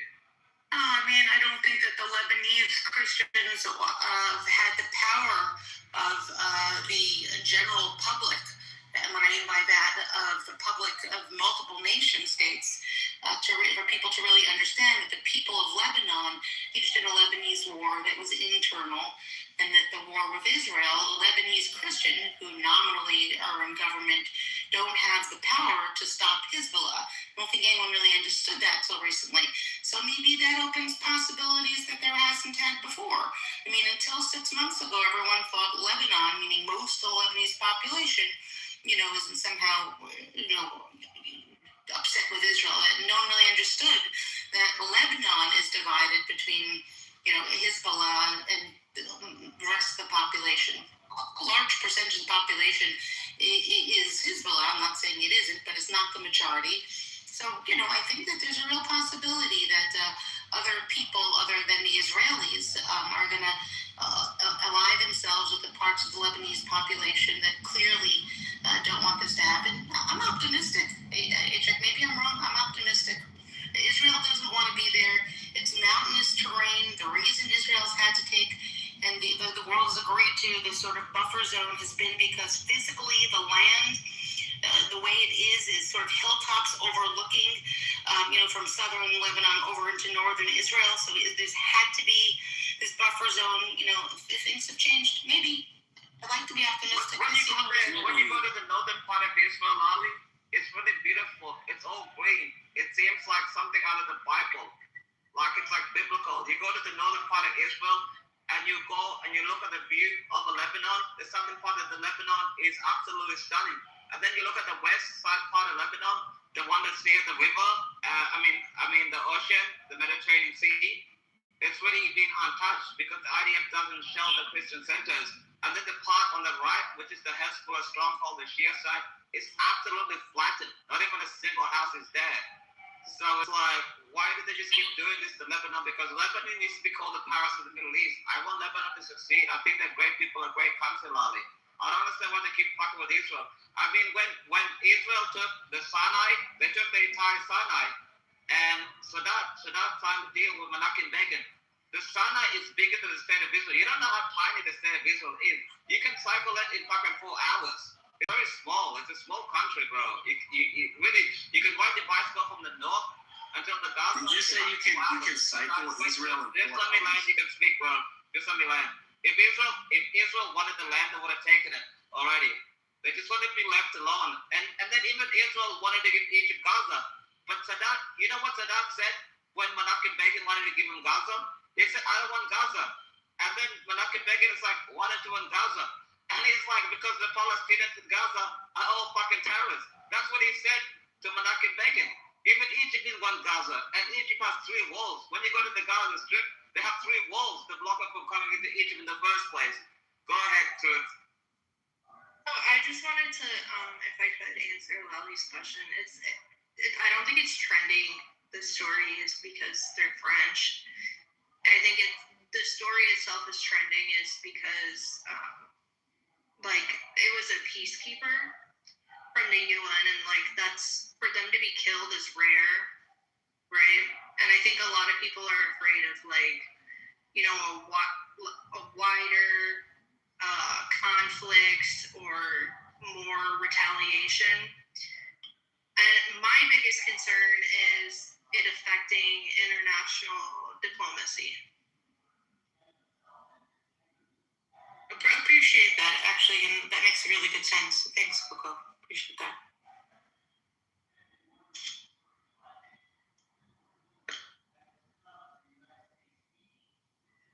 Yeah, I think it's when we read all these news articles, you can't really. You already have to see through the propaganda, and you have to, it's like a comb, right? You got to comb out the bullshit.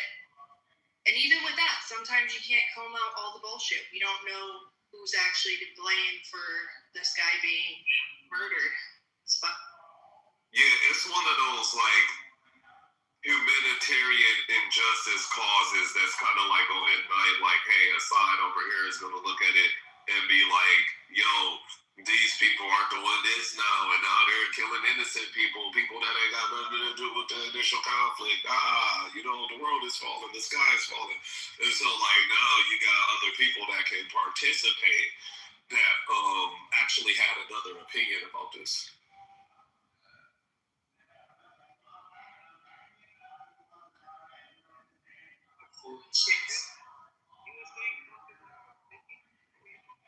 No, you in the cup holder again, paycheck. I don't know what keep happening.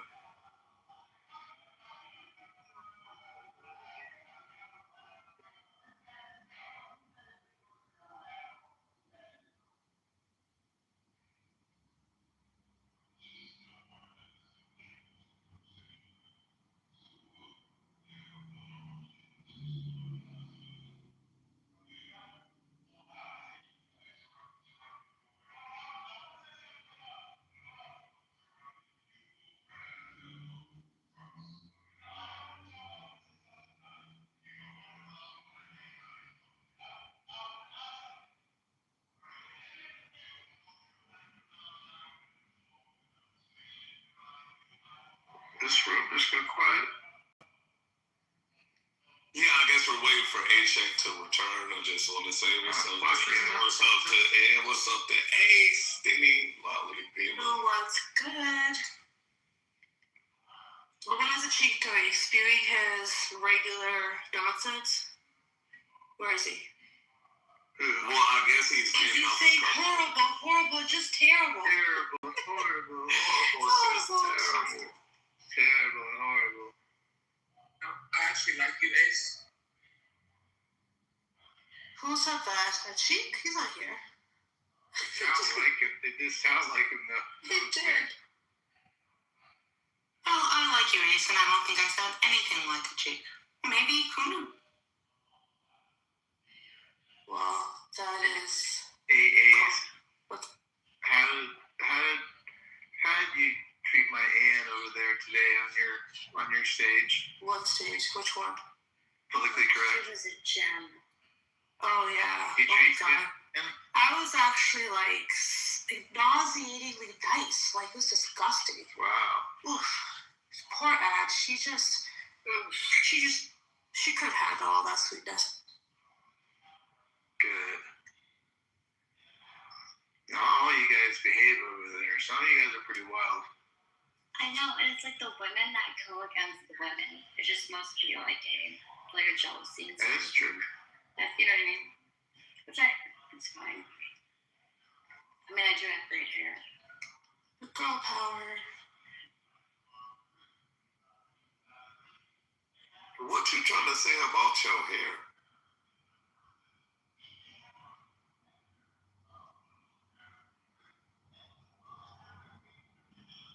Kendall is psychoanalyzing the girl cat. Like, No, I had to get the fuck out of there. Once I seen what they was doing with Ed, and I don't know who that lady was, she was like, no, you said before, like, yeah, but let her get a chance to, even if she didn't say that before, let her get a chance to edify so that she can hear what she said. You know what I'm saying? Like, people just want to stand on this hill and beat people down, or, maybe she misspoke. You know what I'm saying? Like, oh, you said this. No, you can't correct it now. Okay, if you can't, like, correct it, then, like, how the fuck you gonna know what I mean and what direction I'm going? Like, whatever, bro. Like, what?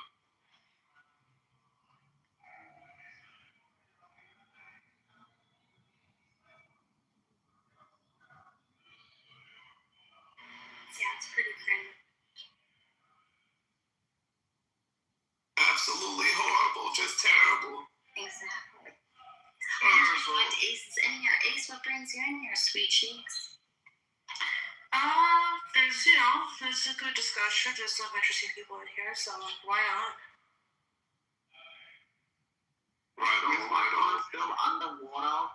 Does it suck? No, you're perfectly fine. Oh, praise the Lord. Terrible internet. Horrible. I'm supposed to have the best internet. You know, I played a game today. You ever played FIFA online? Oh yeah. Shout out to Arson. Oh yeah. I'm really good at this fucking game, bro. And I was playing today. And you know what? They cut me off, bro. Like, my internet fucking lagged out. And this son of a bitch scored against me. I was so infuriated. And then I'm like, that's why I came back from here. I think it's so funny. Yeah, that's absolutely terrible. That's horrible. Bro, you know what I went through today? You don't understand, like, it was a terrible day. I don't think you get it, bro. because I'm very competitive. Imagine that happened on 2K. You know, I think it's unfortunate that Bond treated Anne that way. I did not like his energy whatsoever. But I do like Anne and I do like Ace. And I actually think if there wasn't like men being like, you know, kind of aggressive in the middle, you guys might get along. God is a son of a bitch anyways. He's like a suncum. Who keeps the fuck? Who? The one you call the other fuck's name. Can you please remove him? He said God. Yeah. No, I said No. He said God. He said God. He got it. God. He got God. No. He got an accent. He said God. I said God. I didn't say God. Good. Not. Good. Okay. Good. Because I wish you would. Damn, Nina coming home. Oh shit. And I can't. Wait, hold on. This dirty ass fucking room. Wait. Nina, hold on. Let's get the I said what I said. You said what you said. Yeah, but what side of the Christianity you sit on? Good point. I don't know. I didn't even say God. I said God. I got an accent. Maybe I'm retarded, but I never said God. She said maybe I'm retarded. Yeah. Yeah. Okay, but Man, I ain't mad at you, brother. I ain't mad at you, brother. Even if you said God, though, why would you react that way? Most high. To the most high. You know what? I'm at the point in my life where the cases are the truly genius ones. most high. The most high. Are you one of those God that goes to No, I have no religion. It's the most high. I was raised Christian. Like, No, when you say most high. Are you telling me? But now I say the most high, and I don't even know who the most is. But you came in saying this is a dirty stage. It was dirty because the guy that was talking was dirty. I was talking. That's all I was saying Dirty about the man. How is he dirty? I can say what I want to say. Yeah, well, how is it dirty? You gotta like tell why. Something physical. This is Peter, right? possible to figure those words. Why do you say HX30? I don't know what he did wrong. I can say whatever I want to say. I know. I can say I'm dirty because I didn't wash my feet today. Right? You explained it, right? Y'all gonna understand dirty. You explained it, right? You just said that you're dirty. No, don't mute me.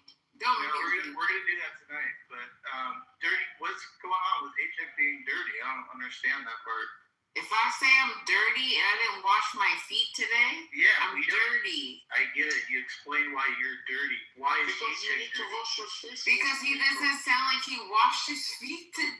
Jesus, come on. Why are you calling Jesus? Are you? This is good. I hate this lady. That's crazy. What the hell? Wow. Hey. How do you know? You didn't even say hello, Nina. You didn't say hello. Your name. I don't need to say anything. I'm already here.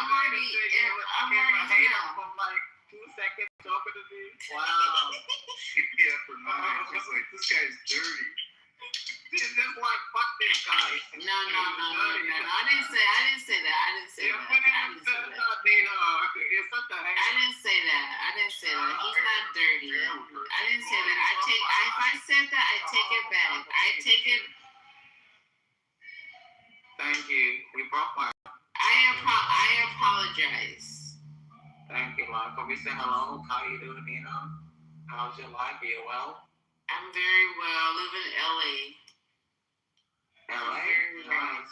Well, I live in Long Beach. I live on the Gulf Coast. She just said you stayed ready to go to war. So what? But I didn't mean it like that. How did you mean it? You came in like a nuclear missile. Wow. I'm not like a nuclear missile. A nuclear missile would disseminate you. Exactly. You would not be able to speak. So that's not a nuclear missile. Okay. That was really painful. Thank you very much. That was really painful. I don't give a fuck what it was to you.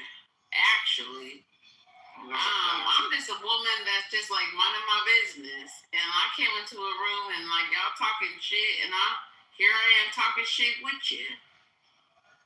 Now what's good? You know, it was shit back to you, Nina. Oh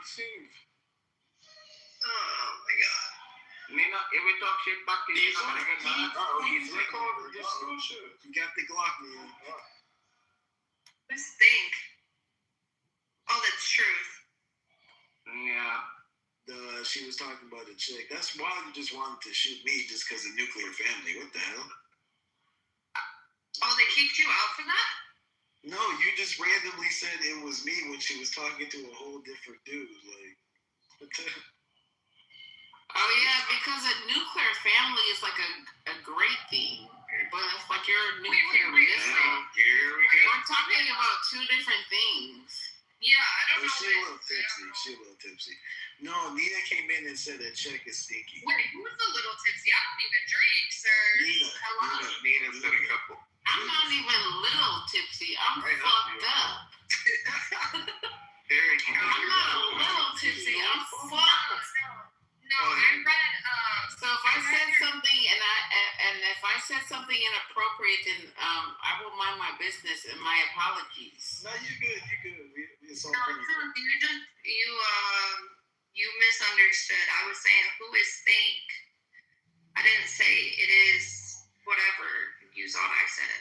I read your PPR and I was like, wait, who the fuck is this? Yeah. Oh, I misheard. My bad. Oh, so she misread, and then you misheard, and then here we are. No, she read my. Ain't that about a bitch? She read my. When she said "think," I heard "stink" because it's all silly. It's all super silly. But I did have steak tonight. That's why it made sense to me. Nina, do you like Miss Nina Simone? She's my favorite. And defecating on my microphone. Of course I like Nina Simone. Yeah, she's a legend, right? You guys look alike, by the way. And you sound alike. I know, because I have a deep voice. Yeah, you have like a real masculine voice, very deep. What do you guys think Trump's gonna do next? He's gonna block Iran and then Cuba. Cuba's next. Cuba is definitely next because Marco Rubio has been dreaming. I think we should stop him. I think we should stop him. How are we gonna do that? Why? I want to know. Why would you want to blow up Cuba? I want to cheap cigars. For what? I want to cheap cigars. Just the giggles. You know what's so crazy about Trump? Trump can do shit that nobody was talking about, and all of a sudden niggas will start defending it. Like, when was niggas talking about doing shit to Iran or invading Cuba? Like, this didn't. When you say niggas, you mean like black people didn't give a care, didn't give a fuck about what was going on in the world?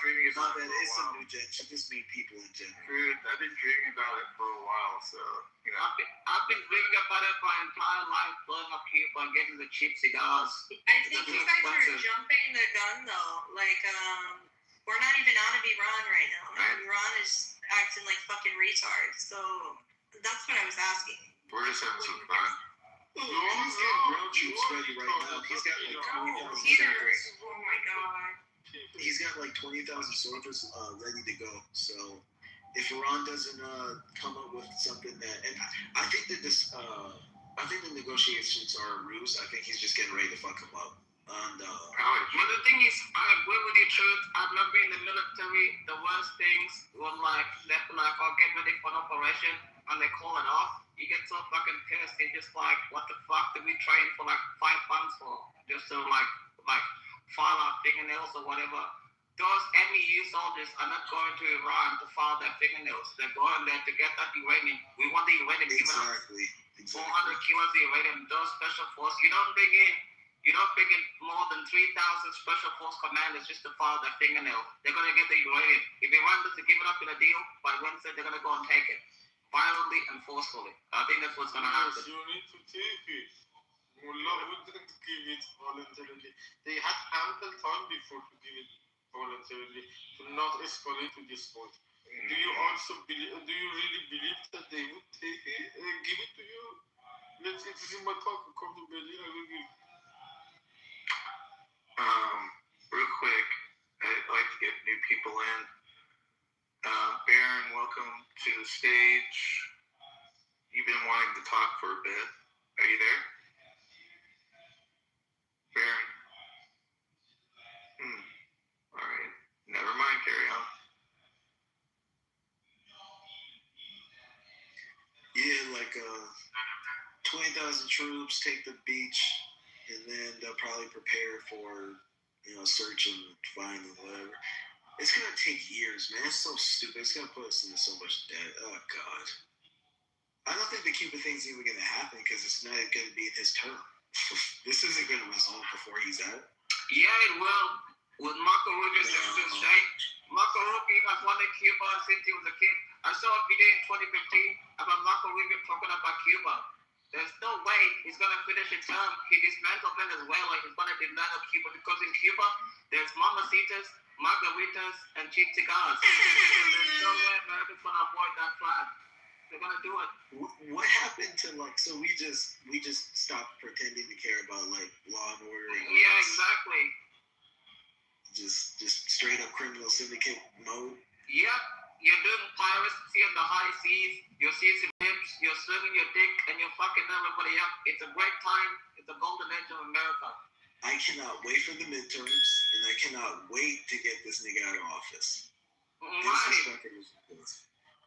Because isn't it fun? Actually having fun with a real president finally.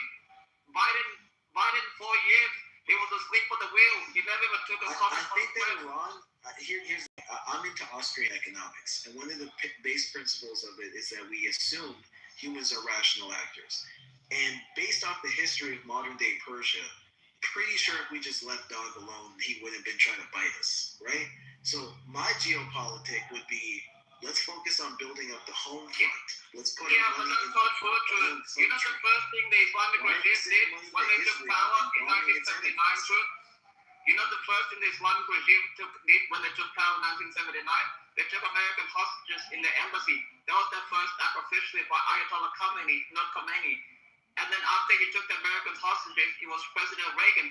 When Reagan told them, if you don't release the hostages when I get inaugurated in 1981, I think it was, I'm going to bomb the fuck out of you. And do you know why they took the hostages? What was their demand? Do you remember? Their demand in the hostages was the U.S. out of the area, everything else like that. No, that's not what their demand was. Their demand was return the Shah so we can persecute him for his crimes against our people. You know, the dude we instilled against the and the Shah had cancer already anyway. Yeah, he was in America for medical treatment, and they said send him here. No, but the Shah didn't die in the United States. The Shah, there was two people. There was only two states running. I know. But the thing is, it was only President Nixon. When the Shah died, it was President Nixon at his funeral. I'll ask you a question now. How would you recommend we as Americans behave if a foreign country kills and replaces our president with somebody else? How should we treat that man? And if he happens to get away after 20 years of brutalizing us, how do you think we should go about it? Should we just say, he got away? I don't want your leftist. That's liberal? You sound ridiculous. It's a ridiculous talking point. I don't want your leftist liberal talking points. All I said about it, y'all heard that. Wait. No.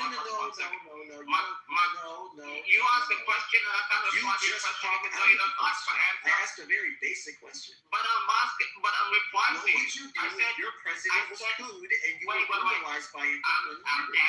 Let me answer your question. The reason why the United States won Cuba, margaritas and mamacitas. It's very simple. Deflecting. That's fine. No, I'm not dodging it, bro. I'm just telling you the honest truth. You can actually do things in life when you really want to. No, an answer to the question, the reason why, and by the way, the reason you don't want to answer it is because there's only one answer.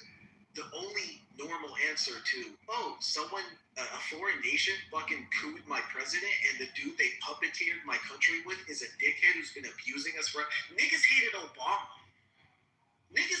Obama.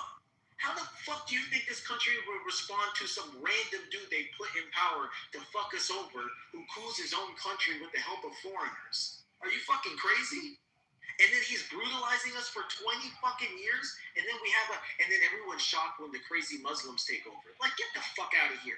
And then when they demand that we send him back, and then they hold the embassy hostage, we're gonna frame it like they're radical terrorists. This is why everybody who is educated on this, even the most fervent right-wing war hawks are like, this looks bad. Like, do you even understand? Like, let's go logical. Do you even understand how Ayatollah Khomeini got into power? Ayatollah Khomeini was in exile for 29 years. He was first in Iraq, and Saddam Hussein told the Shah, he's like to the Shah, do you want me to kill Ayatollah Khomeini? He told the Shah this. The Shah was like, no, I don't want to kill Ayatollah Khomeini. For 10 years. And he ended up, with you know what, Peter, just enough for 1 second. And then after that, he went to France, he went to Paris. When Ayatollah Khomeini came back, he came back to Tehran, he came back on an Air France flight. And the only reason he came back because Jimmy Carter put pressure on the Iranian government at the time, because they told the Iranian government, I'm going to use U.S. forces to overthrow you, because the Iranian people didn't know. It was Jimmy Carter that instigated what happened in Iran till today. That's why Jimmy Carter, to me, is the worst president in the history of the United States. That's why he's only a one-term president. And here's the reason why. Even Saddam Hussein told the Shah, please let me kill Khomeini, because Khomeini is a diabolical, despicable person. Can you please let me kill him?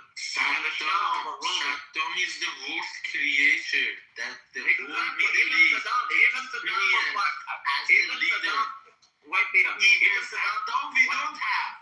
Wait, Peter. Even Saddam is the worst. Fucking hell, Peter. Just let me land. Khomeini. Saddam is the worst. Peter, shut the fuck up for a second. Let me land. I'm talking about why Saddam wanted to kill Khomeini. Shut up for 1 second. Even Saddam knew it was better to kill Khomeini. He even knew that. But the Shah overruled him. And that's how the Shah fucked up. And that's why France and the United States brought back Khomeini. And that's why we've had the Islamic regime for the last 47 fucking years oppressing you, Peter. For Christ's sake, you should know this as Iranian. Bro, you have a good way of getting people back pressure for no fucking reason. God damn it. Saddam is my hero. You cannot pay so much Saddam when I on this is. Sorry. I mean, I think it's weird the way you phrase that. I ain't gonna hold you. Like, is your submission that because Saddam wanted Khomeini killed, that's evident? Like, and by the way, for the record, Khomeini was a piece of shit. But why are you using Saddam as a benchmark? That's so weird. That's why Peter went off, because that's weird. No, I'm saying even Saddam knew he was a piece of shit. That's all I'm saying. I mean, but he didn't think he was a piece of shit for the reasons we did. Saddam's opinion was not credible in this point. Ironically, he thought he wasn't enough of a piece of shit. Like, like if we're getting specific. Anyway, but no, I get what you're trying to say. Anyway, so the point is, just from the geopolitical perspective, we have our own issues onshore, right? China is becoming a threat. Their technology is becoming relevant. Fuck all niggers. Fuck all niggers. Donald Trump, make America great again. I really pray for this country, man. We got people who are... Why are people coming in this room hot? What are you guys thinking in the back? Who is this dirty bitch? Nigga, all foreigners go. All foreigners go. All foreigners go. You sound like you're a black woman. You sound like a blonde alien. Make America... I will never be a nigger bitch. You look like one. You look blacker than one. I troll these nigger monkey bitches. You look blacker than one. Fuck these nigger bitches. Is that you in your PTR? Goddamn, who that? I would never be a nigger bitch. Who is that in your PTR? Cause A nappy-headed, bald-head nigger hey, bitch. that's you. You trolling. You a crazy bitch. But That's a nigger. She's an African bitch. No, It looks great. She's straight from Congo. no, bitch. Where your drums at? Boom, boom, boom, boom, boom, boom, boom. Fuck niggers and foreigners and Mexicans. Where your drums at? Where your drums at? Mexicans, niggers, and Mexicans. You're not trolling, right? So why are you repeating yourself? Dead ass, not trolling. I know, so stop repeating yourself. Shut up, bitch. Is you foreigner? So shut up. Did he vote for You're a black, bald-headed alien. Like I can't. You're a foreigner who can't understand. I'm sorry, that woman, she crazy, but she Did he vote for Trump? She's kind of cute though. She's kind of cute. I can't lie. Trump, my nigga. Oh, yeah, look at that. Are you a nigga? Nah, I'm a nigga. Hey, Matt, when we be saying some black Oh, shit. What? Matt, when we say some black people won't be able to vote, You think so? They won't be able to vote? yeah, she won't be able to. She She a long foot bitch. ain't no way I know Trump. She a long foot bitch. Nah, in our reality, fuck y'all white motherfuckers. Why all white people smell like wet dogs? Damn, that just hit that. Why your mama look like a white dog? Why do white people be smelling like wet dogs? Why your mother look like a white? Why white people don't use wash rags when they wash up? Why your mother pussy got 2 STDs, baby? Then why y'all use those She be seasonings? clonazepam. Why you ain't got no green card? that was crazy. Why you ain't got no green card? I don't want to marry you. You can't get in this country for free. I'm sorry. See, No matter how much Kanye West and Wiz Khalifa, no matter how much Kanye West and Wiz Khalifa you listen to, you would never be American. Nigga, I own America, bitch. You own gas stations, you foreign bitch. Hey, why when Trump You dances? just go straight out of fucking finding You don't notice that Trump's "I'm dancing" is like I'm sucking dick. I know you got a steroid dick. Listen. Yeah, you got a steroid dick, don't you? Listen, now this guy's coming up. How about the dog? Kick me off the moon. Now we want to be kicked. Why you put the fucking bells on like you finna do something? You're not finna do nothing. Go with your alien. Go with your alien sister. Find your alien sister. You're not a sense. You could have a bitch like you. Yeah, open your mouth. Open your mouth. Speak.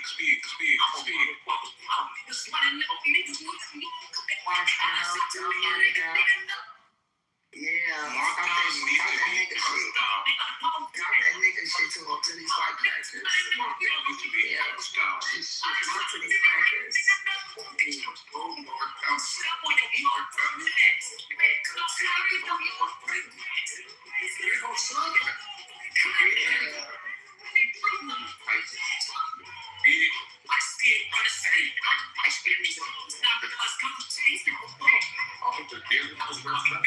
If this nigga's just gonna play music, like.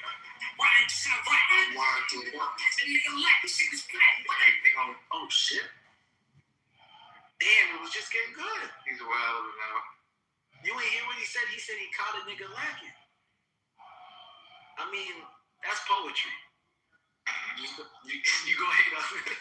That's poetry. Oh shit. Where Man, are we going from here? We want humor. I was just saying the truth. Sometimes you can actually do things. No. That was the previous conversation. The last thing we said was bitch, nigger, bitch, Trump.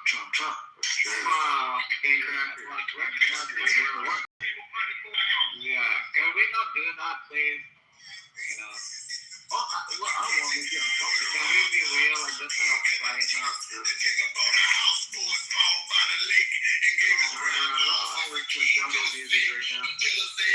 Come on. You said you wasn't going. Hey, I'm looking at your DMs though. We're actually having a good conversation. Not a radio station. What's going on around this fucking book? Some people brain freezes. All I just said was like, you can actually do things if you really want to. Is it truly the town square if somebody doesn't come through with their fucking, boombox at least once? I mean, we have, I get where you're coming from, but like 2 people in a row, that gets to be a little too much. Yeah, that shit was funny. Right? Come on, man. Oh, shit. Are you a leftist? No, I'm independent. But you would lean more progressive though, no? I'm all over the place. Like I'm pretty progressive, but I'm also pretty libertarian, and I'm like socially conservative. So yeah, you're a mess. I just call it common sense. I ain't gonna hold you. Are you gonna clean that up or something, or what do you got going on? No, my problem is I do too much research. You know what I'm saying? It's like that's what a professor would say. I'm too woke. I did too much research, No, literally the more research you do, the way harder it is to stay in just like one political philosophy. Because, think about it. Do you think that's how truth is going to function? It's just going to conveniently all be in one fucking camp? Come on, dog. No, you're absolutely correct. But did you vote Trump in the last election? Hell no. You voted independent? Harris any day. And I hated Harris, for the record. Oh my God. You voted for Harris? Yes. Yeah. And you say you're independent? You're going to give me a break. Because you have to understand. You voted for Harris, and you make it you're independent. You're a leftist progressive, bro. America will force you to a lesser of 2 evils. Just admit it. No. So first of all, just for the record, I'm a You really look at Trump, and you look at Harris, check. and you voted for the alcoholic white mom? Okay, really? Theatrics, I want to get just. This really triggers H.X. I'm a Ron Paul guy. I'm literally a Ron Paul guy. So in America, we're forced into a 2-party system, and you have to choose the lesser of 2 evils. Republicans turned down Ron Paul. Democrats turned down Bernie Sanders. I'm stuck. Okay? Doesn't mean I fucking align with Harris. Harris wanted to tax unrealized gains. You know how fucking retarded that is? She had a bunch of dumbass ideas. What do you want from me? Trump is a fucking nut job. You guys love him because, it's your guy. But me, I'm looking at him like, listen, to be honest, every man that I found in my real life that hates Donald Trump is just a wanker, frankly. And a pussy. I don't think it's growing up yet. While you're at it, I got a little dick. I live in my mom's basement. And I wasn't actually gonna insult you, to be honest with you. That's just the way I feel about it.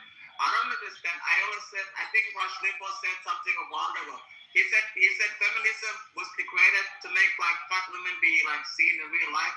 And he also said something like a while ago. He was like, what did he say? He was like, the Democratic Party is for women, is for like angry women and weak men. That's what he said. And he's 100% correct. Because when you look at my age group, 18 to 29, most of the people in the United States voted right. Same in Australia. I don't understand. What's your generation truth, by the way? Like, I don't want to know where you're coming from. Millennial, I'm 34. So you're Obama's generation. What? Yeah, he was president when I was in high school. I would say I'm Bush's generation, though, because the 9/11 was huge for us. But you're only 34, you're young. You're not that old. Yeah, but 9/11 happened when we were all, like, they showed when we were in class, it happened, and they rolled out the TV and put the fucking towers on. Oh, fuck, okay. Yeah, that shit was crazy. But, what was I gonna say?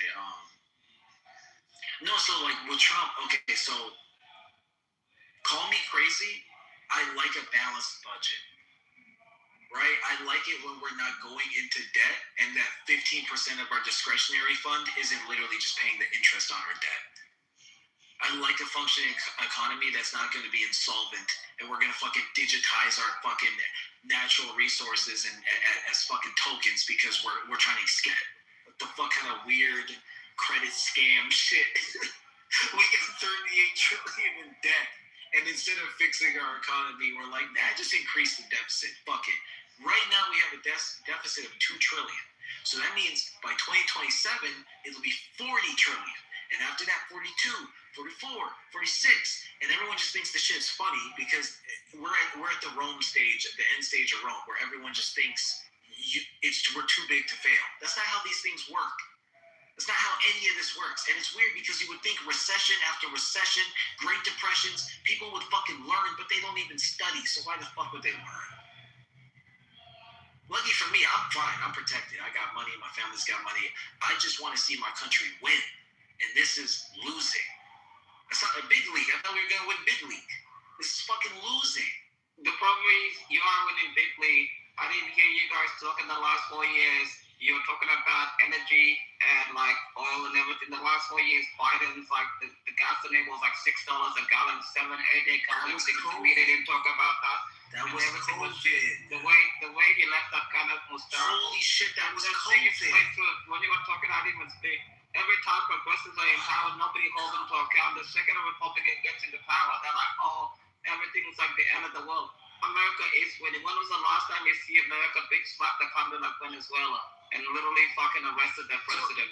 So quick. You know what I mean? Winning. When was the last time? Wait. The U.S. has blocked off. No. The U.S. has blocked off the Strait of Hormuz at the moment. No Iranian tankers can go out of there. What if in the Ghalibaf, the foreign minister and stuff, want to make a deal and speak to the house? So enough. Just let me land. What if in Ghalibaf wants to talk to the United States and give up their rich uranium? What if in the Cuban government is talking to the United States? Why? Enough. Every time I'm speaking, you open your mind. Enough. I cannot wait to hear. Why do you think the Cuban government is talking to America? America's making moves. It's actually a fun time to be alive. Unlike the last 4 years, you got the Ukraine war. Wait to it. What you got on the Biden? No, you gotta say wait. No, Wait, shut up. You can reply, bro. No, you said enough. Why can't I reply, bro? I want to tell you the truth. I'm saying you had Ukraine under Biden. You had October 7th under Biden. You had Afghanistan under Biden. All you had was fucking. You are done at check. Stop listing off a million things. What are you doing? Am I supposed to respond to each thing you're saying? Do you even remember everything you said? Shut the fuck up. I have a genius IQ.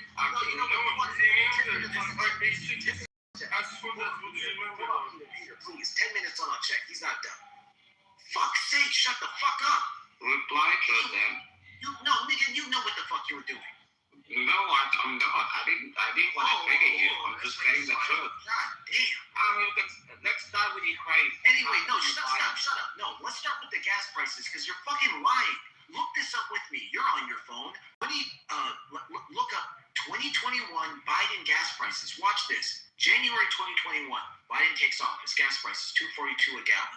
Mid 2022, this is when COVID hits. $5 a gallon. Hold on. No. Watch this, because this is where you're lying. The very next year, 2023, $3.30 a gallon. It's almost like COVID happened. Gas went up temporarily and immediately started to decline. But you're going to sit here and compare that to this nigga shutting off one of the straits that controls 20% of oil when they're predicting $10 a gallon? You are a fucking liar. And I can't take anything you say serious after that because you were so misinformed you don't realize how dumb what you just said was, or you knew you were lying and you don't deserve respect because now you're just disingenuous. No, you liberals just lie all the time. And now it's all COVID was 2020, not 2022. Number one. Name one liberal not 2022. Inflation was 7% on the body. You can blame on whatever. All I'm just trying to say is that hold the presidents accountable, Republican or Democrat, but you liberal leftists only talking shit when a Republican is in office. When a Democrat's in office, you guys say literally all that's all I'm saying. Bush comes in, you're the fuck you're leftist, bro. I'm literally not a leftist, and everyone that knows me knows I'm not a leftist. If you even know my political takes, how the fuck am I a leftist? You're just talking shit because you don't have an argument. You're definitely a leftist. It's just the way you sound. Why do black people fight? You already exposed me. I don't know, bro. You're just running your mouth. So watch this. 99, we have a surplus and no debt. We have a surplus and no debt. Bush comes in. Mind you, we all think he stole it from Gore with his brother in Florida. So we're not even going to talk about that, right? Anyway, Bush comes in, and he, because of Netanyahu, sound familiar? Netanyahu convinces him that the niggas who attacked us. Shut the hell up. You spoke for 7 minutes. Netanyahu wasn't in power in 1999. Brother, Netanyahu was the one who told us that Iraq had weapons of mass destruction. Netanyahu was not in power. Bush was not in, bro. What are you talking about? He wasn't even prime minister in 2001. It was Ahmed Barak. Get your prime minister's correct and instead of Israel. Netanyahu was prime minister in Iraq. It doesn't matter. Netanyahu is still the So what? He was a minister that just managed to convince the United States of America to bomb Iraq. This is what he literally said with his brainwash. Netanyahu was not prime minister of the state of Israel from 2001 to 2006. He was not prime minister of the state of Israel. Get that in your thick head. It doesn't matter. He was also, he's so powerful, more powerful than the prime minister of the state of Israel, more powerful than the president of the United States. He was not prime minister of the state of Israel. So why are you mentioning Netanyahu? I'm sending it to the chat because I'm dealing with a liar. Here is Netanyahu testifying to Congress. He wasn't prime minister. I need you to, here's what we're going to do, because I can't go back and forth with you. I'm going to request 90 seconds, and you can take 5 minutes. You got to shut the fuck up, because you are literally the most disingenuous, snobby little motherfucker ever. So I just put a link in chat. This is Netanyahu testifying to Congress right after 9/11. And this motherfucker wants to come up and say he wasn't prime minister. I never said he was, you dickhead, fucking shrimp dick faggot. Shut the fuck up, you lying scumbag. I cannot stand niggas like you. Because if you disagreed honestly, you could have said, fair enough, he did testify, but it's not like he was prime minister. You can't even be an honest actor because you're a fucking fraud and you're deliberately trying to no, shut the fuck up. You're deliberately trying to throw niggas off what I'm saying. And what I was saying is, sound familiar? We had a surplus, we had a balanced economy, we did not have a deficit. Then Bush comes in, Netanyahu tells him, by testifying to Congress, are you paying attention, you retard fuck? By testifying to Congress that weapons of mass destruction. Mind you, the people who attacked us in 9/11 were fucking Saudi and not funded by Iraq or Afghanistan, and they weren't even housed. Afghan actually low-key made sense. A lot of us felt like, okay, that actually, if we were going to go anywhere, that did kind of make sense. But that didn't come until way later. Iraq was a boondoggle. It put us in deficit, and it was horrible timing because then we had a fucking subprime mortgage crisis occurring at the same time that we're ballooning our deficit. So we get a double whammy and go into crazy fucking debt and trigger a recession. That's what Republicans did. Shut the fuck up. And then Obama came in and cleaned up the economy. This is not a debate. I don't care what you have to say. You're wrong. Obama came in. We had a deficit. He fixed it. He balanced the budget because that's what Democrats have done for the last 50 years. We can go turn for turn. I will bet you $1,000. Stop running your yuck ass mouth. Go brush your teeth. Goddamn gingivitis lying motherfucker, bro. Anyway, Obama did what we always do as Democrats. I know that was a liberal. But he just said as Democrats. He just said as Democrats. And he said you're independent. Comes in and immediately creates a deficit. You just said as Democrats. You're independent. Yeah, because Democrats are the only people who actually for common sense. Obama never balanced the budget. No, he never fucking did. It's such a lie. He came and said he's an independent, and then now he says as Democrats. You don't think we picked up on that? Whatever the hell. Of course you're a liberal. You sound like a liberal. You move Name one liberal policy I You have. are progressive leftist and everything else. Name one progressive You don't need to leftist lie policy. about you being a leftist progressive. What's Name wrong about one progressive leftist policy you know that I have. You won't reference one. I bet. Bro, you were the one saying I had to choose between Bernie Sanders and I had to choose between Kamala Harris and Bernie Sanders. That's not what I said. I said I'm a Ron Paul guy, and I said that the No, you're not. Cool. You don't even know who Ron Paul is. I said the No, you're not. He's the one that wants to do. He's the one that wants to get rid of the Federal Reserve. I know who Ron Paul is, and his son Rand Paul is a senator from Kentucky. I know Okay, who so then what Ron are Paul you is. confused about?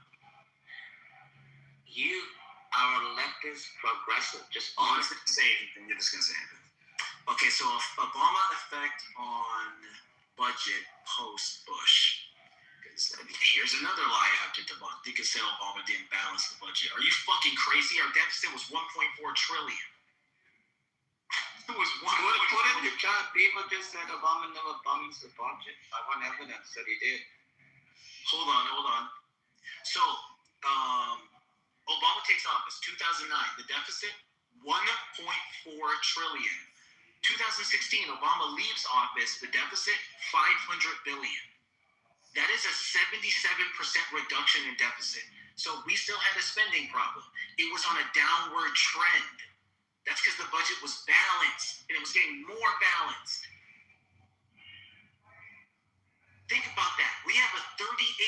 trillion debt right now. We have a $2 trillion deficit right now. Under Obama, it was $498 billion at its lowest before Trump. See the difference between someone who's researched and someone who just runs his fucking mouth? That's why I haven't called you a Republican this, that, or insulted. Oh, you're just... No, I'm calling you a fucking idiot because the shit you're saying is just lies that you make up to feel good. My opinions aren't based on feelings. You can call me a leftist all you want. What the fuck are my leftist takes? What the fuck? What? You gonna let him back you up like this? I'm trying not to do it, you know. That man got family, dating, got stream shots. But the facts are funny, bro. What you tell him? You know what's so sad? Let's look at Trump's effect on the deficit. Let's look at Trump's effect on the deficit. Wait. Nah, nigga. Let's look at Trump's effect. I'm seeing Othello, and I get a lot of Othello in his term, guys. In his first term, I'm not trying to be rude to you, Truth. Like, you're putting you to this. Can you address what I just said and not change the subject? Can you address what I just said and not change? Trump doubled the deficit from Obama. Obama gives him $500 billion. By the end of his term, it's $1 trillion. So, fuck out of here. Shut the fuck up. And this is why I can't respect what is just anybody, bro. What is wrong with and that, where's all your sound effects? Where's all your gifts? And he got the positive marketing COVID. You're not even this is why I say you guys are dick suckers for this. This is why I say you're quick to say, wait. You're quick to say that Biden had COVID in March 2020, and he has to pass budget and everything, and has to pass stimulus pack. He has to pass stimulus pack over trillions of dollars. Of course, his budget is going to be screwed because he had once in 100-year fucking pandemic that happened underneath his term at the end of his first term. But you never say that because you're fucking disingenuous. You're putting to say, Biden was increasing the deficit for 3 years. But don't forget, COVID started under Trump. There's a you didn't give Biden that credit. What the fuck? COVID started on the 30th of March 2020. Trump was still president. What the hell are you talking about? President Trump was still president in 2020. Biden doesn't take office till 21st of January. Biden inherited COVID. What the hell are you talking about? When you're talking about stimulus checks and everything else like that, there's a reason why under the Trump government they have to pass those checks or else people went underground. And don't forget, Trump was elected in 2016. COVID happened in 2019. Don't forget what they did in California. They closed down many restaurants. They did the same thing in Arizona. They did the same thing in New York. You killed many people, and under President Biden, you force people to take shots. You force people to take shots, and you're the same clowns that you're like my body, my choice, and everything else like that. And you remove military personnel from the armed forces because they didn't want to take an experimental COVID shot, which is fucking bullshit. And right now, even yesterday, one female came back after COVID because she didn't want to take the COVID shot. She got 4 years of fucking back pay. She was fired underneath Biden. Because some liberals like you were like, oh, you know, you did a horrible thing when you guys were in government. You're like, why are you trying to get people? You know how many people that lost loved ones in hospital? You know how many people that lost loved ones in hospital? Nigga, I didn't take the vaccine. Because these people were saying that if you don't take a stupid fucking shot, that you're killing other people. And then you're going to be like, oh, it's an experimental thing after that. Don't you? We have a long fucking memory. You think we really forgot what happened underneath the progressive government policies? You want to lock people up. You want to lock people up for not taking experimental shot. You had people who have been in the armed forces for 35 fucking years that wouldn't take the COVID shot, and you fucking fired them. That's what you did. That's what you did. And now you want to talk about deficits and everything else like that? Fuck out of here with the bullshit. Everybody remembers what we went through in 2022. And actually, in fact, in 2022, I was actually in the United States of America. And what happened there was horrible. People there, all the shutdowns and lockdowns and everything else like that. I remember everything that happened. You notice how I so don't come here and talk to me about progressive policies and everything else like that and balance in the budget.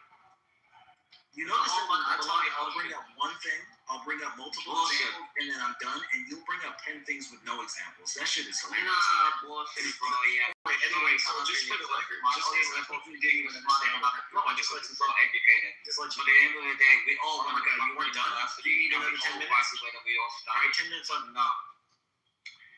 You guys just think you're more educated than other people. You're not. You're not. No, it's better not than you other guys. people. I'm more educated than 90% of people just because I'm a nerd. No, you're not. I don't think that makes me better. What makes you I don't think that makes me than other better than people? them. They better shit. What the hell It's makes just something I you like to better do. than other people? You're not better than other It's not people. about elitism. It's about you shouldn't talk about shit you don't know. You're not.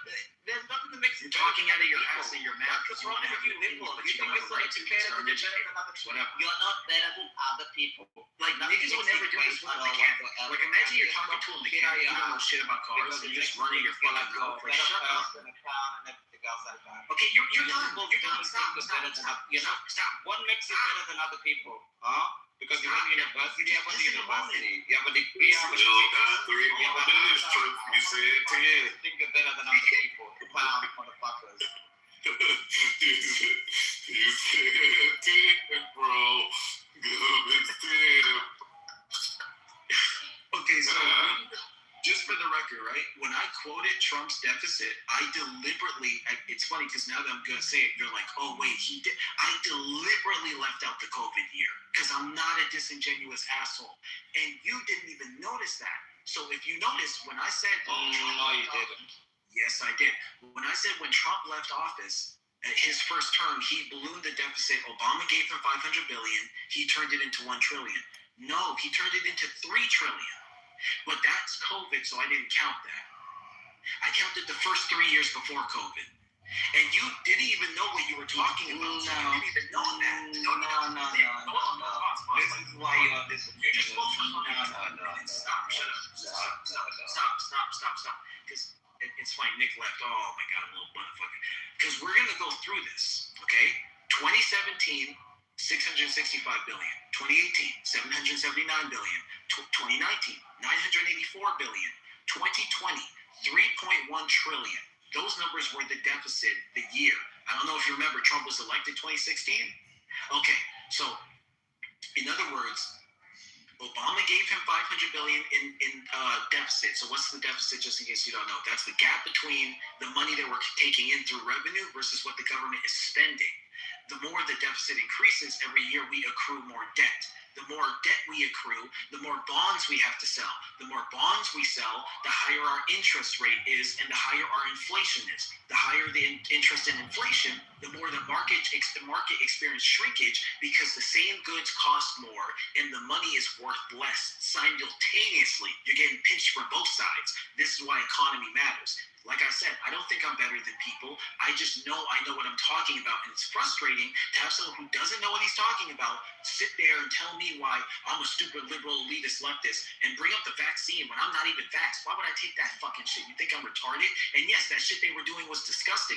And so Canada was even worse. They were taking money out of people's bank accounts and freezing their accounts and doing that. vaccine was horrible.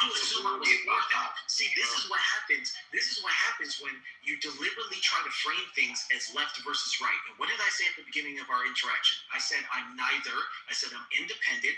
I said that the truth is never on one side, and that's how you get locked into just being like in a binary, Republican or Democrat. No, how about the truth? How about just the truth? I'm an ideologue, you know that? Yeah, I think that's horrible. You should be a realist. No, I'm an ideologue. You should be a realist and a pragmatist. No, I'm an ideologue. That's what I told you from the get-go. I don't think you get it. Don't do that. That's bad for your health. It makes you a slave to any type of control. Maybe it's bad for my health. A lot of things are bad for my health. Soda's bad for my health, you know. Yeah, you shouldn't drink soda. It's horrible for you. I don't think you should do drugs at all. So I consider soda. I don't do drugs. Well, you just said you drink soda. I just said I consider soda a drug. Like if you look at what sugar does to the if you look at what sugar does, glycol. First of all, what's its nutritional benefit? None, right? It's literally useless carbs. It's a drug. It's a drug. You're doing it to feel good. You know, I drink it with soda. I drink it because I feel good. Yeah, that's because it kills you. It kills you, and it's destroying your body and brain. But many things are gonna kill me too. Can I be happy? You can be happy being healthy. You sound like a crackhead. It's my accent, but no, I'm happy. So dead. Like you. I like soda. Can I drink soda? What's wrong with soda? there's way healthier ways to enjoy food too. Like dessert is real. You don't need to drink soda, bro. Just have a pastry. Goddamn. Like, I don't know. Maybe I'm flawed in that regard, but I like carbonated sugar water. Does that even sound? What is that? Carbonated sugar tap water, because it's municipal tap. Yeah, I know, but it still tastes nice. I don't even drink tap water, let alone with sugar in it. That's fucking insane. Why do you take your health so seriously? Because I love my body. I love physical fitness. I love my mind being sharp and my body being strong. I come from an athletic family on both sides, though. Like, both sides of my family are very athletic. But yeah, just to get back to the Trump stuff, right? So the reason I didn't vote for Trump despite hating Harris is because Democrats are softer on the economy. They just are, historically. That's what the last 20 years show. It's not even debatable. They're better for the economy. And me, I'm like, listen, I don't really even think we should have Social Security or Medicaid or Medicare anymore, but you can't phase those out overnight. That's a process. You can't just rip it off of people, right? And I don't trust Trump to handle that. I would have trusted John McCain. I would have trusted Mitt Romney. I would have loved Ron Paul. If Ron Paul had won with could you imagine, for me, the fantasy is Ron Paul with Bernie Sanders as a vice president. Oh my God. But that's not the world I live in.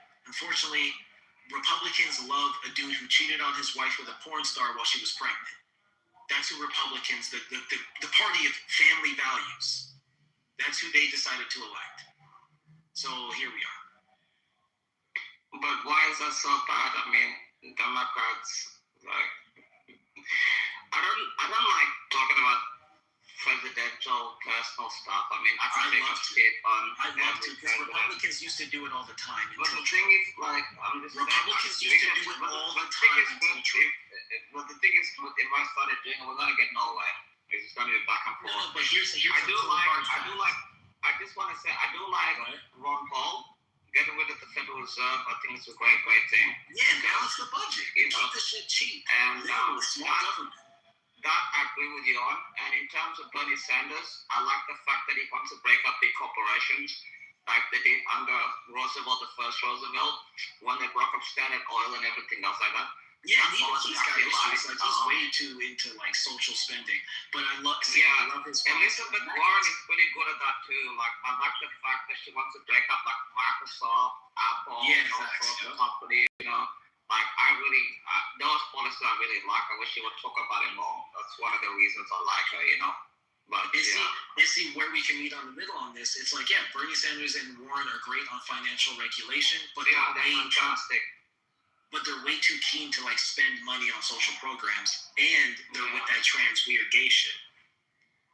Yeah, it's weird because like when Bernie Sanders and Elizabeth Warren talk about breaking up the banks and the financial stuff, I'm like, you sound very reasonable. Like, I'm actually surprised. I have a huge smile on my face, you know. So if you can get a middle ground without the Ron Paul scale or whatever balance the budget, because Bill Clinton, to be honest, you are right about Bill Clinton. He did balance the budget because he had a Republican Congress, and they worked together at the time, and they did balance the budget in the 90s. That was a beautiful thing to see. Yeah, Bush blew it after the war, whatever, that's correct. But in the 90s, Bill Clinton actually worked. Who was the speaker at the time? My brain is messing me up. What was his name? Speaker, the one in the 90s, true. Oh shoot! Oh my God, I should know this. Oh, my brain is fucking with me. He's the white guy that's always on that Fox and whatever. What was his name? Let me Google this. Speaker 1990. Was it? Wait. It wasn't Newt Gingrich. Newt Gingrich was just before him. It was Dennis. Yeah, it was Tom Foley first, and then it was Newt Gingrich. Yeah. Oh, you were talking about even before Newt Gingrich. Oh, okay. Yeah, it was Tom Foley. Tom Foley was a fantastic Speaker of the House, and they worked together like very, very much. And he was a Democrat. So Tom Foley what's so funny about that? That's But around the time that Newt Gingrich was working with the The same people who funded Trump, the Heritage Foundation. He was working with the Heritage Foundation and created like borderline. Yeah, Tip O'Neill. Thank you, Alan. Thank you. Oh yeah, Tip O'Neill. Yeah.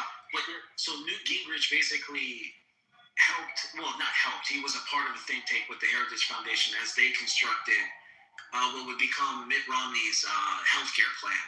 The Affordable Care Act that Obama got, it made national, and now everyone said they hated it. Meanwhile, it's a Republican fucking healthcare plan. Yeah, I know. That's why John McCain struck it down. I know. It's like, I just always thought that was so funny because Obama was being pushed by the left to give us Medicare for all, and his compromise was the Republican healthcare plan, and they hated him for it. I was like, bro, they just hate him no matter what he does. Like, what the fuck? It's the same as Trump. He couldn't win whether he tried or not. I can't think of a single thing Trump has done that I approve of. I'm not gonna lie to you. I'm not big. To be fair, I'm not big on deportation, so that's not gonna be a win. You don't want to deport illegal immigrants? Obama was deporting the fuck out of people. Obama had more deportations than Trump did. Yeah, but he let them in, then deported them because of this deportation. Well, no, he didn't let them in. He respected state rights. It wasn't the interior of the United States, as you say. I remember they used to call him deported chief. I think I was like 8 years of age, whatever, watching CNN. Yeah, he was deporting the fuck out of niggas. People act like Obama was soft on. No, he was not. And neither was liberals in history never have been. Bill Clinton was not soft on immigration. That's not even real. Biden what they conflate is California. California is its own state.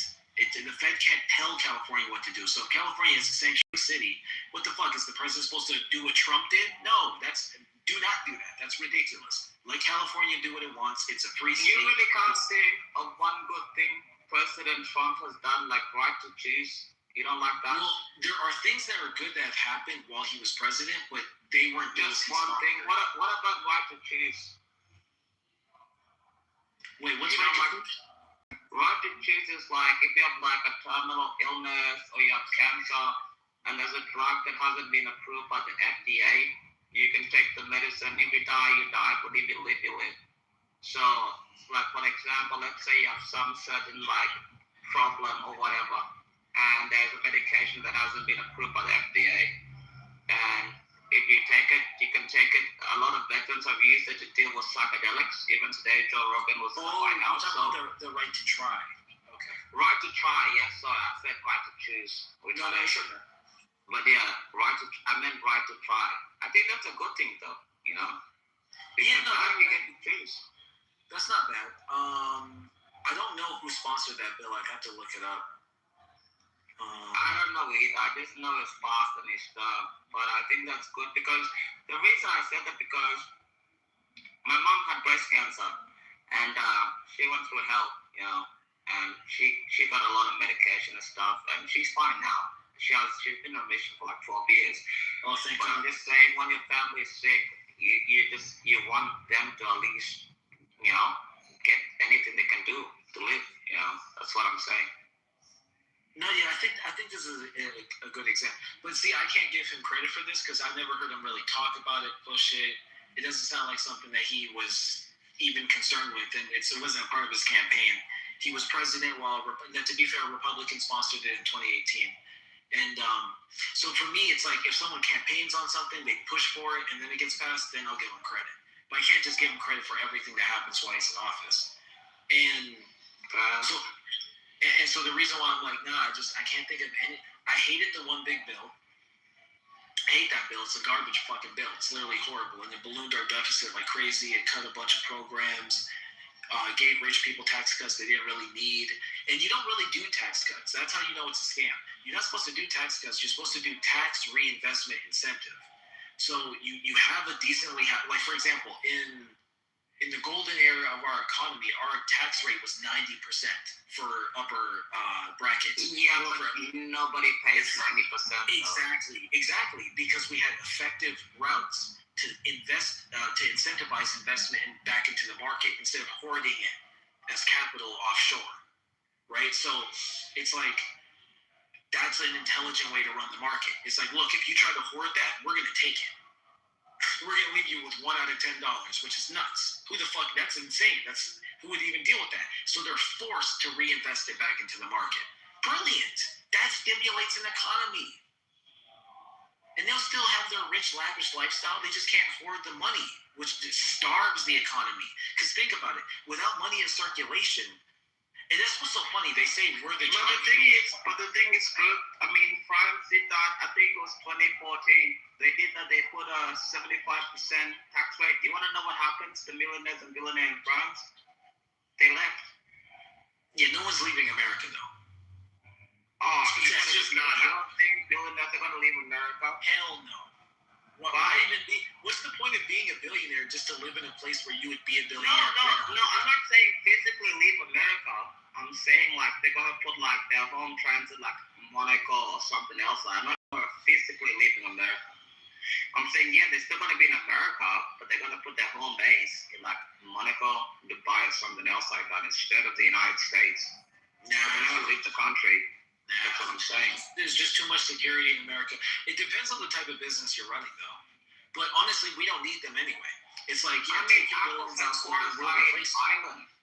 True. Yeah. No, it's like they can leave. We don't need them. Like America's economy creates the brain drain effect. So they can take their old grandfathered in money elsewhere and just go retire it because apparently they don't like what? Like that's not even realistic. But let's say they go do that, they will be quickly replaced because no one's gonna look at the situation and go, I can't make that work. Yes, the fuck they can. So maybe some greedy prick leaves and he gets replaced by someone young and hungry. Good. You really think that's gonna work through?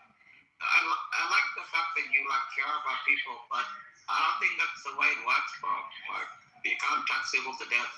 You know? Well, no. Again, we tax them to death, but we give them alternative routes that will allow them to effectively keep their money, and that incentivizes them to reinvest it back into the economy. This is critical because if you don't do that, you get stagnation. You get people just not letting that money circulate, which creates these like swamps of economic activity where it's just like dead zones. Think about it. All the money these billionaires have and they can't think of anything to invigorate the economy. No, instead they're cutting jobs. Under Trump, we see so much job loss. I think February was the first month in fucking a decade we had negative job growth. We had more job loss. Everybody from the federal government, that's why. Yeah, but the Fed doesn't employ so many people that should be affecting it like that. We've been seeing a slow of growth because he's deregulating the fuck out of shit, giving people tax cuts, and creating an economy where people don't even feel safe spending their money. And he's allowing them to hoard it. So he's making a situation where a rich person, if they're being smart, they're looking at the market, they're going, maybe I'll just keep it to myself and see how this pans out. And all the rich people are doing that, and they're all getting tax cuts, so they're just holding it. No, that's fucking retarded. And he just ballooned the deficit. You can't make this shit up.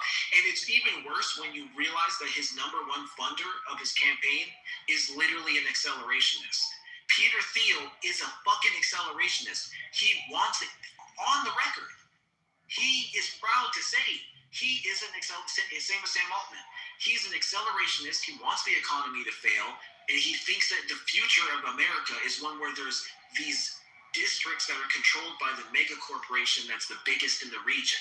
And that the people have like citizen IDs that are also employee IDs. And they have little chips in their fucking wrist. He said this out of his fucking mouth. He has a book on it.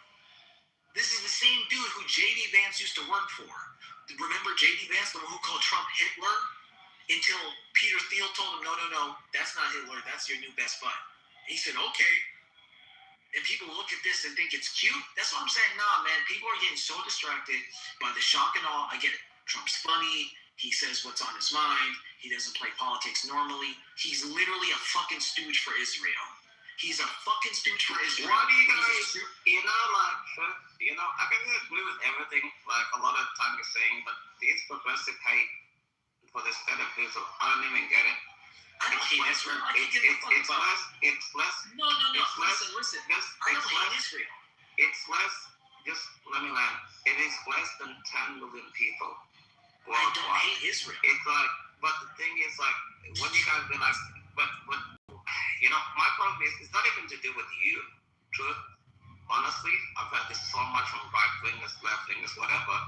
It's like whenever somebody says somebody is a stooge for Israel, it just makes my brain hurt. Why? It just hurts my brain. No, fuck that. That's silly. It's just an old trope. AIPAC is funding way too. Trump agrees with me. Hold on, but Trump said. But truth, it's just an old trope that it just said so oftenly. It's like it's not a trope. I've always said this my entire life. Anti-Semitism is brain rot. It's not anti-Semitism. And just wait a second, truth. And when somebody says they're a stooge for Israel, my brain just automatically dismisses everything else you say. Because then I know that they're trying to be like, I don't know, like intellectual or whatever, the modern truth, the people are going to like it, whatever the fuck it is. When somebody says that, my brain it just dismisses everything. I'm not saying I'm dismissing you, but I'm just saying, as soon as somebody says that to me, I'm just like, everything they say is just dismissible. Okay, so watch this. Right? No, I hear you. But look, we gotta ground this in facts. Okay, so one, it's not anti-Semitic to criticize Israel. Two, Trump himself, when he was running in 2015 on the RNC debate stage, said, while pointing at all the other candidates, these guys are paid for by lobbies and super PACs. I used to be one of their donors. Trust me, they'll do whatever you say. I used to be one of the guys who would pay them. They do whatever I tell them. That's what he said. He said, that's why I refuse to take any money. I can get the YouTube link. He literally, I thought it was some of the most gangster shit I ever heard in my life. Yeah, I remember. I was low-key excited his first term, but not his second. His first, I was like, oh, maybe. No. But anyway, he said, that's why I refuse to take any PAC money. He says, no one's funding my election. I'm paying for it all myself. Okay, that wasn't true the second time. The second time, he took a fuck ton of money from AIPAC and Jewish Republicans, which is a super PAC. So two, at least, those are just the top two. There's more than that. At least two gigantic fucking Jewish super PACs he took money from, right? It's relevant because, okay, now get into AIPAC. So AIPAC, and these are numbers I'm pulling up right here. This is nuts. AIPAC has control. Let me not say control. Let's say AIPAC is the dominant funder to the campaign of 400 sitting members of Congress at least. There's only like 400 and something. So that's like what, 90 fucking plus percent? It's like, so there's 500, like I think 12 congressmen and women or whatever. But the thing with AIPAC, that's 3/4 of Congress at least. But the thing is, the thing with AIPAC, if that was Russia, would that bother? But the thing is, like, you know, it just. If that was Russia, would it bother? Really, you might be like convinced about this. I just want to get this off my chest, bro. Okay, go ahead. It really bothers me when people say that. It just does. There's something it does to me. Maybe I'm irrational about it. Maybe I'm stupid about it. Maybe I'm retarded about it. Maybe. But it really bothers me when people say less than. It really bothers me when they say less than 15 million people can control the United States government. I just don't know. It's something in my soul that is really bothersome. That's totally fucking irrelevant. Anyway, so yeah, I don't care about the number of people. The facts are the facts. The AIPAC has a ridiculous, disproportionate influence in our politics, and it makes us less sovereign. And watch this. Why do you think they say Trump is the first Jewish president? Hello, I don't know what fucking planet you're living on, but if Russia had been, replace AIPAC with Russia. Replace Israel with Russia. Oh, Russia controls 3/4 of Congress. Oh, Russia said that Trump is the first Russian president. AIPAC doesn't control 3/4 of Congress. That's another lie. It's like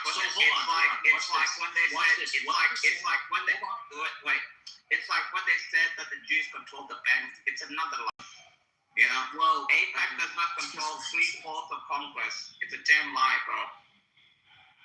It's just a damn lie, and it's not in facts and everything else. Like, AIPAC is not even the biggest PAC in the United States lobbying. There's bigger ones than them, and nobody ever talks about the other ones. Because all I said the whole time, no Jews, no news. I don't understand why people are attacking. So there is one. Cool. So I got this figure here, and I'd be so, as a source, I'd be so interested if you dispute this.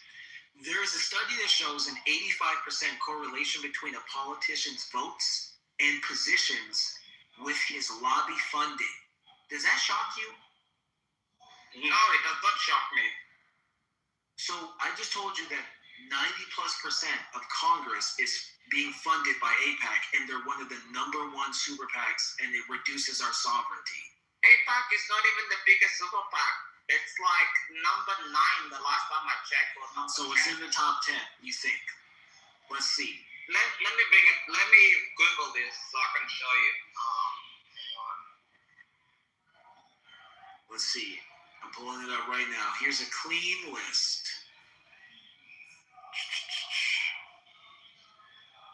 Really, that's interesting. The NAR.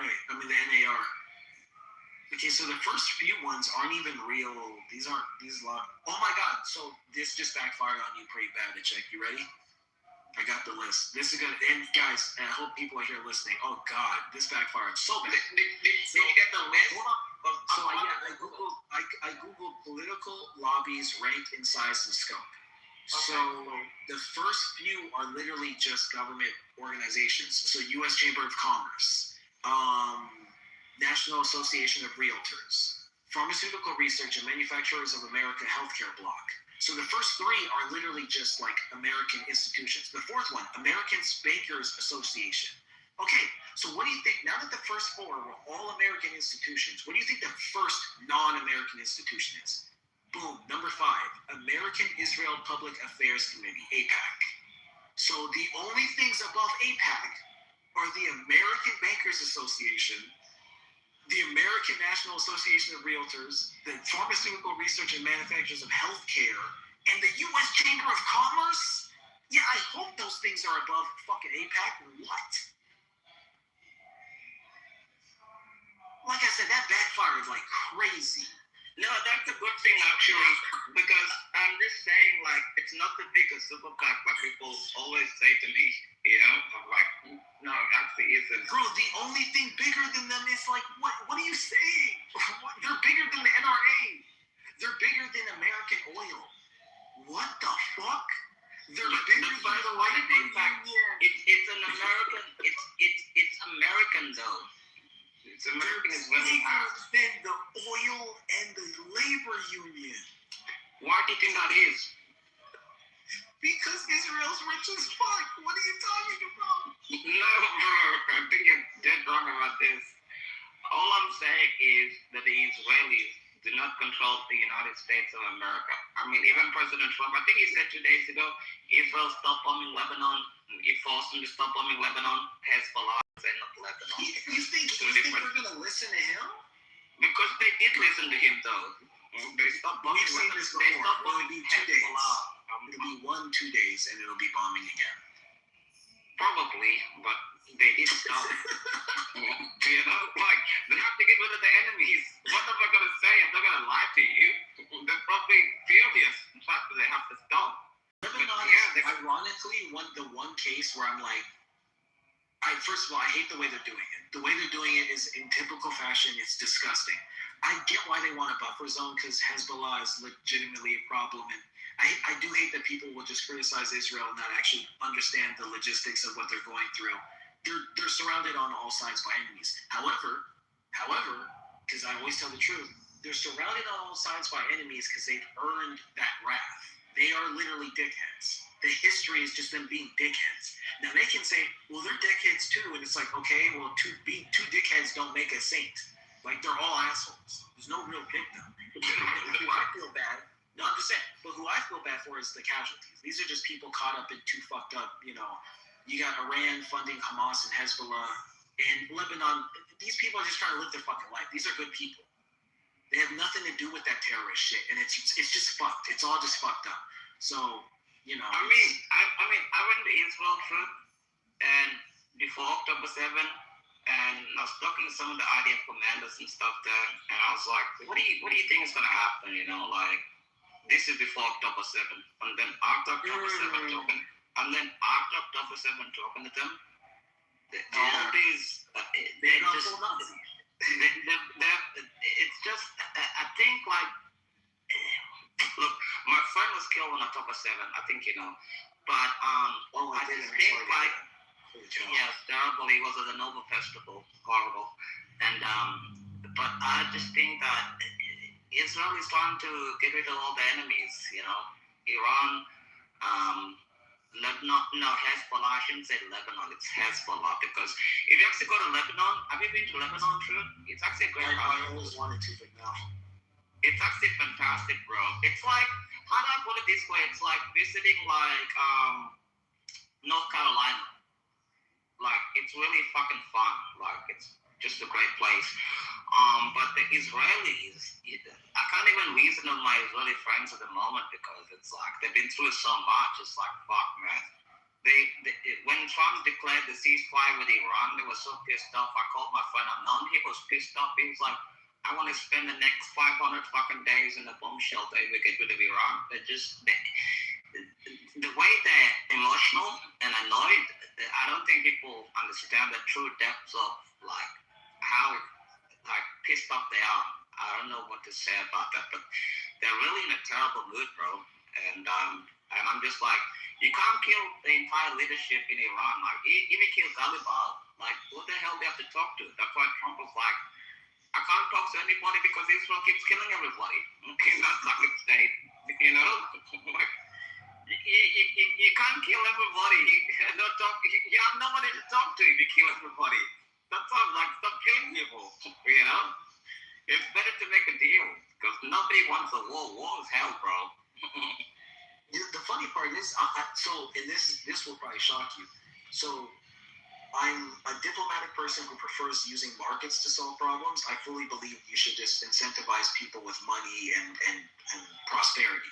That being said, I'm also a pragmatist. So it's like, if we had a blank check, sure, fuck it, take over the world, put your big American dick on everybody's face, whatever. It's not real life, though. It's not real. We can't afford that. First of all, our economy sucks. Our industrial sector is lacking. You have people who are literally begging for us to open up coal plants. What? Like, what the fuck? It's like, bro, it's 2026. You need to be trained on robots. You need to be taking a robot class and learning how to build a robot factory. And we're so behind, it's disgusting. The chip factories, now granted Biden did the CHIPS Act, but prior to that, the chip factories they have are so far fucking advanced. People don't even understand the chip processors are 5 to 7 nanometers. Not nanometers. Nanometers. It's on an atomic scale. So basically, it's our chips are being built on an atomic level. It's nanometers. You're right. Yeah, and it's like we don't even have remotely the capacity. So we're getting left in the fucking dust. It's dumb. We need to revolutionize our industrial sector. And, I fucking hate Bill Clinton for NAFTA. Fuck NAFTA was retarded. And it's just, and I get it. A lot of people will argue, well, NAFTA had to be done so we could export low-class labor. No, but Bill Clinton was like short-changed. He inherited NAFTA from fucking Herbert Walker Bush. I don't even like Bill Clinton, but that was it with him. You're going to give him the raw deal. He has nothing to do about it. That is true, yeah. Well, he was handed a raw deal. NAFTA was not Bill Clinton. Bill Clinton came when he was like, I want to get rid of fucking NAFTA, but Herbert Walker Bush had already passed it, so he was fucked from the get-go. There's nothing to do about it, bro. I mean, he probably could have, he literally could have done something, but I do see what you're saying. It was so fresh. He's not going to rock the boat. But yeah, NAFTA was fucking trash. And then Trump said it was trash, which it was, but then he just replaced it with the same thing. Like, he didn't change it. He actually low-key made it worse. I'm just so fucking, No, he changed it with the USMCA, and then he got rid of the USMCA this year. That's the one thing I actually hate what he did. So he signed the USMCA, I think that was in 2019, correct me if I'm wrong. But then he came back into power, and he was like, I don't like the USMCA. And then Canada and Mexico are like, you're the one that forced him to sign the fucking deal. But he was the one that signed the USMCA to replace NAFTA. If people forget that fact. Yeah, and he fucking tariff bullied our allies that we've never had tariffs with. It's just so stupid. And it's like, oh, well, I want to encourage people to manufacture at home. It's like, why don't you just create like some government subsidies to build some modern factories? It's like, oh no, we can't do that. The only Elon Musk gets are fucking subsidies. It's so dumb. I don't know what's going on, man. It's like literally hellscape. It's fucking hellscape shit. And the reason why I hated it, because what I do for a living, by the way, truth, I sell expensive cars to Africa. I'm in the import-export business, so I take it from like the US, China, Australia. So I have clients in Africa that want like expensive cars, and then I deliver it to them. And when the tariffs like kicked in for like, I think it was like 2 weeks, the cost went up like 100%.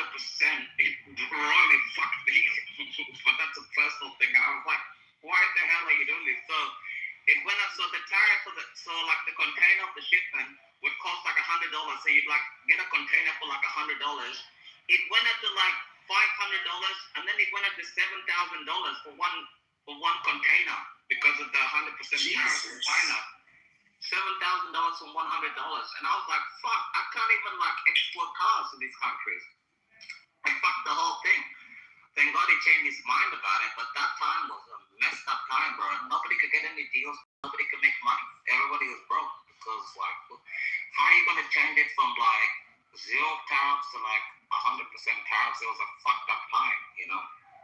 It made a lot of businesses go under. Complete clusterfuck, man. Complete clusterfuck. And see, that's why I cannot ever be pro-Trump. Like he's done so much shit that's just been catastrophic. And I get it. A lot of people just didn't. The truth, you know what's funny? When my conservative friends are honest, they tell me, look, Trump was a piece of shit, but I was tired of them transitioning kids and pushing all this weird liberal gay shit. And I'm like, look, I hear you. You know what's so funny? I remember when Kamala Harris refused to denounce the crazy LMAOP squad stuff. I was like, great. I was like, great. I have to have Trump as president because they want to fucking make kids read books from drag queens. Like, what the fuck is even going on with my country? I live in hell. You know what I knew he was gonna win? But he didn't address the social issues. I think the last election was a social issues problem. I don't even think it's about the economy, because most people can survive a liberal economy or conservative economy. But when she said that, I was like, yeah, she's definitely losing. And I just had that feeling. I'm like, look, like, you know what really bothered me? When they asked her on The View, I think it was like The View, they were like, what you done differently? And she was like, oh, I don't know, nothing. And I'm like, oh my God, you should have just said, maybe like, if I was president, I would have dealt with the border, I would have dealt with something, you know. That answer, I think, fucked up, because liberals got deflated by that answer. And she needed her base to come out. Yeah.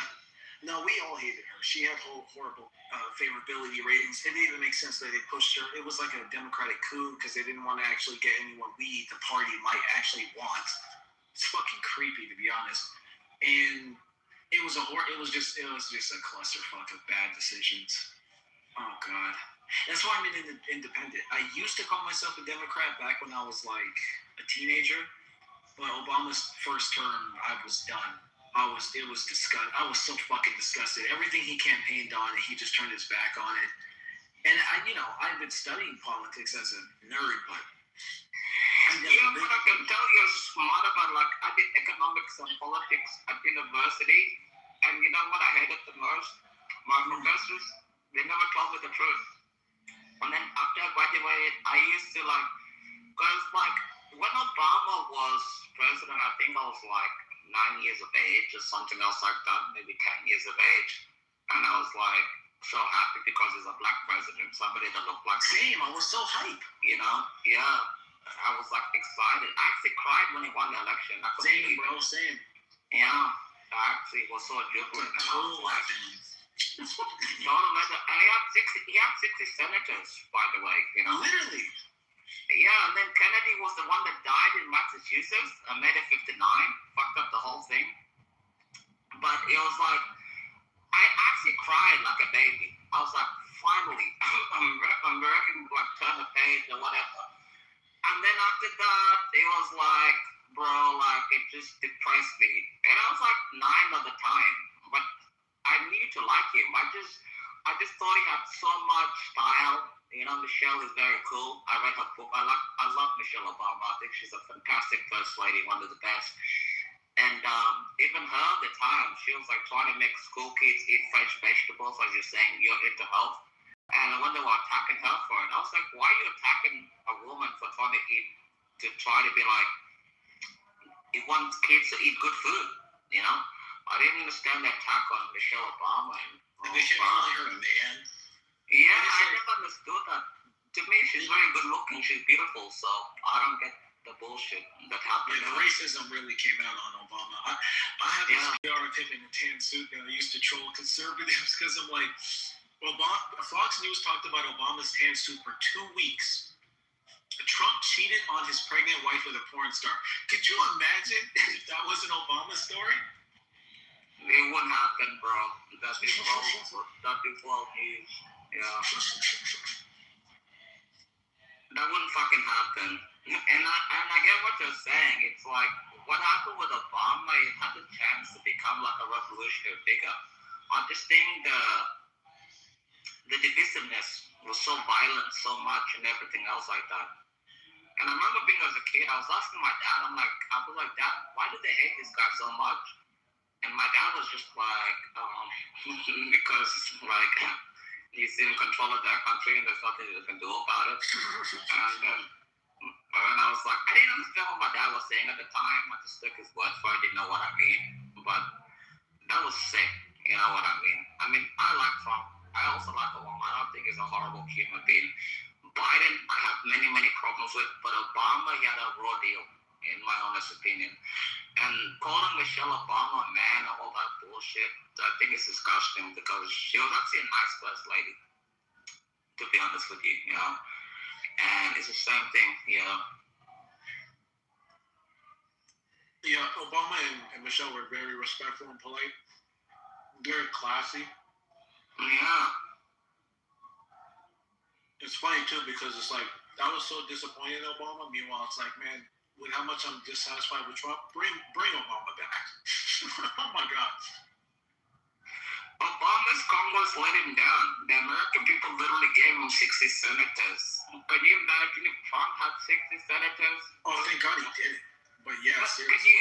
If Trump had 60 senators, shit would be going down, bro. No, that's not right. Yeah, when Obama had it, they're still fucking with race. He'd probably be king. Can you imagine if it was 60 senators? He'd be like, pass this bill, impeach this bitch, whatever the fuck you want to do.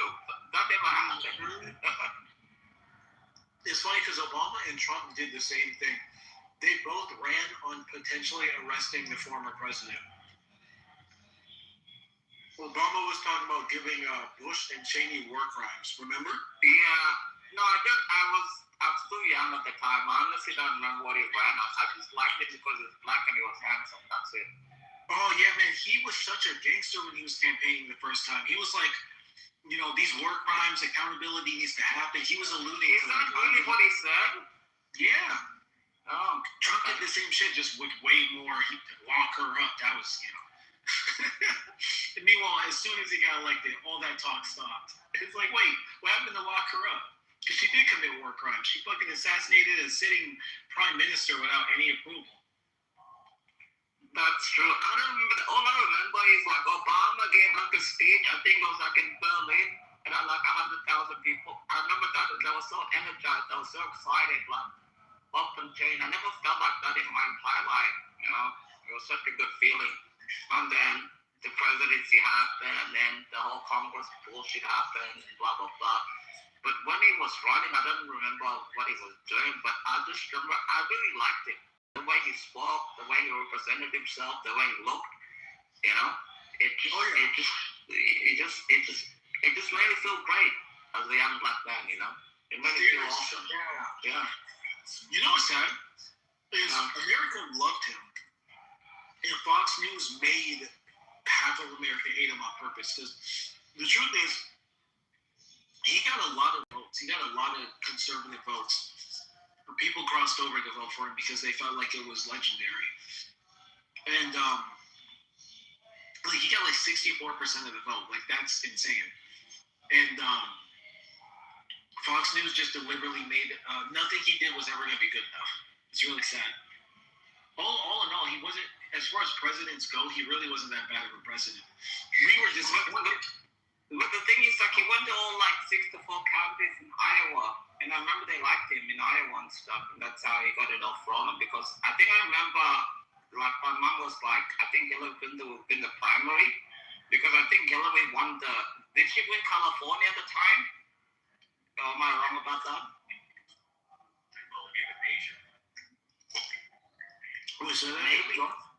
Did Hillary Clinton win the primary in California? I think it was like 2007, something else, like, or 2008, whatever it was. And my mom was like, yeah, I think she won something big, but Obama, I think he went, because I read Michelle Obama's book, and she said in the book that Barack Obama went to every county in Iowa because he wanted to meet everybody. He wanted to like diners, he wanted to talk to people, white people, black people, whatever the fuck it was. And that's how she knew that he had a chance, because every time he went somewhere, everybody just wanted to talk to him, you know, just wanted to share his ideas. And I read that in her book that she released. I think she released the book in like 2019, but it was a great book. You should read it. Mm-hmm.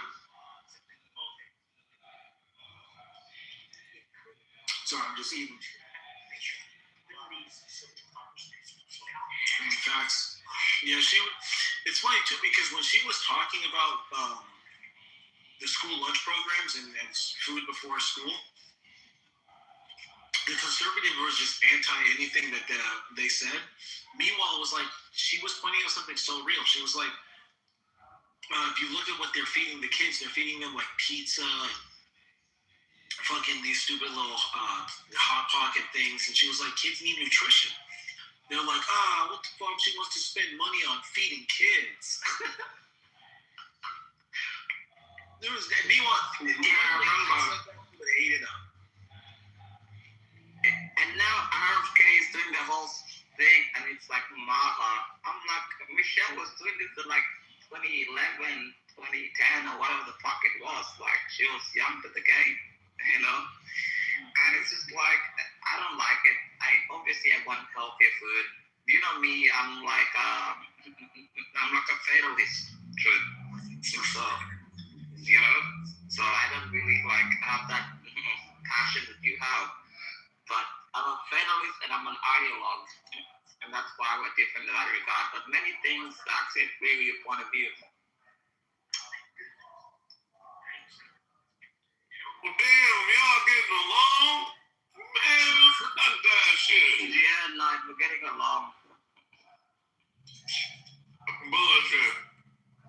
Right. Why do you want us to fight? He's actually a smart guy, you know? At first, I'm like, this is another overly educated liberal. The more I listen to him, the more I'm like, yeah, I actually agree with some of his point of views. It's not horrible, you know? Oh, shit, hey, Ted. Oh, damn. I went and cooked me a bun. Come back to you motherfuckers. Get along this shit. What do you think? You're gonna come back and we're gonna be slagging each other tonight? Yeah. No, good. Something doesn't get logic, you know? The only fair the one that retarded. It's a whole different ball game. I would love if you give me the honor of being a moderator again. Now you can't be moderator, Peter. You kick people for just talking back. I promise I won't. If I make one mistake, you can demoderate me like you can. No, don't do that. No. I have been tested before. No. You're gonna kick Night out for saying something wrong or me. No, I promise on my mom. I would act more responsible than now, and I would be more. Guys, that's up to Matt, but like you're only good at being mom when somebody can babysit you. Cause like just like you won't go back to your home country and fight because you might shoot the wrong person. You just might shoot the wrong person in here. Exactly. That's what I'm saying. Anybody, I promise. I don't shoot. I just want that green badge. I don't act on anything. I would act like another No, female. Peter, I just don't want do that that. green badge. Well, what do the badge mean to you? Like, how? It is prestigious in my point of view. It is very prestigious. What? No, it is prestigious. Ever. Yes, I think that I deserve that. You think you deserve it? Yes, why do you want to get moderator? It might get a what have you done? Drop myself to get rid of it. Why? Yes, the things that I have done. I know enough information about the political atmosphere of Iran while I can speak the best English in that knowledge. The other people who have enough political information from Iran and are Iranians, they cannot speak good English like me. You can search for it. I am in this era. I think. But I've never seen you mute the room. You just shoot people. So, like, what's up with that? Okay. I would not try to. Peter, do you know Goldie? Peter, do you know Goldie? No, I don't. She's an Iranian chick that does like Iran Revolution Live with Aman and everything else that we talk on like Twitter Spaces. She's been our friend for like 4 years. She goes to like news channels. She represents the Crown Prince. She wants their king to come back. She's a very pro-Shah, monarchist, everything. One of the finest. She's in Toronto. She used to be like a government official there. And she's awesome. You should get to know her. I think you guys will do it. But Peter, you just shoot people down, bro. Don't get what. You get upset easily. I shoot people down. I don't shoot anybody. I mean, frankly, Peter, if you are a mod, I wouldn't even got to know the truth. And after talking the truth for like 30 minutes, I actually like the guy. You know, he actually. Shit. You know, why are you shocked? What are you doing? Terrible, but it's not you. It's nature. You know. What happened? But night. I ain't getting along and shit, Beaver. That's what's happening. And like, you know. I want to see what. But night, Beaver is the best at conflict resolution.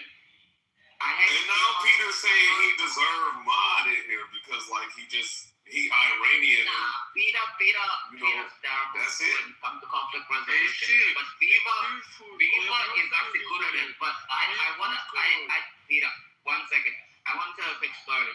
At first, I thought Beaver was terrible. I thought Beamer was terrible. I thought Coco was just a scum or something. And I was like, well, I know Beaver is terrible. Like Beaver. And it's funny that Monica. I said Beamer, not Beaver. Oh, I never had a problem with you, bro. No problem. Hey, Beaver, how did you get that to happen, bro? Yeah, Night, you know what Beaver said to me? He's like, if you just talk to them for quite some time, you might actually get to know them. And it just became true. You know? I thought Coco was the worst person in the entire fucking world. Same with Beamer. And then you get to talk to someone, you get to know them. He's very good at conflict resolution. I think Beamer, if you really went into consulting, you'd make a lot of money, bro. I don't know how you could get mad at Beamer. She's so sweet. No, at first she was a nasty kusumkum. But then she became great. But Beaver was correct. I didn't have the same values as her truth, you know? But Beaver, I have to ask you a serious question, Beaver. What do you see in these people that you just believe in them? For you to be like, not you, Peter. I'm talking to Beaver. Not you, Peter. Not you. No. I want to ask Beaver a question. It would be much more crowded. I promise on my mom. No. I want to ask Beaver a question. Beaver, what do you see in these people that you're just like, these are actually good people? Like, where do you get that from? You get it from your dad or your mom? What the hell is it? If they're nice to people on different topics, you can just tell how someone interacts with another person if they're kind-hearted, and then if there's just a disagreement on something like a political issue, that you can still tell and separate it from that. I mean, there are some people that are just assholes, no matter the topic. But I think I have a gift. Did somebody ever tell you this? Like, it's the way you just know things, you know? It shocks me till today. It's like, you almost like have like a way to read somebody's soul to know if they're a good person or not. I don't get what it is. It's like, you're very good at this shit, bro. Honest to God. You should go to consulting or something. It's just the way you read people. I have to say. Well, thank you. Has Peter been a good boy? I did my best by now. Yeah, but that's the problem. Like, why ain't shoot everybody in the room like he did to us the other day? Don't do that. He shoot his gossip. Oh shit! See, he talking shit. There we go. That's the Peter Robin. See what I mean? He's talking shit already. He's gonna shoot me. He's gonna shoot Nine. He's gonna shoot Joe, and he's gonna shoot Truth the second he gets to beat me. To be a member of this room forever. I want to belong here. I want to be moderated because of that. Because I want to belong here. Don't go any other room. Because this room, I can go in any room to speak as a normal speaker. I won't be recognized to be belong to this room. In this case, I want to belong here. Yesterday I asked Peter what he thought about Pepe. And he was like, Generally he needs discipline. But with some misunderstanding because lack of information from Iranian side. Maybe we couldn't have clarified our side good for him. Because of that, if I can become a moderator, he would challenge me more. We could get to know each other better.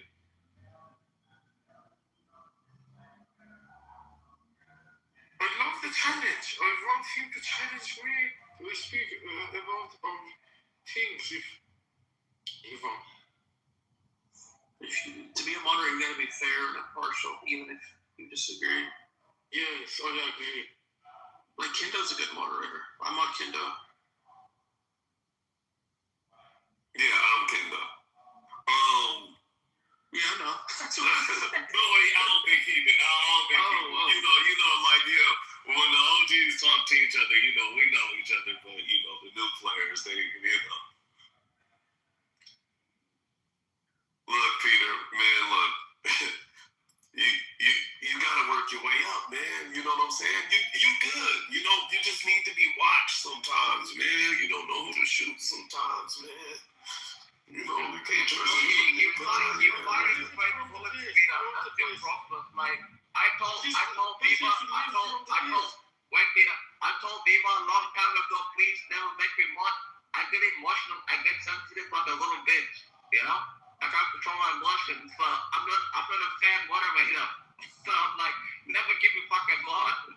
So you can't just shoot people off the stage, and I don't want to ruin people's stages, That's what I'm saying. I won't shoot anyone here. If you... Yeah, we know you won't. Because you ain't gonna get it. Look, and you ain't gotta be a moderator to belong, man. What's wrong with being, like, regular? You actually want responsibility? That's crazy. I would act responsibly. Well, listen, Peter, man, look. I hear you, bro. I don't know, man. Like Sailor V might come in here, you know what I'm saying? If she see you, like, up there moderated and she think you part of IRGC, she gonna leave.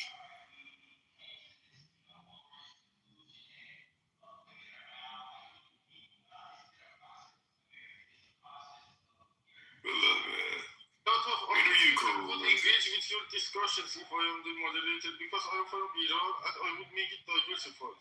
A lot of other people would be encouraged and curious to come and talk on this stage. Like when I was. But the thing is, we have a lot of running friends, was experiencing the most crowded time of its own. Yeah, but being at the other time, there was like a room I had, there's like 800 people. It's a good room. But the thing is, no, it was like a room before. I think it was like a week and a half ago, if you remember. It was like 800 people, and they got closed down because they gave a mark to a wrong person. They got upset about it. But you do learn not to troll certain people. For example, Sting is amazing. Don't troll her. It is a big good person. Joe is amazing. Wait, Peter. Wait, Peter. Just let me land, bro. Like, it's not so hard. See, I'm gonna be motivated when you don't know when the people speak. I'm saying you have some certain people in certain rooms, like all is respectable. If Edward is talking, they shut the hell up. If Spin is talking, they shut the hell up. If Joe is talking, they shut the hell up. You know, there's some certain people, Beaver too, respectable. So if you make but it's like, but let me just learn. You learn along the way. There's some certain people that don't play these games. That's what I'm trying to tell you. So if you're a moderator and I'm talking shit to somebody else and you get pissed off, or Pepe is cussing out somebody else and you're like, oh, well, I don't like what he's talking about, and you shoot him, it just destroys the entire room. So why the hell would they make you moderator, Peter? You're intentionally praying to simple-minded life before like asking me to go to the battlefield when it is already escalated. I'm asking me to fight for your country. You are asking me to go and fire bullets. Now it is the same. You are trying to... But why don't you fight for your country, Peter? Why is that a hard question? First, try to not play intentionally simple-minded. And play. You think that you are... But I'm not being simple-minded. I turned 18 years of age. I went home. And no, Peter, I'm not being simple-minded. When I was 18 years of age, I went home and I fought for my country. Why don't you do that? That's not a hard question to ask you. I did have a lot of harder experiences. I have changed the Google Earth. I built a 3-story building in north of Iran with just a big van. It is on the earth. You can see, each party can independently identify that since we have satellites on the sky, you can see Caspian Sea and it's around, and I will give you the coordinates. Then you can see what I did to really with pain and in that disastrous situation, catastrophic situation that would cost them. I have passed my exams, actually, I promise you. You passed your exams? Yo, this guy, man, I swear I love this guy, bro. Like, I ain't gonna lie. You don't think I passed my exams too? Really? You think I failed on my exams? I'm a student of Technical University of Berlin. That is another... Yeah, and I went to Griffith University in Brisbane, Australia. You know, what the hell are you talking about? I went to university too, and I graduated in a dual degree of economics and politics. What the hell are you trying to flex on people for? I have 2 degrees. What are you talking about? You went to the Technical University in Berlin, and I went to Griffith University in Australia. So what the fuck are you talking about? We both went to university. What are you talking about? Griffith University is ranked higher than the Technical University of Berlin. Actually, Google it. What are you talking about? I have 2 degrees. I'm not trying to flex, but like you're trying to be like, oh, I went to the Technical University of Berlin because I know fucking better or something. I'm trying to tell you, I have 2 degrees. It doesn't make me better than you, bro. But I study at one of the top-notch universities of this country. I don't care, bro. I went to university too. What's the big deal? Did you pull any ass at university? Sorry, did you ask me a question, Peter? Yeah, did you lay any pipe at university? Pipe? Yeah, did you lay any pipe, pull any ass, get any snatch? No, that's not if I'm getting you right. If you ask about some kind of, for example, girlfriend, boyfriend, right? Yeah, did you You know. I did like this. Yes, but with ups and downs, with ups and downs.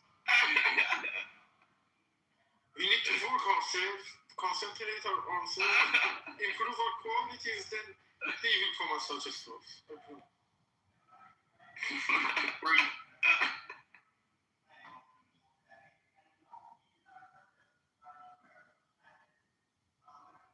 Yeah, that's great.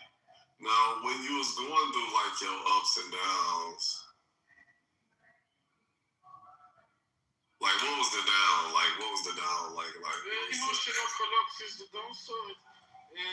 Being able to as happy as a human can get is the upside. I got both sides. I bet women find Peter like adorable, cute type, you know.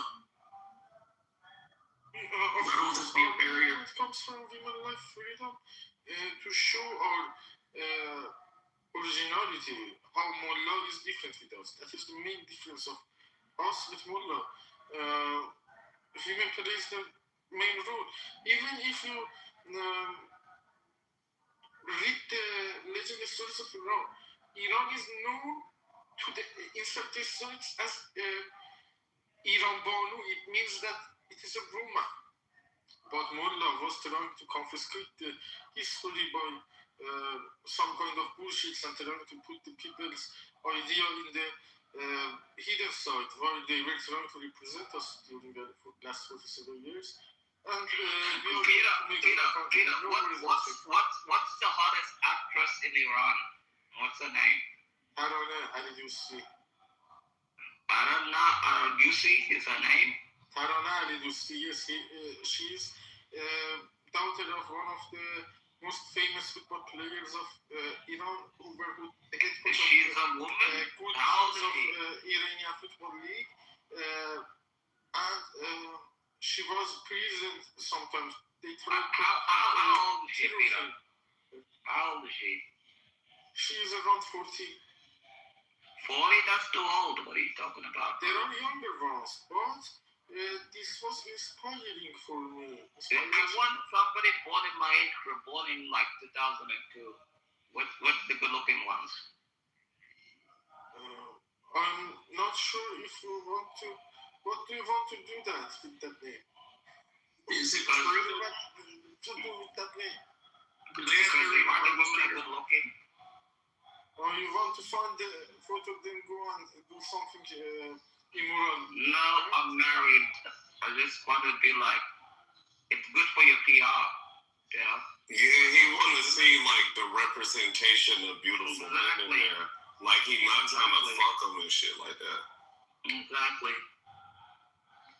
I want to see if they're good looking enough because we don't want to get rid of big booty Latinas. That's why I said margaritas and mamacitas. I can keep up, you know. You have mamacitas in Iran, Peter? We have a bunch of them. Sharifinia's daughters are another one. There are a couple, they are like, I don't know the name. I don't remember the name of the actor who were American. They were a couple of sisters together. These are a couple of sisters who are daughters of Muhammad Reza Sharifiniya. For example, named Mahraba Sharifiniya and her younger sister. They are also good actors. Peter, did you ever date in Iran? Did you ever like a girl, talk to her? You really got along? Yes, I had a bunch of But when you took her home and you took off her hijab or whatever, and she was really ugly, did that ever happen? They are not ugly. I promise you, they are not ugly. They are nice. They are cute like me. Really? Well, now, hold on. How do you even date in Iran? You just see her with like a bag over her face, you know, like the black bag. And you're like, how do you know a girl is good looking in Iran? Bag is not in front of the face. The scarf is behind of their face in Iran. They all you see are eyeballs, right? Below their faces. That is the big So you can difference cut between off ankles and After eyes. the Islamic revolution, they could not force Bordeaux into Iran. Even with that kind of suppression, they did not accept to wear Bordeaux. They always came with clear face ID. And a lot of them even were denied wearing a scarf for behind the head. And they lost their life, a lot of them. There are numerous numbers. And this is unacceptable. And that's why I can give you some credible information that you did not have before. If you are the moderator, your room would become diversified and a lot of other people would bark in. No, if not one of the big room would bring like Armin and Goldie stuck in the room where you have like 2,000 people that were. That's not what I'm talking about. With this guy. Let's mock Peter up and see how he behaves. Go ahead, but he's gonna shoot everybody down. I guarantee it. Yeah, and then now we need to see you paying in, like, you know, some of this diversity that you're talking about. Being in the hottest Iranian snatch on Clubhouse. We'll see what you got. Yeah, let's go Iranian for Iranian. I'm finna ping.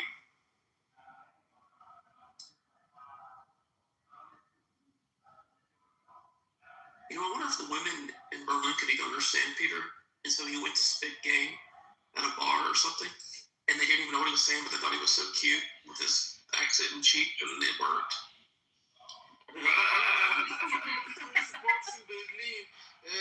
However, I was thinking that the main thing that they were paying attention to was to be able to converse in their own language. They did not prefer to speak in English and make the love in English. They wanted always to speak in German, and that is respectable. Like, are you in like the fucking West? He's in Germany, right? Yeah, but you know it's like two different sides, right? It's like the one that's like pro-American, and then it's like the, you know, German, like Muslim side. Like, it's hella Muslims. I didn't even know it was that many Muslims over there on that other side. Like, it's like hell of them. I am not that kind of Muslim. For example, like the Christianity that Germans believe. I believe in Islam like that kind of believing in religious. The difference is... No, I'm not saying you're a Muslim. I'm saying that there's like a lot of like ones that's Muslims there. Yes, there are Muslims here, but they are under control of the German government. They cannot bully others, even if they want, because some of them want to bully others, but the German law is clear and very decisive. When they try to step outside of their right circles, they would be fucked. And the Germans can have truly constructive punitive measures for them to let them learn, let them clear. I believe in the education system of Germany. They are diversified and very respectable for me.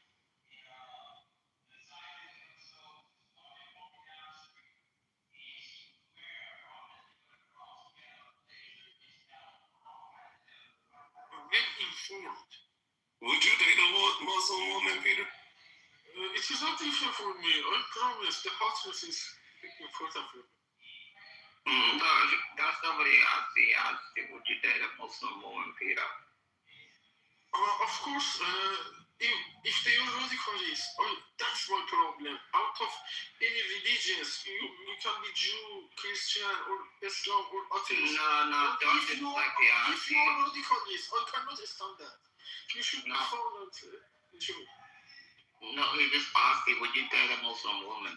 Yes, if she agrees to come to party and drink, it is not important. The religious, we need to drink together. If they accept the drinking. Oh, you need to get them nice and drunk. Okay, yeah. No, not just drunk. I don't want that limitation.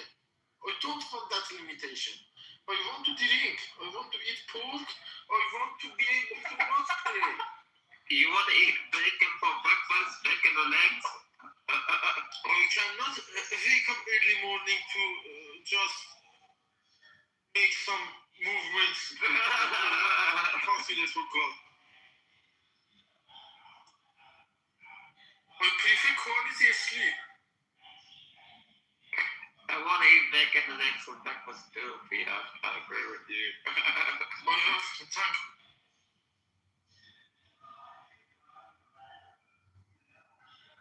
Do you have breakfast and eggs for breakfast? Night? Yeah, bacon, egg, and cheese biscuit from Chick-fil-A. Good on eggs. Fuck My yeah. favorite one is good on eggs. No bacon for me. I prefer beef bacon. Yeah, I agree with you, but that happened to me. Like, night and beef, I think like we were 2 years ago, I remember I was telling you I had Crohn's disease. I went from like 100 kilos, 200 pounds to like 60 kilos. It's like 120 pounds, I think it was. And I was like skinny as shit. And like when I started recovering, you know what the best thing that helped me recover? It was fucking bacon and eggs. Every single day, I have eggs every day. I'm so sick of eggs. But it packed off the kilos, you know? It actually worked, which I was surprised about. Peter, you've been moderated and there's no strange that has come in. It is not a 1 second move. It's not one, it takes time. For example, yesterday happened and the whole diaspora understood that. After a while, they would figure it out. And if it stays stable, that would be permanent participation. That would, I think, increase the diversity permanently.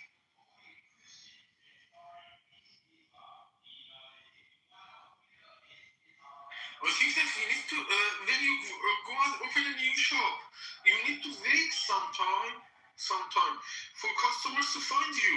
You might have to pay rent from out of your pocket for the first 2 months. No, rent is expensive enough. My mortgage is expensive enough. Yeah, I'm not taking it off my This pocket. is a speaking platform. There is no mortgage for that like that. That is another example. But there is no mortgage on this.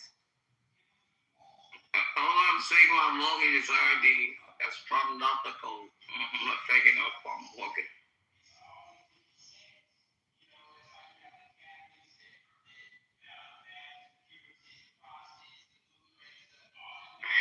Viva, by the way, your PTR is fucking killing you. Why you do a JD like that? It's from that Iran music video. It's hilarious. Yeah, I saw it. Is that Drewski? No, it's AI. It's an AI version of JD Vance. Oh shit.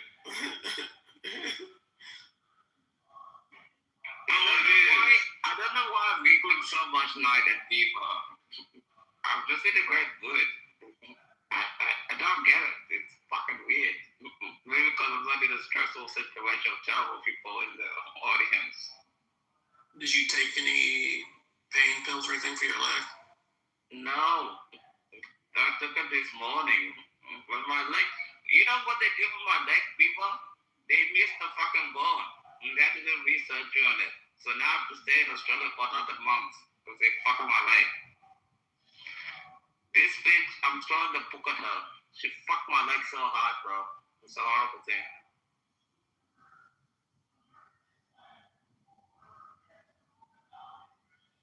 Maybe the painkillers are strong, but I can't stop laughing. And my laughing groups like this. And the fact that I went to Avatar will be released early before October. So, three good things happened today.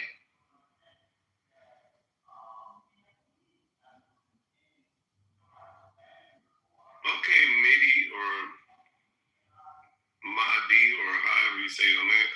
I see her. She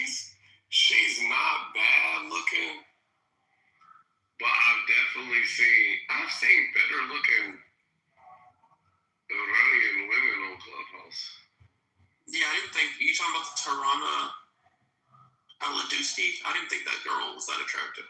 Yeah, she's not. She ain't. You know.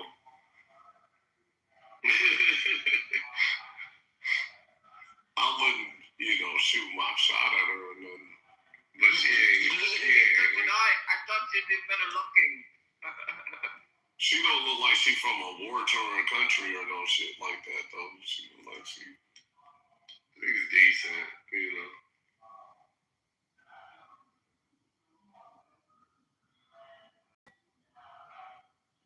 I've definitely seen some beautiful Iranian women, though. Matter of fact, if I could get, let me see if she up. We gonna see. No. But BB, she don't look bad. But from what I see of her, she don't look bad. She crazy though. Some BB's just retarded because she's British. That's it. She's on the crazy hot matrix. She's in the no-go zone. No, crazy, not hot. No, just crazy. You can copy a hater, certified hater. Wait, who modded everyone in this? You know what? I'm surprised. I need me a mod soon, ASAP. That's all I'm saying. Thank you. You know what the thing is about support the IRGC. You actually make me laugh sometimes. That's the crazy thing. Like that chick that came in here earlier, and you were just like, you look like a Congolese. And I'm like, if you were such a hater, I was actually laughing my ass off while I was eating.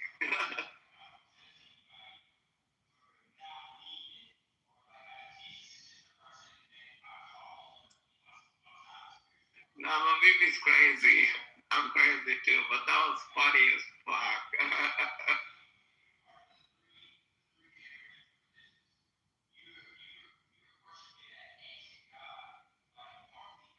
Between her and E, I don't know who's the craziest. Is E the Swedish model?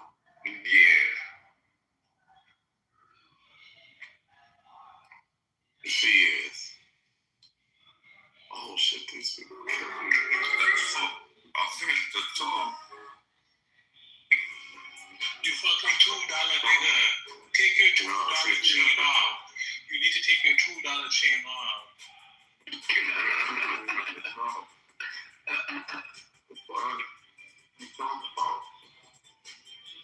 I don't look at it. You gave me the 3 times with the same music. I don't look like African Americans. Are you okay, Mercedes? You gave me 3 times with the same music. What are you talking about, bro? Hey, Night King, tell us niggas about me. Yo, Night King, they don't want to fight me. Hey, yo, Night King, I'm gangster with a white chick. Hey, yo, If you're gonna spit, at least do something sick. Do something sick. Ain't stop me. Or you was spit. So weird, nigga, boy, we so great. I'm on Normandy with the latest 46, looking like a Rambo. You playing with me, bitch, play bingo. No, you ain't nothing. Up in South Central Mall City, on Compton. Hey, you a pussy. A bank like Tookie. You know, it kind of slap. It kind of slap. I can't lie. All right, thank you. I appreciate that.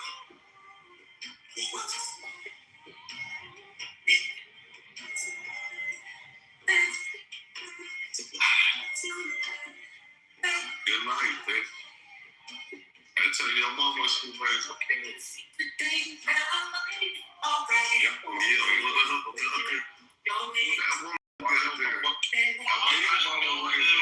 Martha is actually a demon. My family raised a punk. You know, I tell you, Martha is low-key a demon. I do the fuck.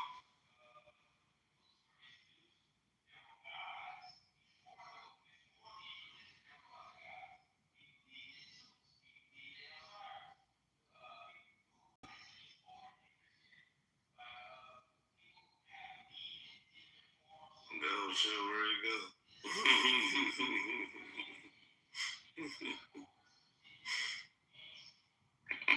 I told him Peter be shooting people for no reason. Well, you know, whatever. That one, you know. I don't know. He could not, bro. What's up, Tugger?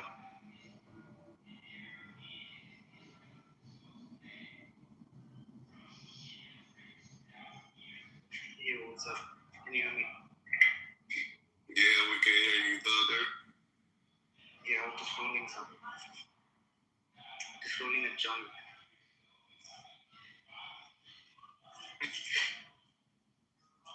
Why are you smoking? You know, the Iranian woman I pinged in here for you, Peter. She ran from the ghetto music.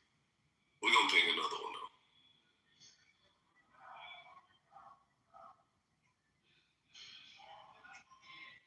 You trying to help Peter at night? They get real G. Someone's going on here. Well, I want to see how he, you know, interact with like the Farsi speaking women. You know what I'm saying? They're probably gonna call him. What they say in Farsi? They say "Kanan Sadat." That's what they're probably gonna call him in Farsi. What did you say? What do you want to say? Sadat. Tell the English version or you translate it for you. The translation is "You're a son of a bitch." Harum Zade. That's what I said. No, Harum Zade. You should say Harum Zade. Oh, I said Kanan Sadat. I meant to say Haram Sadat. Yeah, you're a son of a bitch. That's what they're gonna call you, and they just wait. No, don't call me that. I have parents. I'm not calling you Haram Sadat. I'm still lucky, Peter. I think you're a great guy. But Knight is trying to set you up with one of those. What do you call them? Persian, Iranian? What do you call them, Peter? Yeah? Chick Juje means Juje. Chick Juje. Yeah. Chick means Juje. Juje. Juje. Okay. But chick is also common because nowadays the word became like some kind of interconnected. This became translated. It's trying to help you, Peter. You know, Berlin is a good fight. Yes, Berlin is a monumental place. It is not just good. Monumental.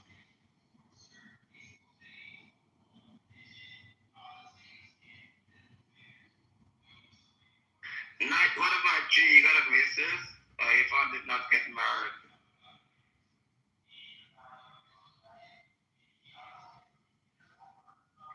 Oh, yeah, no worries. It is not late.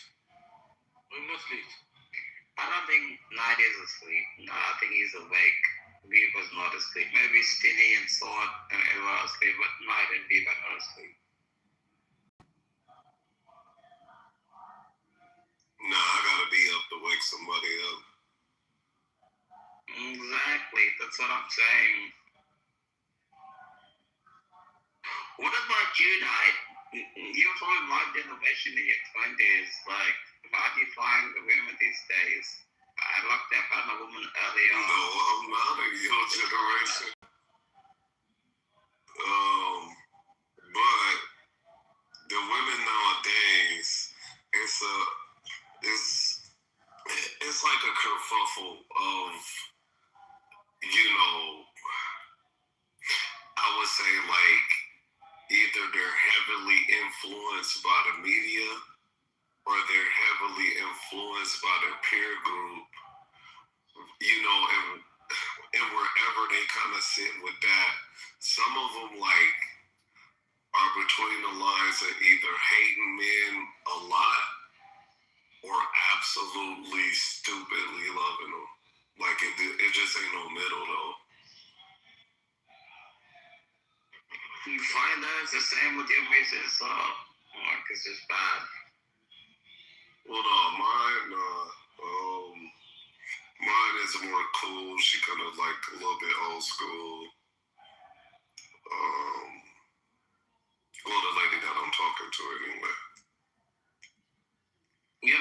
just when I get a clubhouse, I tell her to leave me alone, and I watch Premier League on the weekend, and she's like pretty chilled about it. It's kind of nice. So like she'll chill with her friends. She'll like, do whatever the hell they want to do. But I'll just like chill in my room, play video games while talking to you guys. You know what I mean? That's what I like to do. And she doesn't like bother me about that. She's not like the type to be like, oh well, yeah, you're playing video games every single weekend and weekdays, whatever. You know what I mean? She's pretty respectful of it, and I really kind of appreciate that. To be honest with you, bro, it's kind of nice when a woman recognizes it's a happy time. And when I tell her I'm talking to my friends at Clubhouse, she's like, oh, okay, babe, like take your time. Like, I'll see you when I see you. And then when I go to bed, obviously I go to bed with her, but she's pretty kind about it at night. So, it goes a long way to make it love last, to be honest with you. Yeah, it's important to have like people that just like respect your boundaries and like you know what I'm saying, your you time.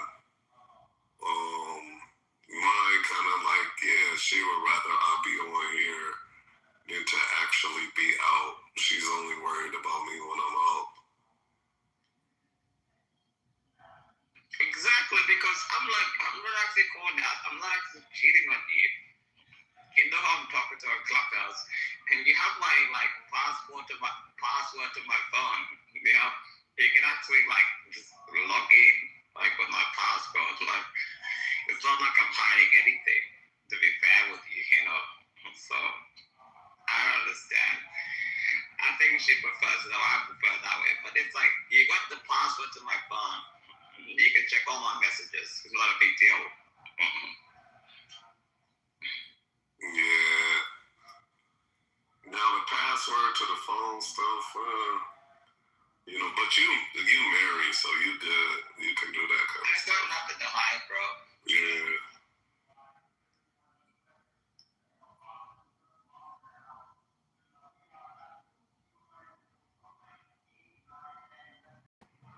Bro, honestly, when you're married, you really have nothing to hide. They know everything about you by that time. A password to a phone is nothing, bro. They know your childhood secrets. They know who your best friends are. They know your mother and your father. It's like, if you keep away your password for your phone, it just looks weird. So, like, she can take my phone anytime she wants, so she can check, like, my messages. All I ask her to do is, like, if you're going to ask for it, at least have something important to do about it. But, yeah, when you get married, bro, all those lines get blurred, bro. Because at the end of the day, eventually she's going to have my babies and everything else like that. And I'm obviously going to look after her and my children. So there's really nothing to hide from them, bro. It's just the way it works.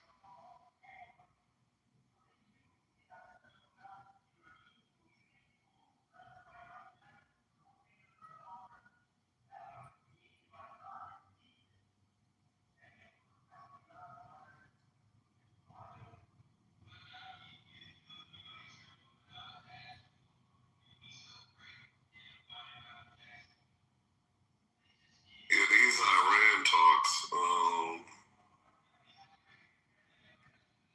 I'm wondering where they finna go, because I see like they saying it's going good now,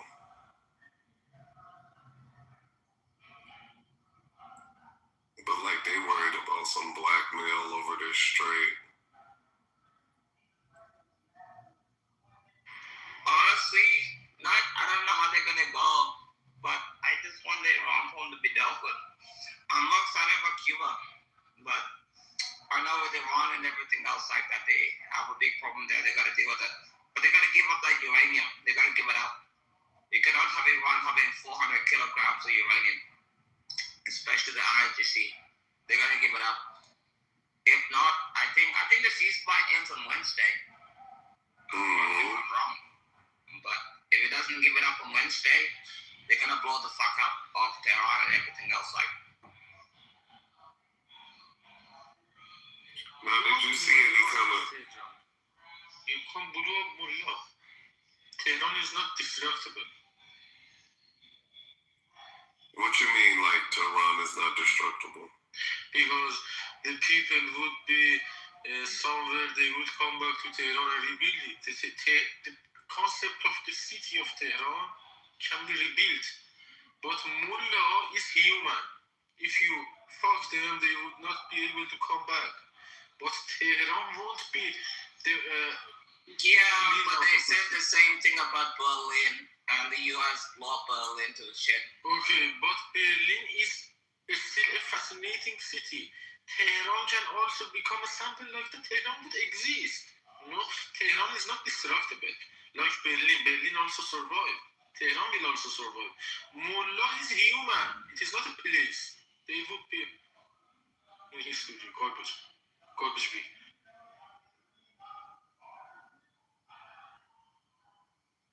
I don't understand what you mean. You don't want the U.S. If you found a lot of pressure to understand, I made myself clear. Go and replay what I said. Whoa. It is easy. Now, what's the historical significance of Tehran to you? Like, yes, the historical significance of Tehran is that it is south of Caspian Sea from the Alborz chain of mountains, and it is well located to manage the whole Iran because the southern part are possible to be gone from Tehran to south by highways, deserts. If it is far, but you can go fast. Tehran is well located to the north of Iran, so you would have to go to the same time, for example, from Isfahan to Tehran, from Mazandaran to Tehran. However, Mazandaran is much nearer to Tehran, but the way is harder. But the location of Tehran is perfectly chosen to be able to ensure the territorial integrity of Iran. And it is a couple of centuries that Tehran was chosen as the capital of Iran. Before that, it was Isfahan, the main capital of Iran, and Tabriz was the second capital. Iran was being handled with two capitals. And they chose to specify one capital in one point of time, like other countries, that the prince and the king would stay at the same city. And they chose Tehran instead of Tabriz and Isfahan together. While Tabriz was one of the cities for the crown prince of Iran during that time, Qazvin also was sometimes playing that role of the second capital. I think that this location is undeniably the best place to handle Iran. And it has enough water resources, even with Mullah's mismanagement of water resources. Tehran is still supplying the water of its residents. It is unbelievably capable of being able to handle this territorial integrity. This is what made me love Tehran. Oh, I'm looking at this, and it's like, okay, they got this little spiral peak building thing that look like Toronto, but then like it's like a in the middle of the capital, yeah. Yeah.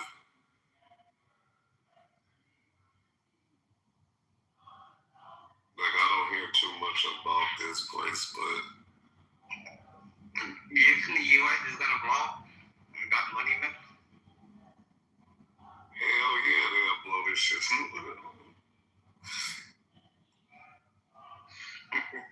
And I know, like, those soldiers are probably getting restless. Imagine just staying in a fucking aircraft carrier because of the little, like, fucking places you have to sleep. Like, I mean, have you seen where the Navy soldiers have to sleep in those bunkers? Like, oh yeah. It's like a tiny fucking place. Of course they're irritated every day. They want to do something about this bullshit so they can go home. They just showed the kind of meals that they be eating and stuff.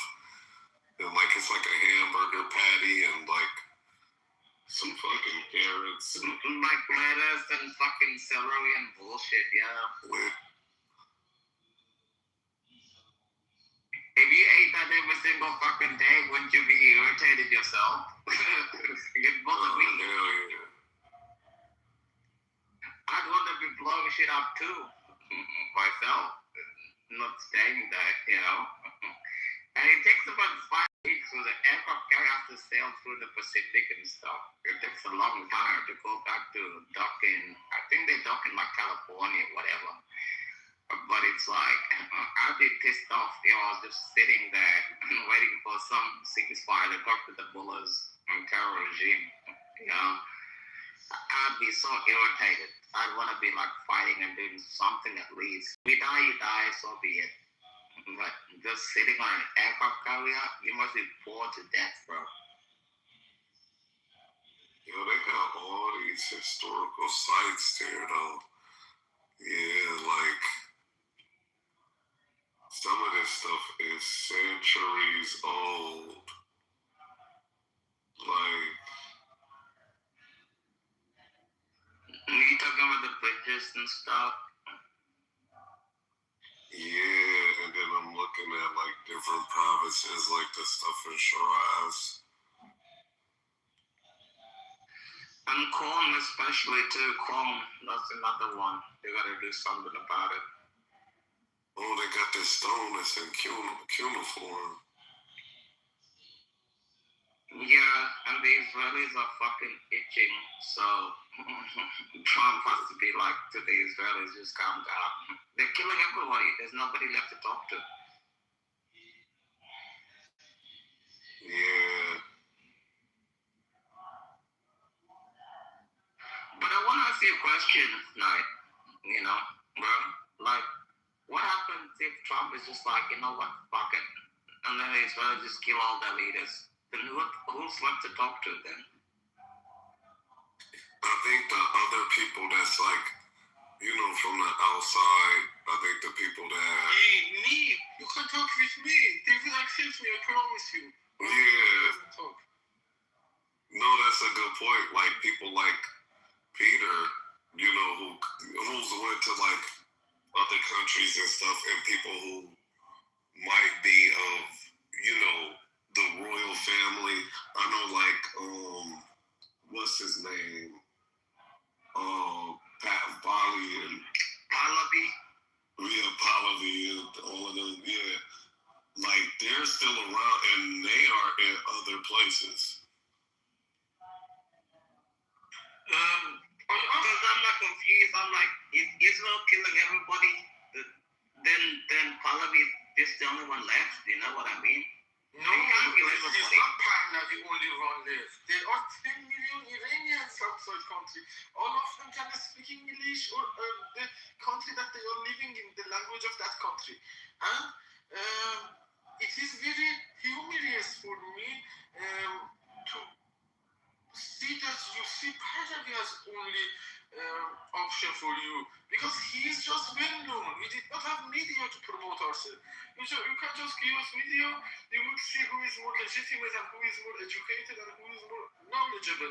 In the area of knowledge and being like that, you can see the output of our work in our background. It is not everything based on media. That is the killing of theirs to come and confiscate the blood of sacrificed people in Iran on behalf of just Pahlavi. Pahlavi is one of us, and he is one of the most important one of us. But I am also one of Iranians. Is he more than one? I am not also more than one. Less than one. What would you feel if Pahlavi became in power? Would you have a problem with that? As a king, yes, I have a problem with that because this is a country. For example, like others like Turkey, Egypt, China, America, Germany. This doesn't have. It is not a property of one person. It is not property style. It's a country. You need to think about it like a country, like other country. It is not a city like Kuwait that you can put a king on, or Netherlands. It is a small, I mean. You can put a king on that. It is 91 million people. One person would think that I can lead this country. I want to separate. Yeah, but you got like Mushtaba and Ali Khamenei, and nobody even knows where Mushtaba is. Like, why do you have a problem with the king after that? What's wrong with the king? I mean, Spain had a king after 1930, I think 37 until 1979. You know, so Spain brought back the monarchy. What's so wrong about that? It's been working ever since then, Peter. Spain is smaller than Iran, and there are other issues too. In addition to being smaller, much smaller than Iran, they are part of EU. Their currency is euro, and their king is accountable. Is accountable like the chancellor of Germany. Yeah, but they can fix it. There is no Javid Shah for that king. They are not. But you can fix the currency. Let me address my meaning. I mean, the people of Spain and Basque, especially Basque, they don't have to call him Javid Shah, otherwise they are non-Spanish.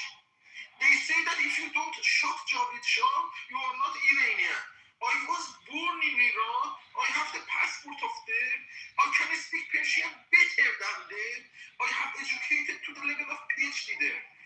It's still being judged if I don't shut Javid Shah. I'm not from Iran. I want to see police.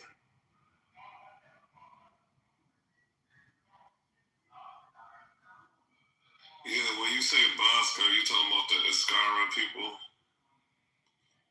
Sorry, can you please repeat? He's saying, are you talking about the Escara people from the Basque region of Spain? No, I mean the model of Spain is different from Iran's because Spain is a smaller country and it is less diverse than Iran.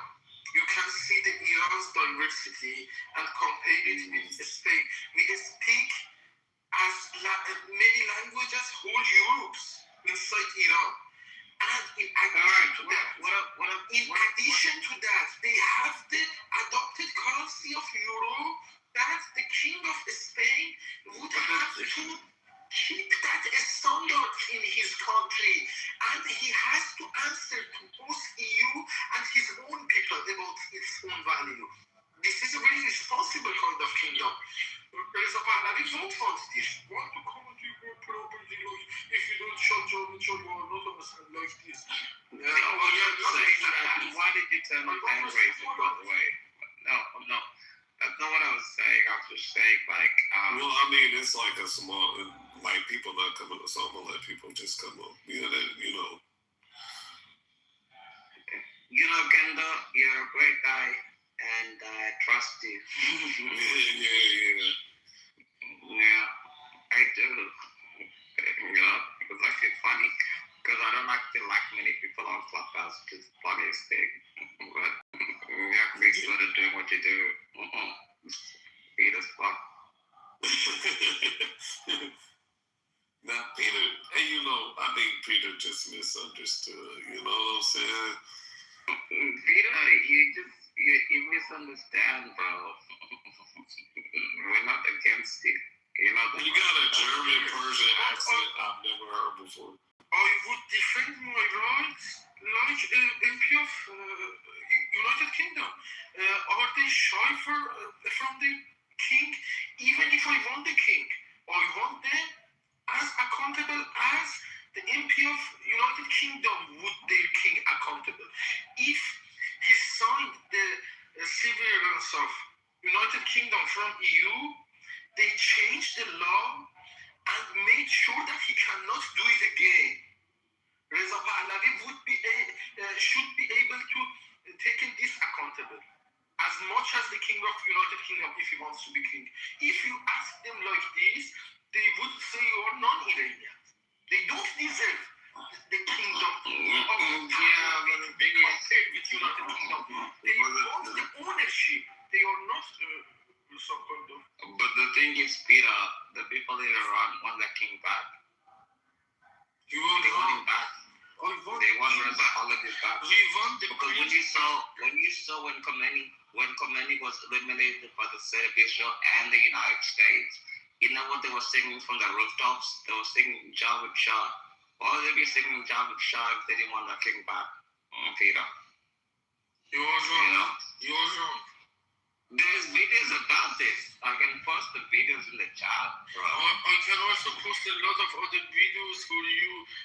Yeah, what they were saying is they were singing, Peter, they were singing Javed Shah. I can put the videos in the chat. You don't have to get emotional. Yes, they sing.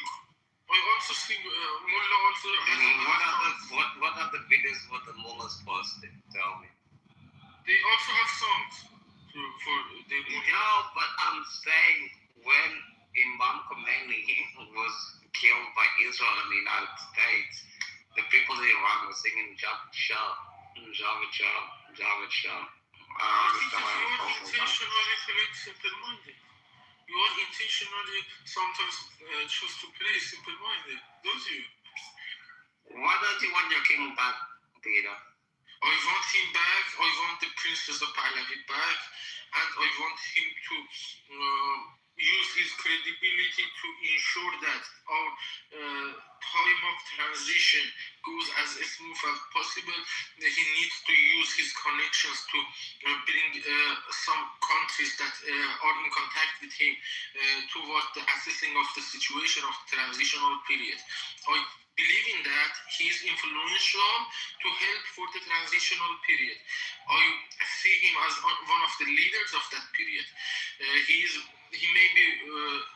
for sure, not maybe, the most important figure of that managerial decision-making process.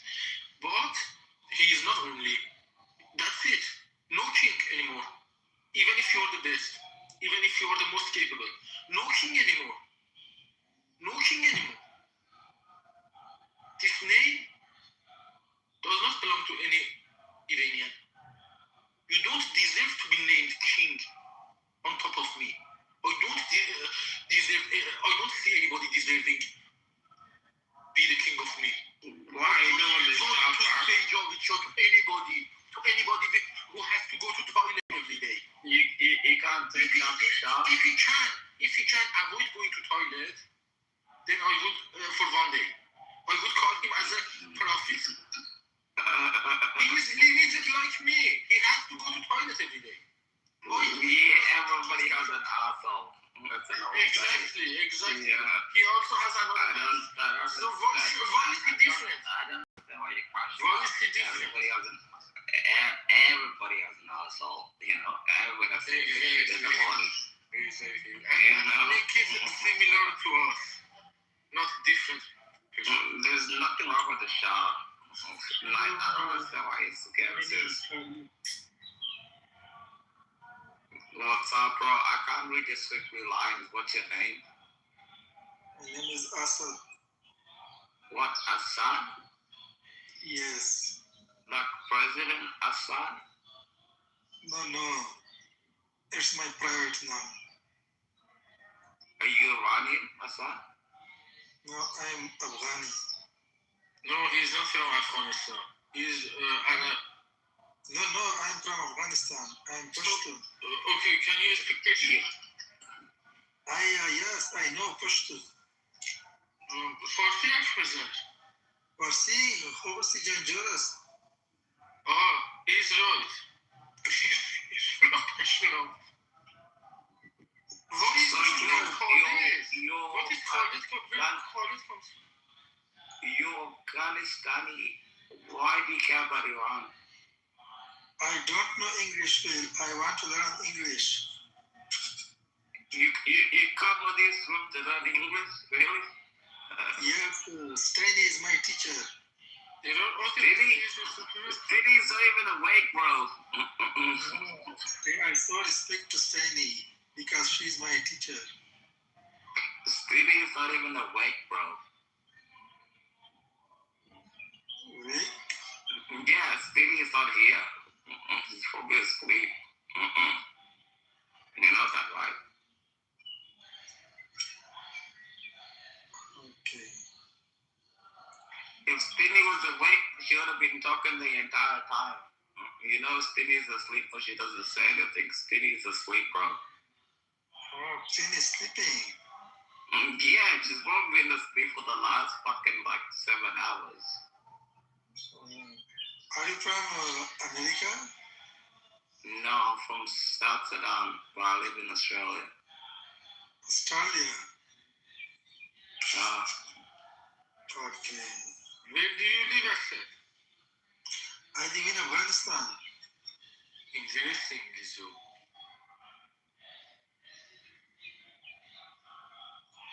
What is your conference? I have heard someone from a person directly from Afghanistan about our movement. Yeah, your English is so quickly. I didn't understand because my What English is is your not. idea about the movement that Iranian people made? No, Iranian, no. I joined more than people, Arab Khalij people. No, I mean about women life freedom, not about regime. What is your idea about women life freedom? In Iran? Yes. Yeah. Should be changed. What should be the regime change? Do you agree with the regime? Yes, I want to change the regime of Iran. Yes. Good. I was not expecting this, honestly, because I was thinking that Taliban is with Mullah. No, I'm not Talib. Interesting. How is it possible? Because Pashtun are Taliban. Another name of Taliban is Pashtun, right? Yes, all of Pashtun are Taliban, but I'm not Talib. Very interesting. Yes. What are you then? What do you believe in, Assad? What do you believe? I believe in Allah. You believe in Allah? Yes. Fair enough. I'm actually gonna go to bed. I don't want to debate Islam and actually hate Allah. It's a fake God. Yeah. The name of Allah is the God that is the owner of the energy. But the I don't believe in after Allah. that is wrong. The gossip after that. You have a good day. I don't believe in Allah. I'm bored. I'm going to bed to wake up with the Premier League. Have a good day, Peter. I'll go. Am I not supposed to send him down, or I am supposed to? Am I alone? No. You're not supposed to send me down. I'll just leave the room. Not you. Assad. No, you don't have to send Assad down. I'm going to bed because I'm gonna wake up for the Premier League. It's like 7:37 p.m. here. Yeah. I'm gonna get the nap because I haven't slept all day. Yeah. But Peter, if Stinny is still up here, drop her because she's probably asleep or something. She's a good friend and we love her very much. Okay. Sorry. Stinny, we love her very much. She's a good friend. Okay, I don't. Okay. But I'm telling you that I'm about to leave to get some sleep to wake up for the Premier League. But if Stinny is still up here, don't leave her on the stage alone. Close the room before you do that. You know what? I said, if you're gonna do that, just close the room before you do that because Stinny is a good friend. We love her very, very much. Should I close the room or keep it? Now. Close the room. Okay, good night. Bye-bye. Bye-bye.